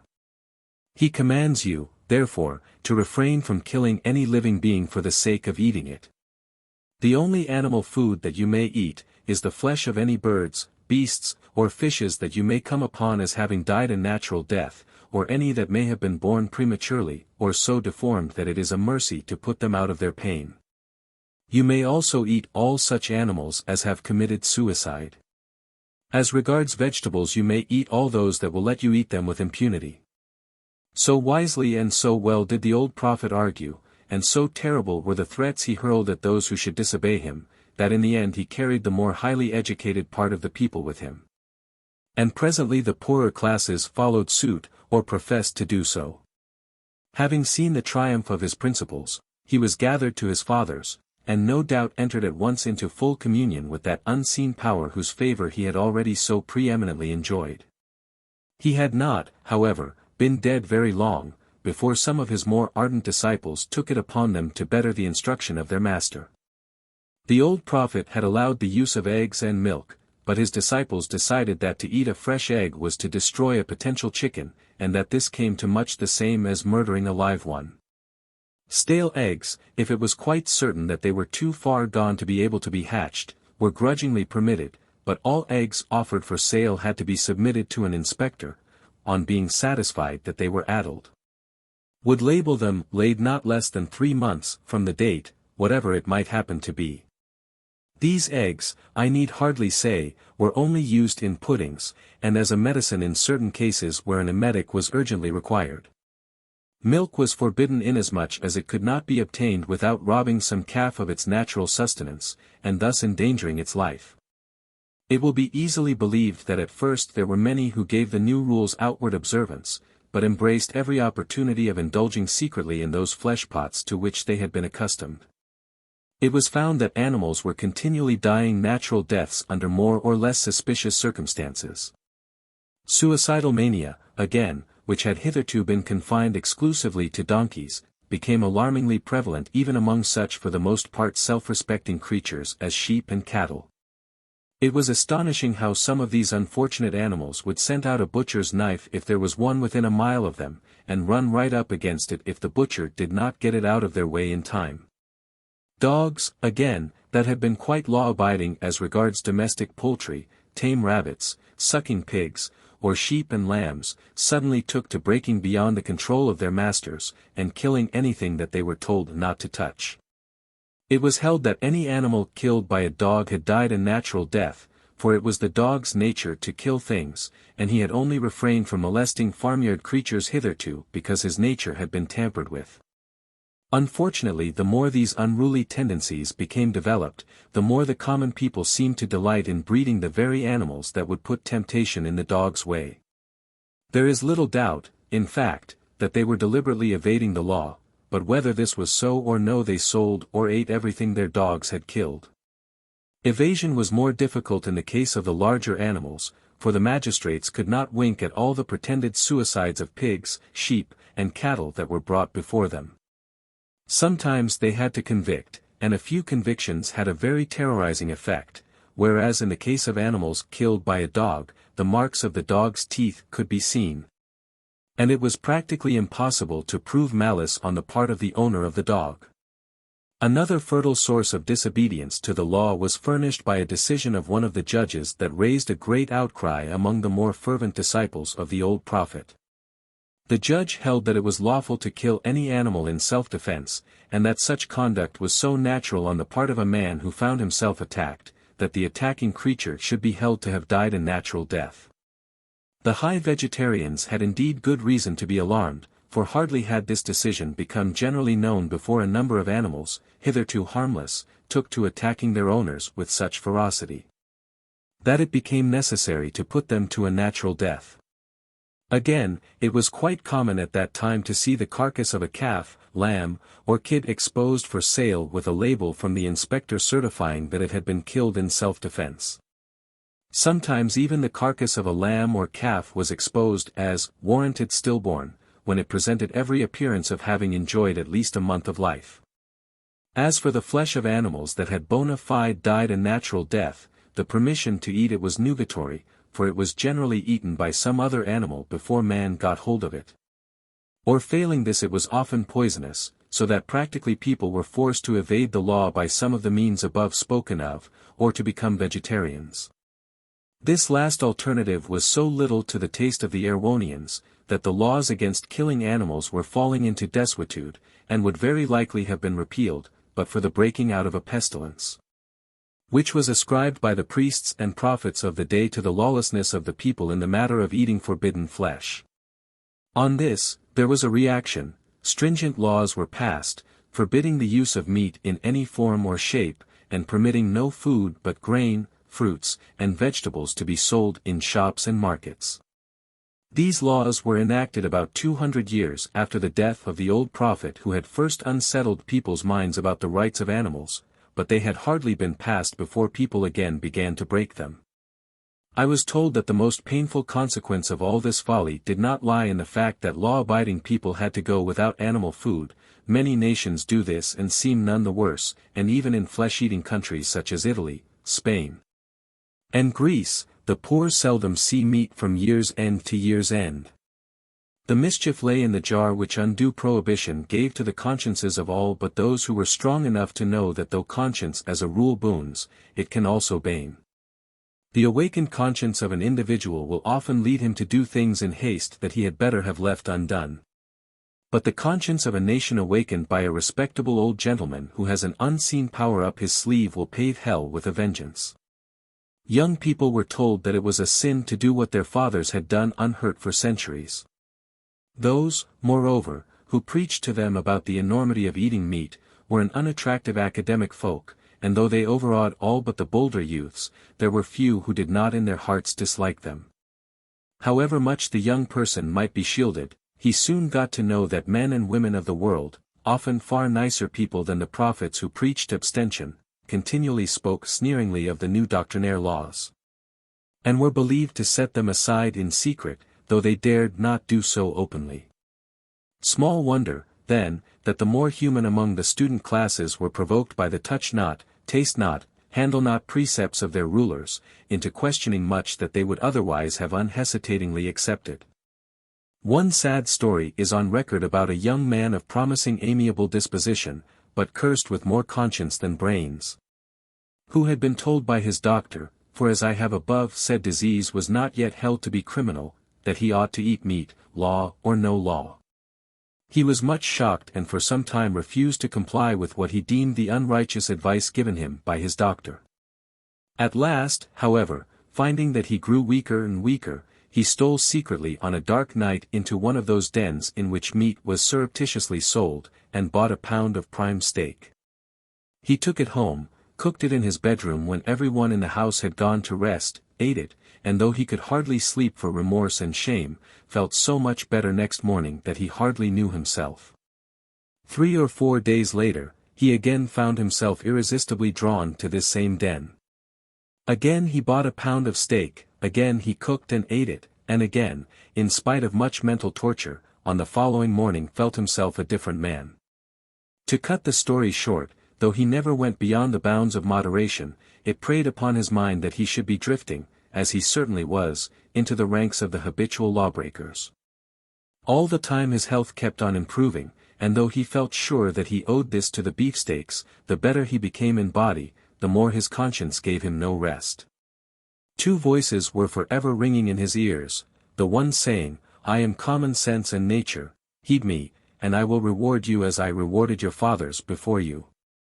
But the other voice said, let not that plausible spirit lure you to your ruin.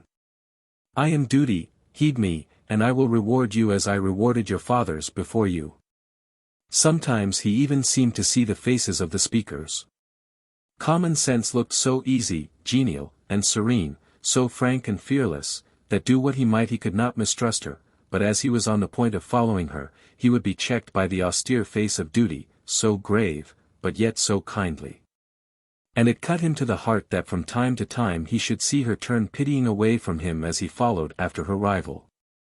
The poor boy continually thought of the better class of his fellow students, and tried to model his conduct on what he thought was theirs. They, he said to himself, eat a beefsteak. Never. But they most of them ate one now and again, unless it was a mutton chop that tempted them. And they used him for a model much as he did them. They would say to themselves, eat a mutton chop. Never. One night, however, he was followed by one of the authorities, who was always prowling about in search of lawbreakers, and was caught coming out of the den with half a shoulder of mutton concealed about his person. On this, even though he had not been put in prison, he would have been sent away with his prospects in life irretrievably ruined. He therefore hanged himself as soon as he got home. Chapter 27. The views of an Erewhonian philosopher concerning the rights of vegetables. Let me leave this unhappy story, and return to the course of events among the Erewhonians at large. No matter how many laws they passed increasing the severity of the punishments inflicted on those who ate meat in secret, the people found means of setting them aside as fast as they were made.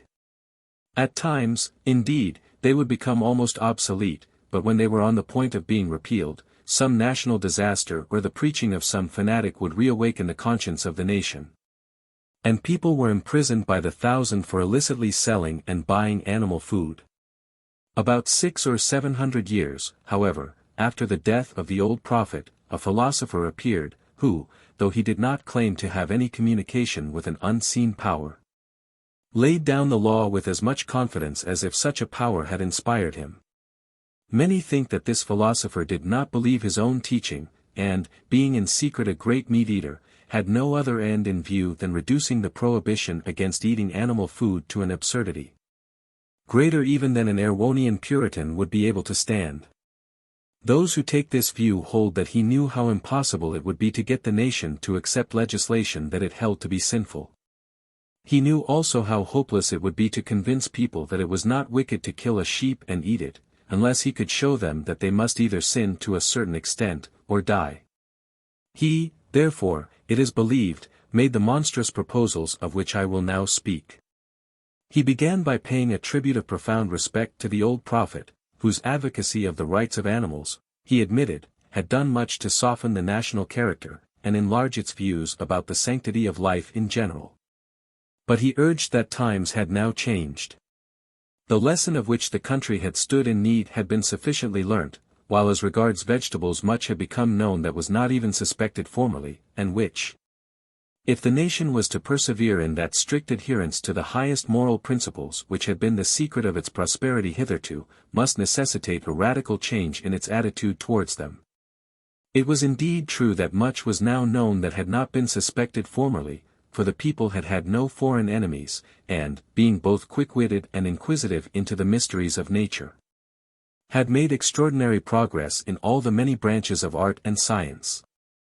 In the chief Erewhonian museum I was shown a microscope of considerable power, that was ascribed by the authorities to a date much about that of the philosopher of whom I am now speaking, and was even supposed by some to have been the instrument with which he had actually worked.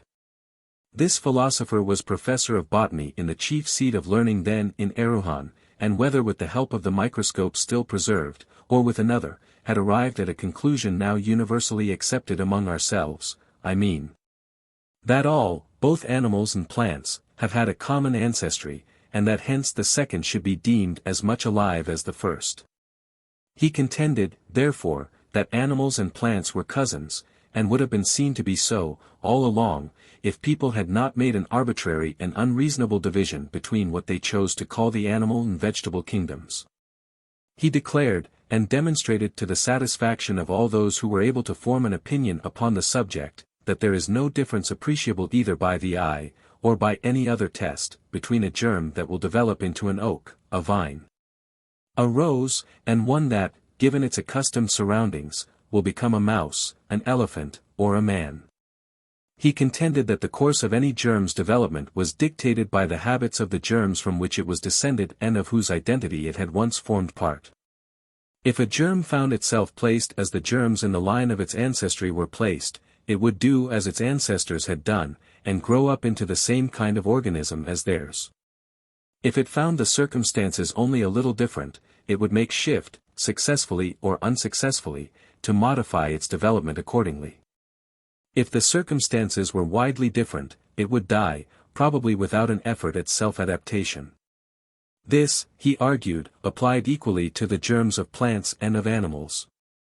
He therefore connected all, both animal and vegetable development, with intelligence, either spent and now unconscious, or still unspent and conscious. And in support of his view as regards vegetable life, he pointed to the way in which all plants have adapted themselves to their habitual environment.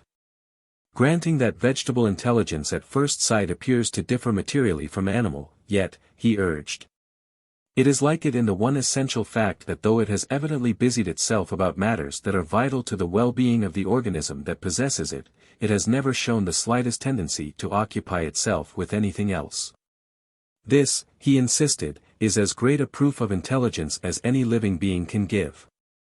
Plants, said he, show no sign of interesting themselves in human affairs. We shall never get a rose to understand that 5 times 7 are 35, and there is no use in talking to an oak about fluctuations in the price of stocks. Hence we say that the oak and the rose are unintelligent, and on finding that they do not understand our business conclude that they do not understand their own.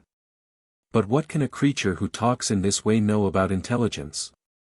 Which shows greater signs of intelligence? He, or the rose and oak? And when we call plants stupid for not understanding our business, how capable do we show ourselves of understanding theirs? Can we form even the faintest conception of the way in which a seed from a rose tree turns earth, air, warmth and water into a rose full-blown? Where does it get its color from? From the earth, air, and yes, but how? Those petals of such ineffable texture, that hue that outvies the cheek of a child, that scent again. Look at earth, air, and water, these are all the raw material that the rose has got to work with. Does it show any sign of want of intelligence in the alchemy with which it turns mud into rose leaves? What chemist can do anything comparable? Why does no one try? Simply because every one knows that no human intelligence is equal to the task. We give it up. It is the rose's department, let the rose attend to it, and be dubbed unintelligent because it baffles us by the miracles it works, and the unconcerned business-like way in which it works them. See what pains, again, plants take to protect themselves against their enemies. They scratch, cut, sting, make bad smells, secrete the most dreadful poisons, which heaven only knows how they contrive to make, cover their precious seeds with spines like those of a hedgehog.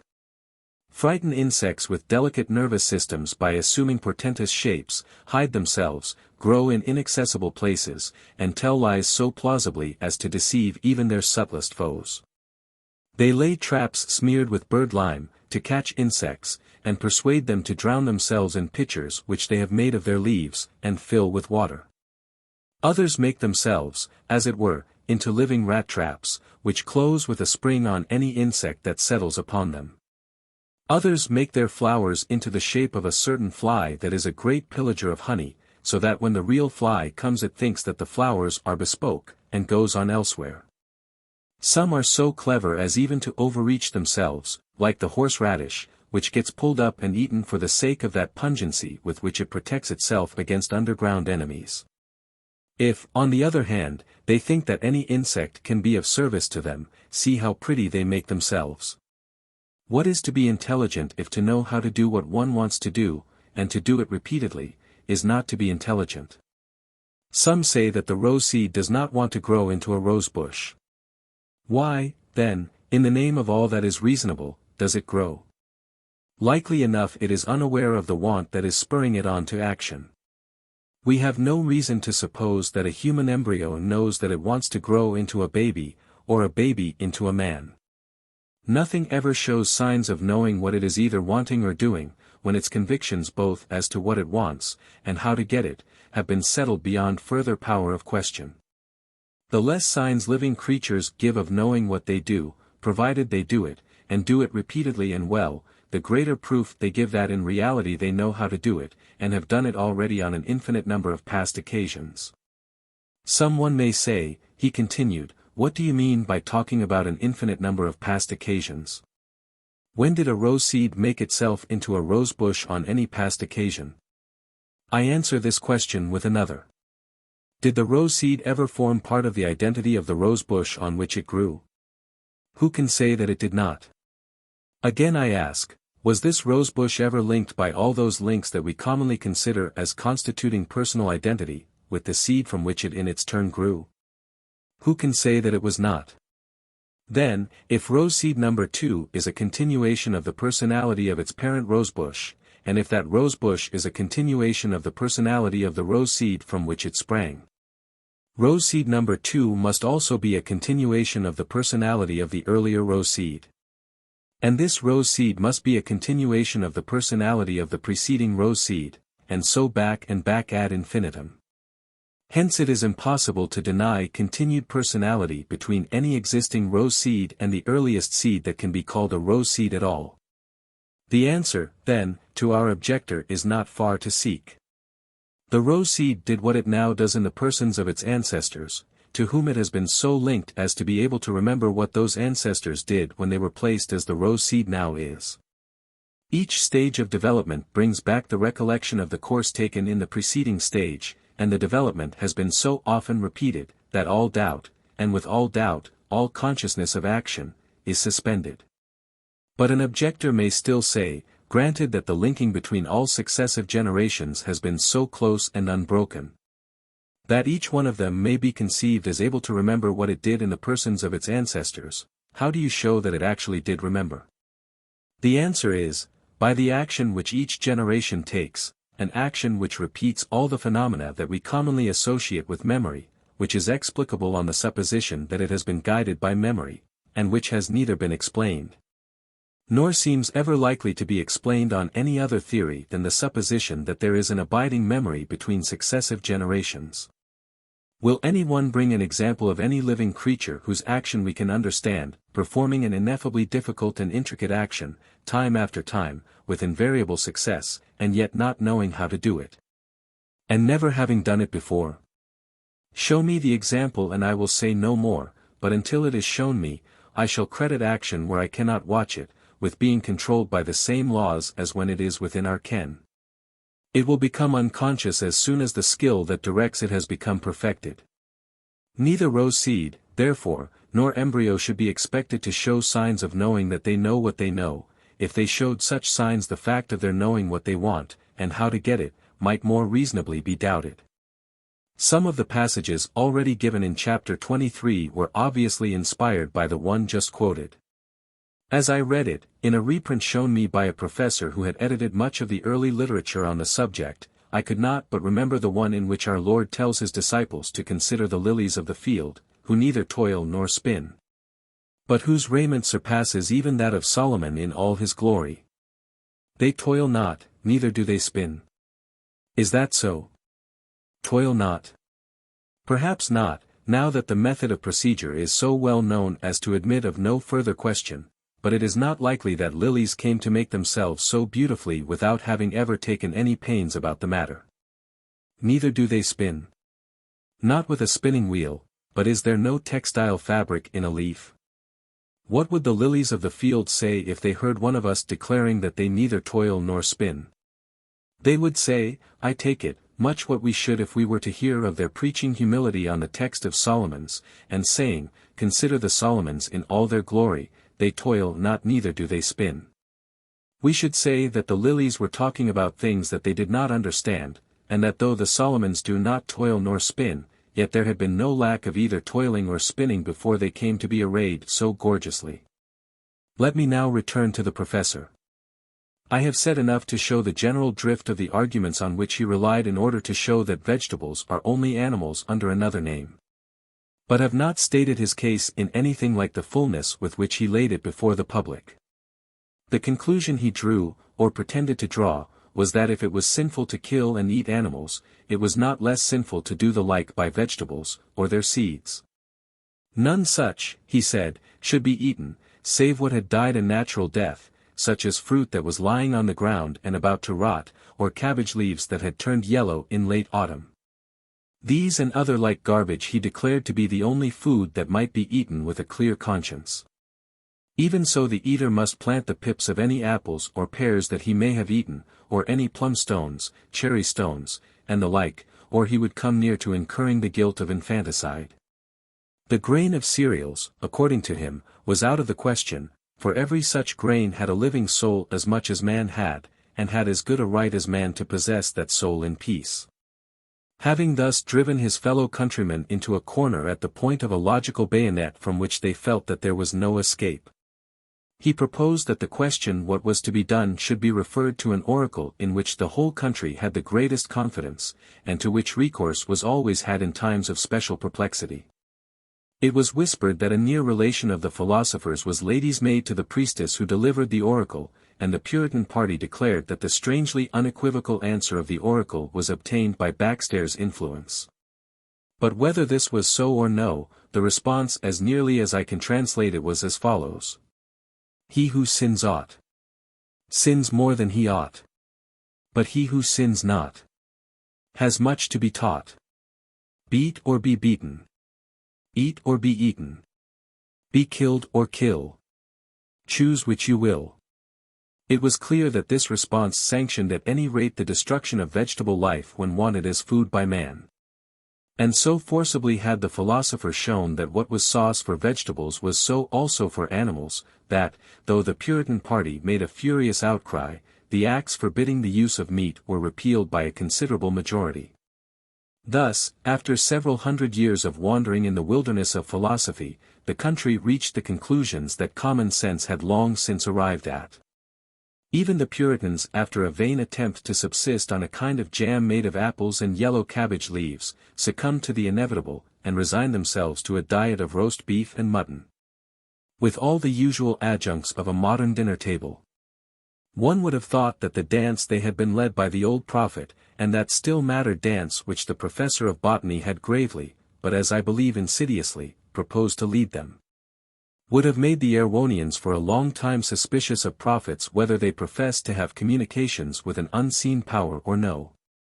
But so ingrained in the human heart is the desire to believe that some people really do know what they say they know, and can thus save them from the trouble of thinking for themselves, that in a short time would-be philosophers and faddists became more powerful than ever, and gradually led their countrymen to accept all those absurd views of life, some account of which I have given in my earlier chapters.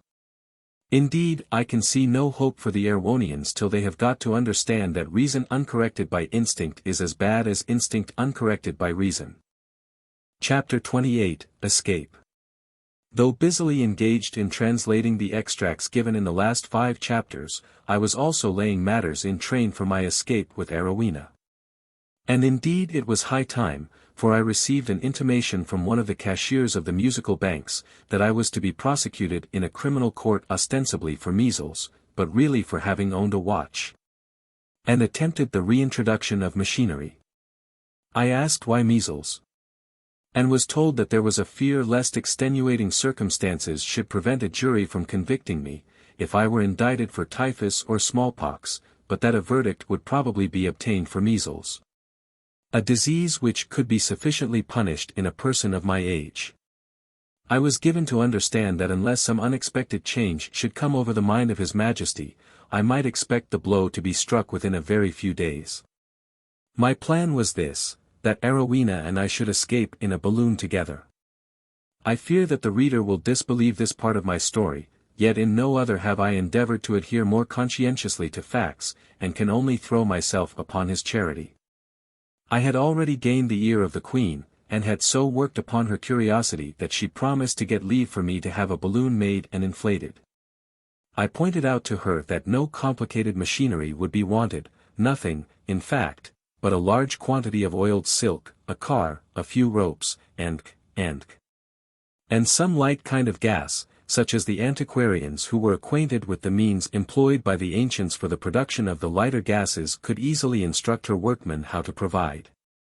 Her eagerness to see so strange a sight as the ascent of a human being into the sky overcame any scruples of conscience that she might have otherwise felt, and she set the antiquarians about showing her workmen how to make the gas, and sent her maids to buy, and oil, a very large quantity of silk, for I was determined that the balloon should be a big one, even before she began to try and gain the king's permission.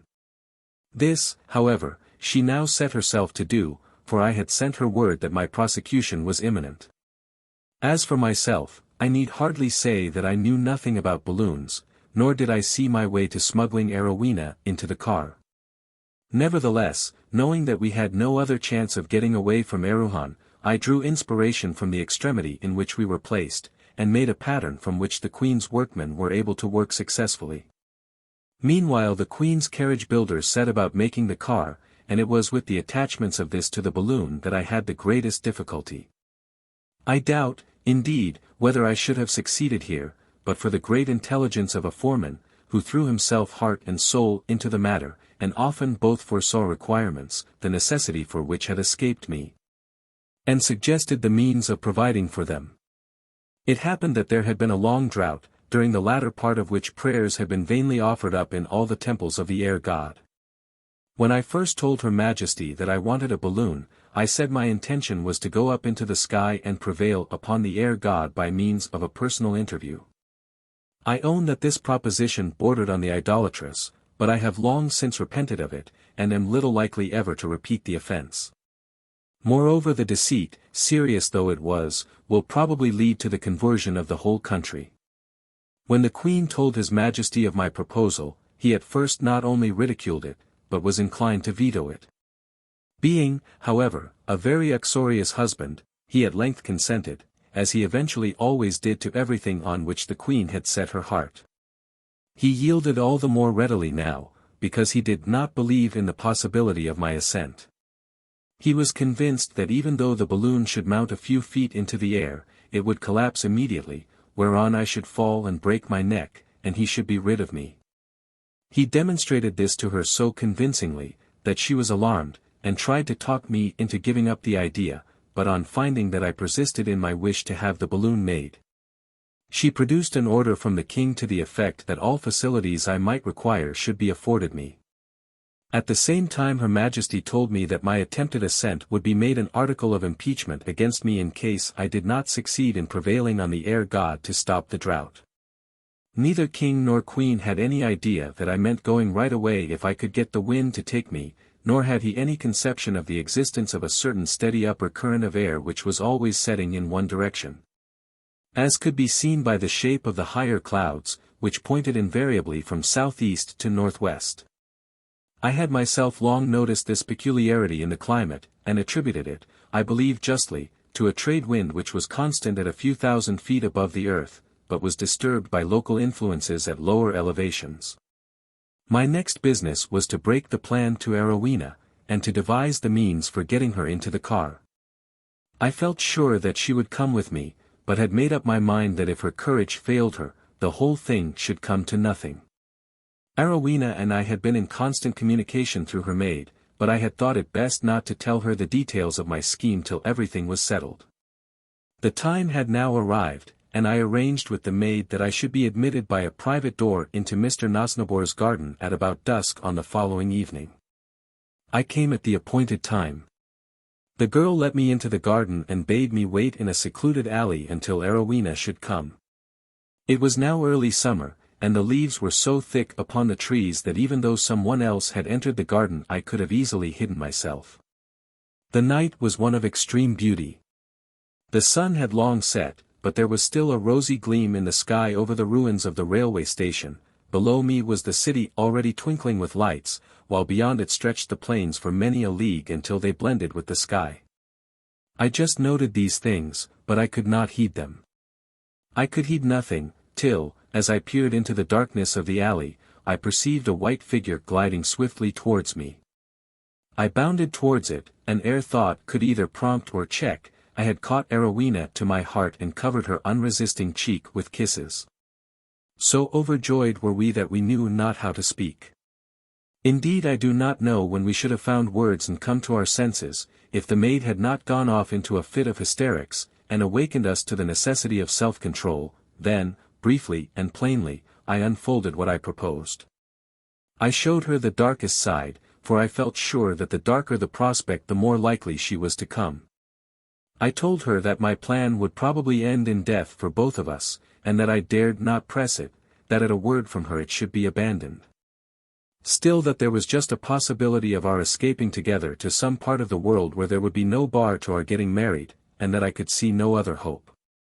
She made no resistance, not a sign or hint of doubt or hesitation. She would do all I told her, and come whenever I was ready. So I bade her send her maid to meet me nightly, told her that she must put a good face on, look as bright and happy as she could, so as to make her father and mother and Zalora think that she was forgetting me, and be ready at a moment's notice to come to the Queen's workshops, and be concealed among the ballast and under rugs in the car of the balloon. And so we parted. I hurried my preparations forward, for I feared rain, and also that the king might change his mind. But the weather continued dry, and in another week the Queen's workmen had finished the balloon and car, while the gas was ready to be turned on into the balloon at any moment. All being now prepared, I was to ascend on the following morning. I had stipulated for being allowed to take abundance of rugs and wrappings as protection from the cold of the upper atmosphere, and also 10 or a dozen good-sized bags of ballast. I had nearly a quarter's pension in hand, and with this I feed Arowhena's maid, and bribed the Queen's foreman, who would, I believe, have given me assistance even without a bribe. He helped me to secrete food and wine in the bags of ballast, and on the morning of my ascent he kept the other workmen out of the way while I got Arowhena into the car. She came with early dawn, muffled up, and in her maid's dress. She was supposed to be gone to an early performance at one of the musical banks, and told me that she should not be missed till breakfast, but that her absence must then be discovered. I arranged the ballast about her so that it should conceal her as she lay at the bottom of the car, and covered her with wrappings. Although it still wanted some hours of the time fixed for my ascent, I could not trust myself one moment from the car, so I got into it at once, and watched the gradual inflation of the balloon. Luggage I had none, save the provisions hidden in the ballast bags, the books of mythology, and the treatises on the machines, with my own manuscript diaries and translations. I sat quietly, and awaited the hour fixed for my departure, quiet outwardly, but inwardly I was in an agony of suspense lest Arowhena's absence should be discovered before the arrival of the king and queen, who were to witness my ascent. They were not due yet for another 2 hours, and during this time 100 things might happen, any one of which would undo me. At last the balloon was full. The pipe which had filled it was removed, the escape of the gas having been first carefully precluded. Nothing remained to hinder the balloon from ascending but the hands and weight of those who were holding on to it with ropes. I strained my eyes for the coming of the king and queen, but could see no sign of their approach. I looked in the direction of Mr. Nosnibor's house. There was nothing to indicate disturbance, but it was not yet breakfast time. The crowd began to gather. They were aware that I was under the displeasure of the court, but I could detect no signs of my being unpopular. On the contrary, I received many kindly expressions of regard and encouragement, with good wishes as to the result of my journey. I was speaking to one gentleman of my acquaintance, and telling him the substance of what I intended to do when I had got into the presence of the air god. What he thought of me I cannot guess. For I am sure that he did not believe in the objective existence of the air god, nor that I myself believed in it, when I became aware of a small crowd of people running as fast as they could from Mr. Nosnibor's house towards the Queen's workshops. For the moment my pulse ceased beating, and then, knowing that the time had come when I must either do or die, I called vehemently to those who were holding the ropes, some 30 men, to let go at once, and made gestures signifying danger. And that there would be mischief if they held on longer. Many obeyed, the rest were too weak to hold on to the ropes, and were forced to let them go. On this the balloon bounded suddenly upwards, but my own feeling was that the earth had dropped off from me, and was sinking fast into the open space beneath. This happened at the very moment that the attention of the crowd was divided, the one half paying heed to the eager gestures of those coming from Mr. Nosnibor's house, and the other to the exclamations from myself. A minute more and Arowhena would doubtless have been discovered, but before that minute was over, I was at such a height above the city that nothing could harm me, and every second both the town and the crowd became smaller and more confused. In an incredibly short time, I could see little but a vast wall of blue plains rising up against me, towards whichever side I looked.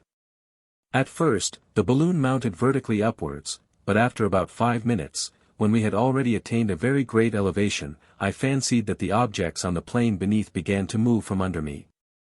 I did not feel so much as a breath of wind, and could not suppose that the balloon itself was traveling. I was, therefore, wondering what this strange movement of fixed objects could mean, when it struck me that people in a balloon do not feel the wind inasmuch as they travel with it and offer it no resistance. Then I was happy in thinking that I must now have reached the invariable trade wind of the upper air, and that I should be very possibly wafted for hundreds or even thousands of miles, far from Erewhon and the Erewhonians. Already I had removed the wrappings and freed Arowhena, but I soon covered her up with them again, for it was already very cold, and she was half stupefied with the strangeness of her position. And now began a time, dreamlike and delirious, of which I do not suppose that I shall ever recover a distinct recollection. Some things I can recall, as that we were ere long enveloped in vapor which froze upon my mustache and whiskers. Then comes a memory of sitting for hours and hours in a thick fog, hearing no sound but my own breathing and Arowhena's, for we hardly spoke, and seeing no sight but the car beneath us and beside us, and the dark balloon above. Perhaps the most painful feeling when the earth was hidden was that the balloon was motionless, though our only hope lay in our going forward with an extreme of speed. From time to time through a rift in the clouds I caught a glimpse of earth, and was thankful to perceive that we must be flying forward faster than in an express train. But no sooner was the rift closed than the old conviction of our being stationary returned in full force, and was not to be reasoned with. There was another feeling also which was nearly as bad. For as a child that fears it has gone blind in a long tunnel if there is no light, so ere the earth had been many minutes hidden, I became half frightened lest we might not have broken away from it clean and for ever. Now and again, I ate and gave food to Arowhena, but by guesswork as regards time. Then came darkness, a dreadful dreary time, without even the moon to cheer us. With dawn the scene was changed, the clouds were gone and morning stars were shining, the rising of the splendid sun remained still impressed upon me as the most glorious that I have ever seen. Beneath us there was an embossed chain of mountains with snow fresh fallen upon them, but we were far above them. We both of us felt our breathing seriously affected, but I would not allow the balloon to descend a single inch, not knowing for how long we might not need all the buoyancy which we could command. Indeed I was thankful to find that, after nearly 24 hours, we were still at so great a height above the earth. In a couple of hours we had passed the ranges, which must have been some 150 miles across, and again I saw a tract of level plain extending far away to the horizon. I knew not where we were, and dared not descend, lest I should waste the power of the balloon, but I was half hopeful that we might be above the country from which I had originally started. I looked anxiously for any sign by which I could recognize it, but could see nothing, and feared that we might be above some distant part of Erewhon, or a country inhabited by savages. While I was still in doubt, the balloon was again wrapped in clouds, and we were left to blank space and to conjectures. The weary time dragged on. How I longed for my unhappy watch! I felt as though not even time was moving, so dumb and spellbound were our surroundings. Sometimes I would feel my pulse, and count its beats for half an hour together. Anything to mark the time, to prove that it was there, and to assure myself that we were within the blessed range of its influence, and not gone adrift into the timelessness of eternity. I had been doing this for the 20th or 30th time, and had fallen into a light sleep. I dreamed wildly of a journey in an express train, and of arriving at a railway station where the air was full of the sound of locomotive engines blowing off steam with a horrible and tremendous hissing. I woke frightened and uneasy, but the hissing and crashing noises pursued me now that I was awake, and forced me to own that they were real. What they were I knew not, but they grew gradually fainter and fainter, and after a time were lost. In a few hours the clouds broke, and I saw beneath me that which made the chilled blood run colder in my veins. I saw the sea, and nothing but the sea, in the main black, but flecked with white heads of storm-tossed, angry waves. Arowhena was sleeping quietly at the bottom of the car, and as I looked at her sweet and saintly beauty, I groaned, and cursed myself for the misery into which I had brought her, but there was nothing for it now. I sat and waited for the worst, and presently I saw signs as though that worst were soon to be at hand, for the balloon had begun to sink. On first seeing the sea I had been impressed with the idea that we must have been falling, but now there could be no mistake, we were sinking, and that fast.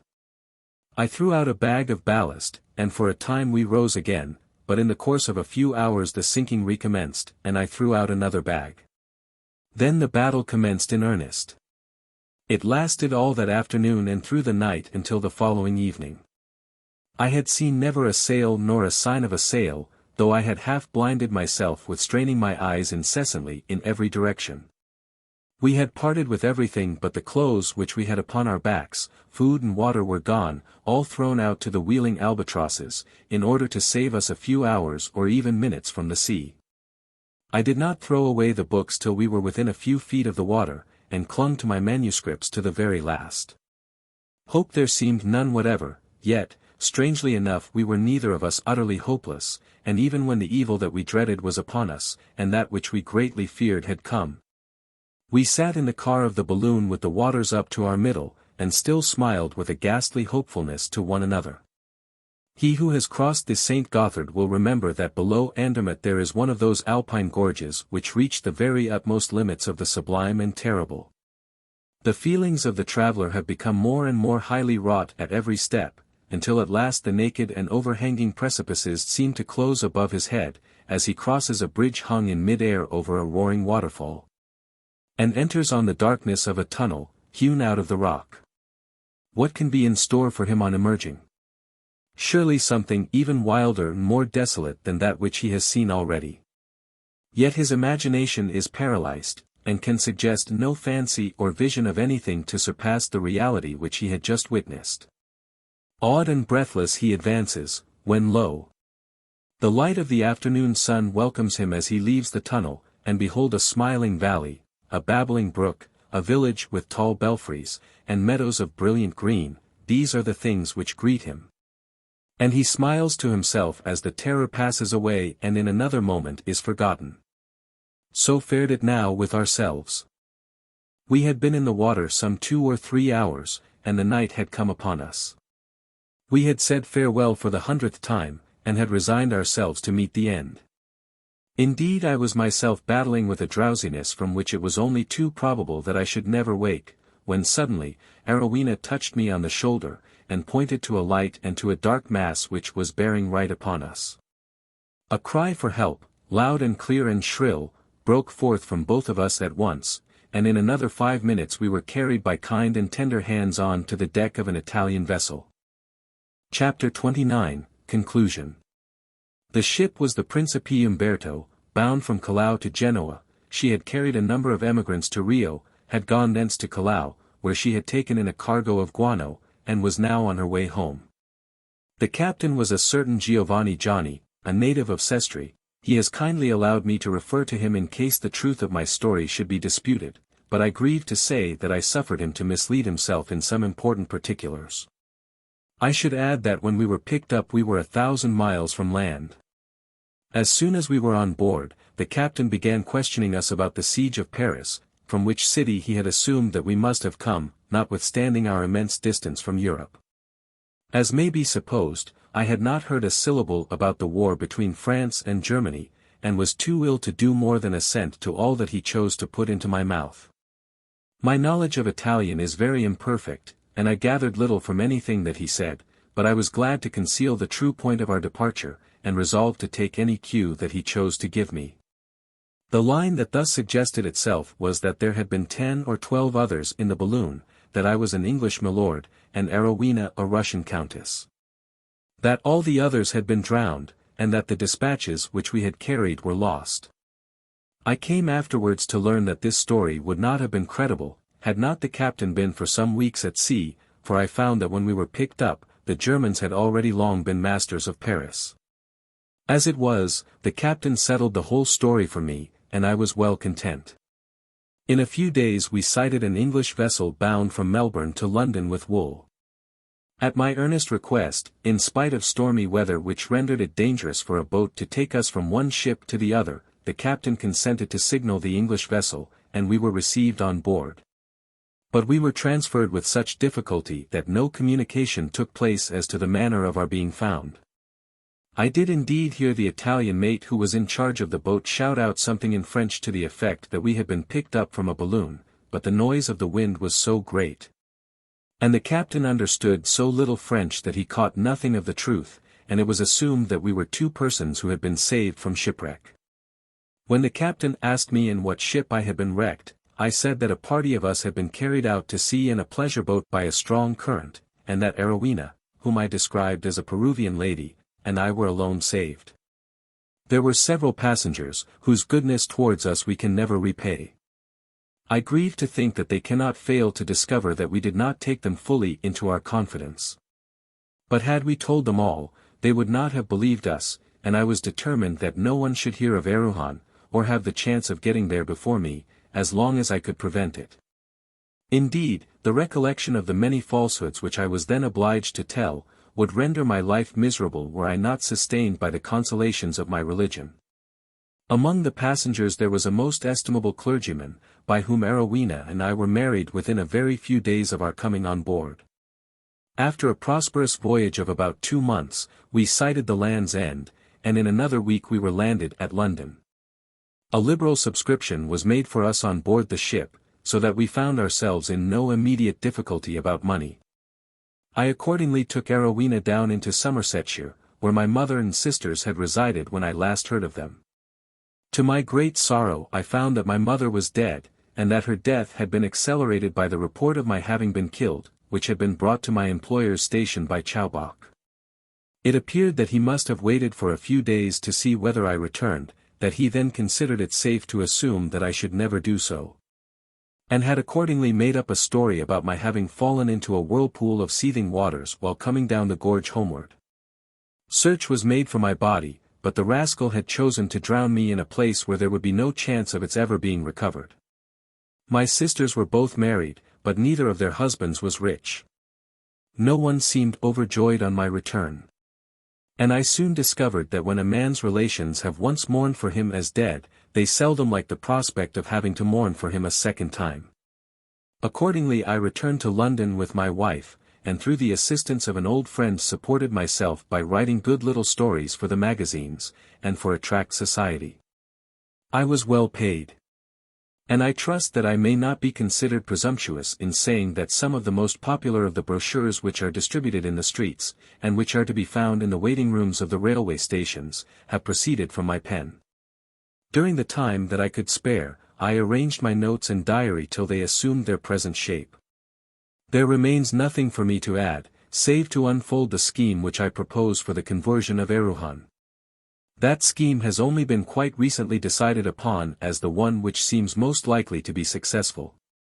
It will be seen at once that it would be madness for me to go with 10 or a dozen subordinate missionaries by the same way as that which led me to discover Erewhon. I should be imprisoned for typhus, besides being handed over to the straighteners for having run away with Arowhena. An even darker fate, to which I dare hardly again allude, would be reserved for my devoted fellow laborers. It is plain, therefore, that some other way must be found for getting at the Erewhonians, and I am thankful to say that such another way is not wanting.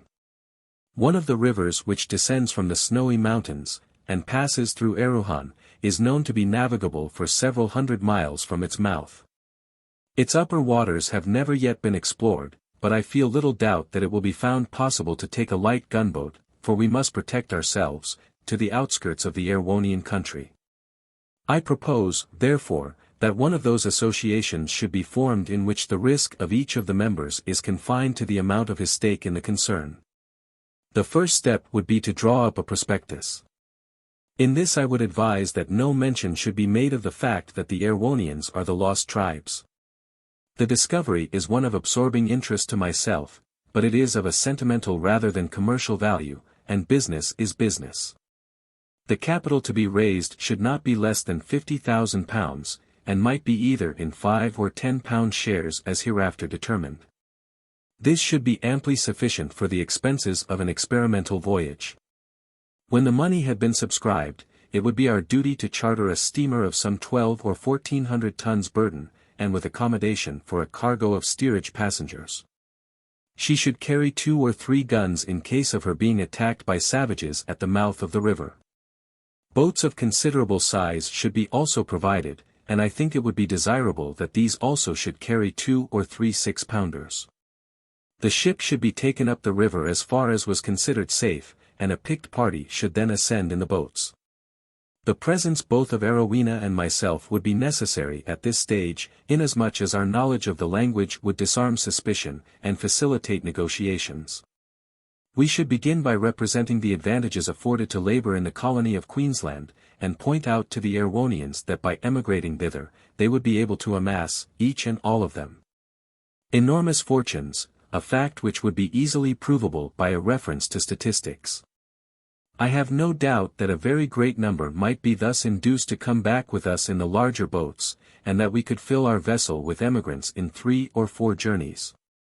Should we be attacked, our course would be even simpler, for the Erewhonians have no gunpowder, and would be so surprised with its effects that we should be able to capture as many as we chose. In this case we should feel able to engage them on more advantageous terms, for they would be prisoners of war. But even though we were to meet with no violence, I doubt not that a cargo of 700 or 800 Erewhonians could be induced, when they were once on board the vessel, to sign an agreement which should be mutually advantageous both to us and them. We should then proceed to Queensland, and dispose of our engagement with the Erewhonians to the sugar growers of that settlement, who are in great want of labor. It is believed that the money thus realized would enable us to declare a handsome dividend, and leave a considerable balance, which might be spent in repeating our operations and bringing over other cargoes of Erewhonians, with fresh consequent profits. In fact, we could go backwards and forwards as long as there was a demand for labor in Queensland, or indeed in any other Christian colony, for the supply of Erewhonians would be unlimited. And they could be packed closely and fed at a very reasonable cost. It would be my duty and Arowhena's to see that our emigrants should be boarded and lodged in the households of religious sugar growers. These persons would give them the benefit of that instruction whereof they stand so greatly in need. Each day, as soon as they could be spared from their work in the plantations, they would be assembled for praise, and be thoroughly grounded in the church catechism, while the whole of every Sabbath should be devoted to singing psalms and church-going. This must be insisted upon, both in order to put a stop to any uneasy feeling which might show itself either in Queensland or in the mother country as to the means whereby the Erewhonians had been obtained. And also because it would give our own shareholders the comfort of reflecting that they were saving souls and filling their own pockets at one and the same moment. By the time the emigrants had got too old for work they would have become thoroughly instructed in religion, they could then be shipped back to Erewhon and carry the good seed with them. I can see no hitch nor difficulty about the matter, and trust that this book will sufficiently advertise the scheme to ensure the subscription of the necessary capital. As soon as this is forthcoming I will guarantee that I convert the Erewhonians not only into good Christians but into a source of considerable profit to the shareholders. I should add that I cannot claim the credit for having originated the above scheme. I had been for months at my wits' end, forming plan after plan for the evangelization of Erewhon, when by one of those special interpositions which should be a sufficient answer to the skeptic, and make even the most confirmed rationalist irrational, my eye was directed to the following paragraph in the Times newspaper, of one of the first days in January 1872. Polynesians in Queensland. The Marquis of Normanby, the new governor of Queensland, has completed his inspection of the northern districts of the colony.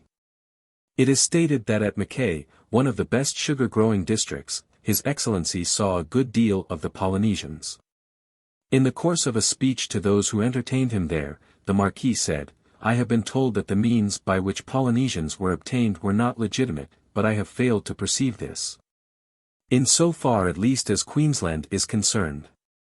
And, if one can judge by the countenances and manners of the Polynesians, they experience no regret at their position." But His Excellency pointed out the advantage of giving them religious instruction. It would tend to set at rest an uneasy feeling which at present existed in the country to know that they were inclined to retain the Polynesians, and teach them religion. I feel that comment is unnecessary, and will therefore conclude with one word of thanks to the reader who may have had the patience to follow me through my adventures without losing his temper.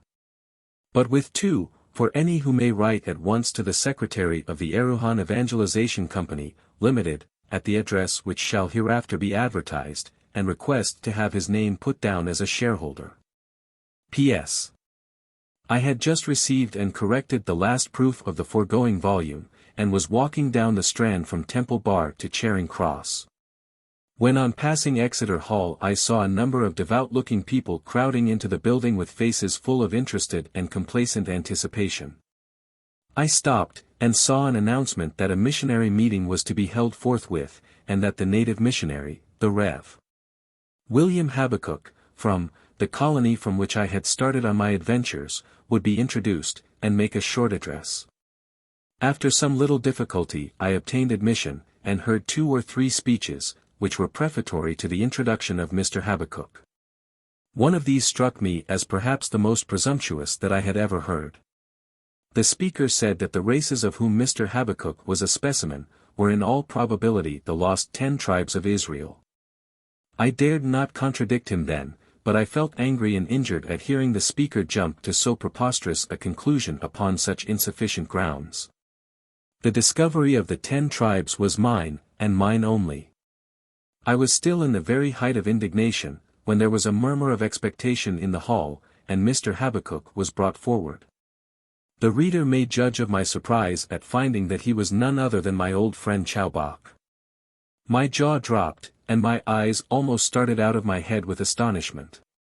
The poor fellow was dreadfully frightened, and the storm of applause which greeted his introduction seemed only to add to his confusion. I dare not trust myself to report his speech, indeed I could hardly listen to it, for I was nearly choked with trying to suppress my feelings. I am sure that I caught the words, Adelaide, the Queen Dowager, and I thought that I heard Mary Magdalene shortly afterwards, but I had then to leave the hall for fear of being turned out. While on the staircase, I heard another burst of prolonged and rapturous applause, so I suppose the audience were satisfied. The feelings that came uppermost in my mind were hardly of a very solemn character, but I thought of my first acquaintance with Chowbok, of the scene in the woodshed, of the innumerable lies he had told me, of his repeated attempts upon the brandy, and of many an incident which I have not thought it worth while to dwell upon. And I could not but derive some satisfaction from the hope that my own efforts might have contributed to the change which had been doubtless wrought upon him, and that the rite which I had performed, however unprofessionally, on that wild upland river bed, had not been wholly without effect. I trust that what I have written about him in the earlier part of my book may not be libelous, and that it may do him no harm with his employers. He was then unregenerate. I must certainly find him out and have a talk with him. But before I shall have time to do so, these pages will be in the hands of the public. At the last moment I see a probability of a complication which causes me much uneasiness. Please subscribe quickly. Address to the Mansion House, care of the Lord Mayor, whom I will instruct to receive names and subscriptions for me until I can organize a committee.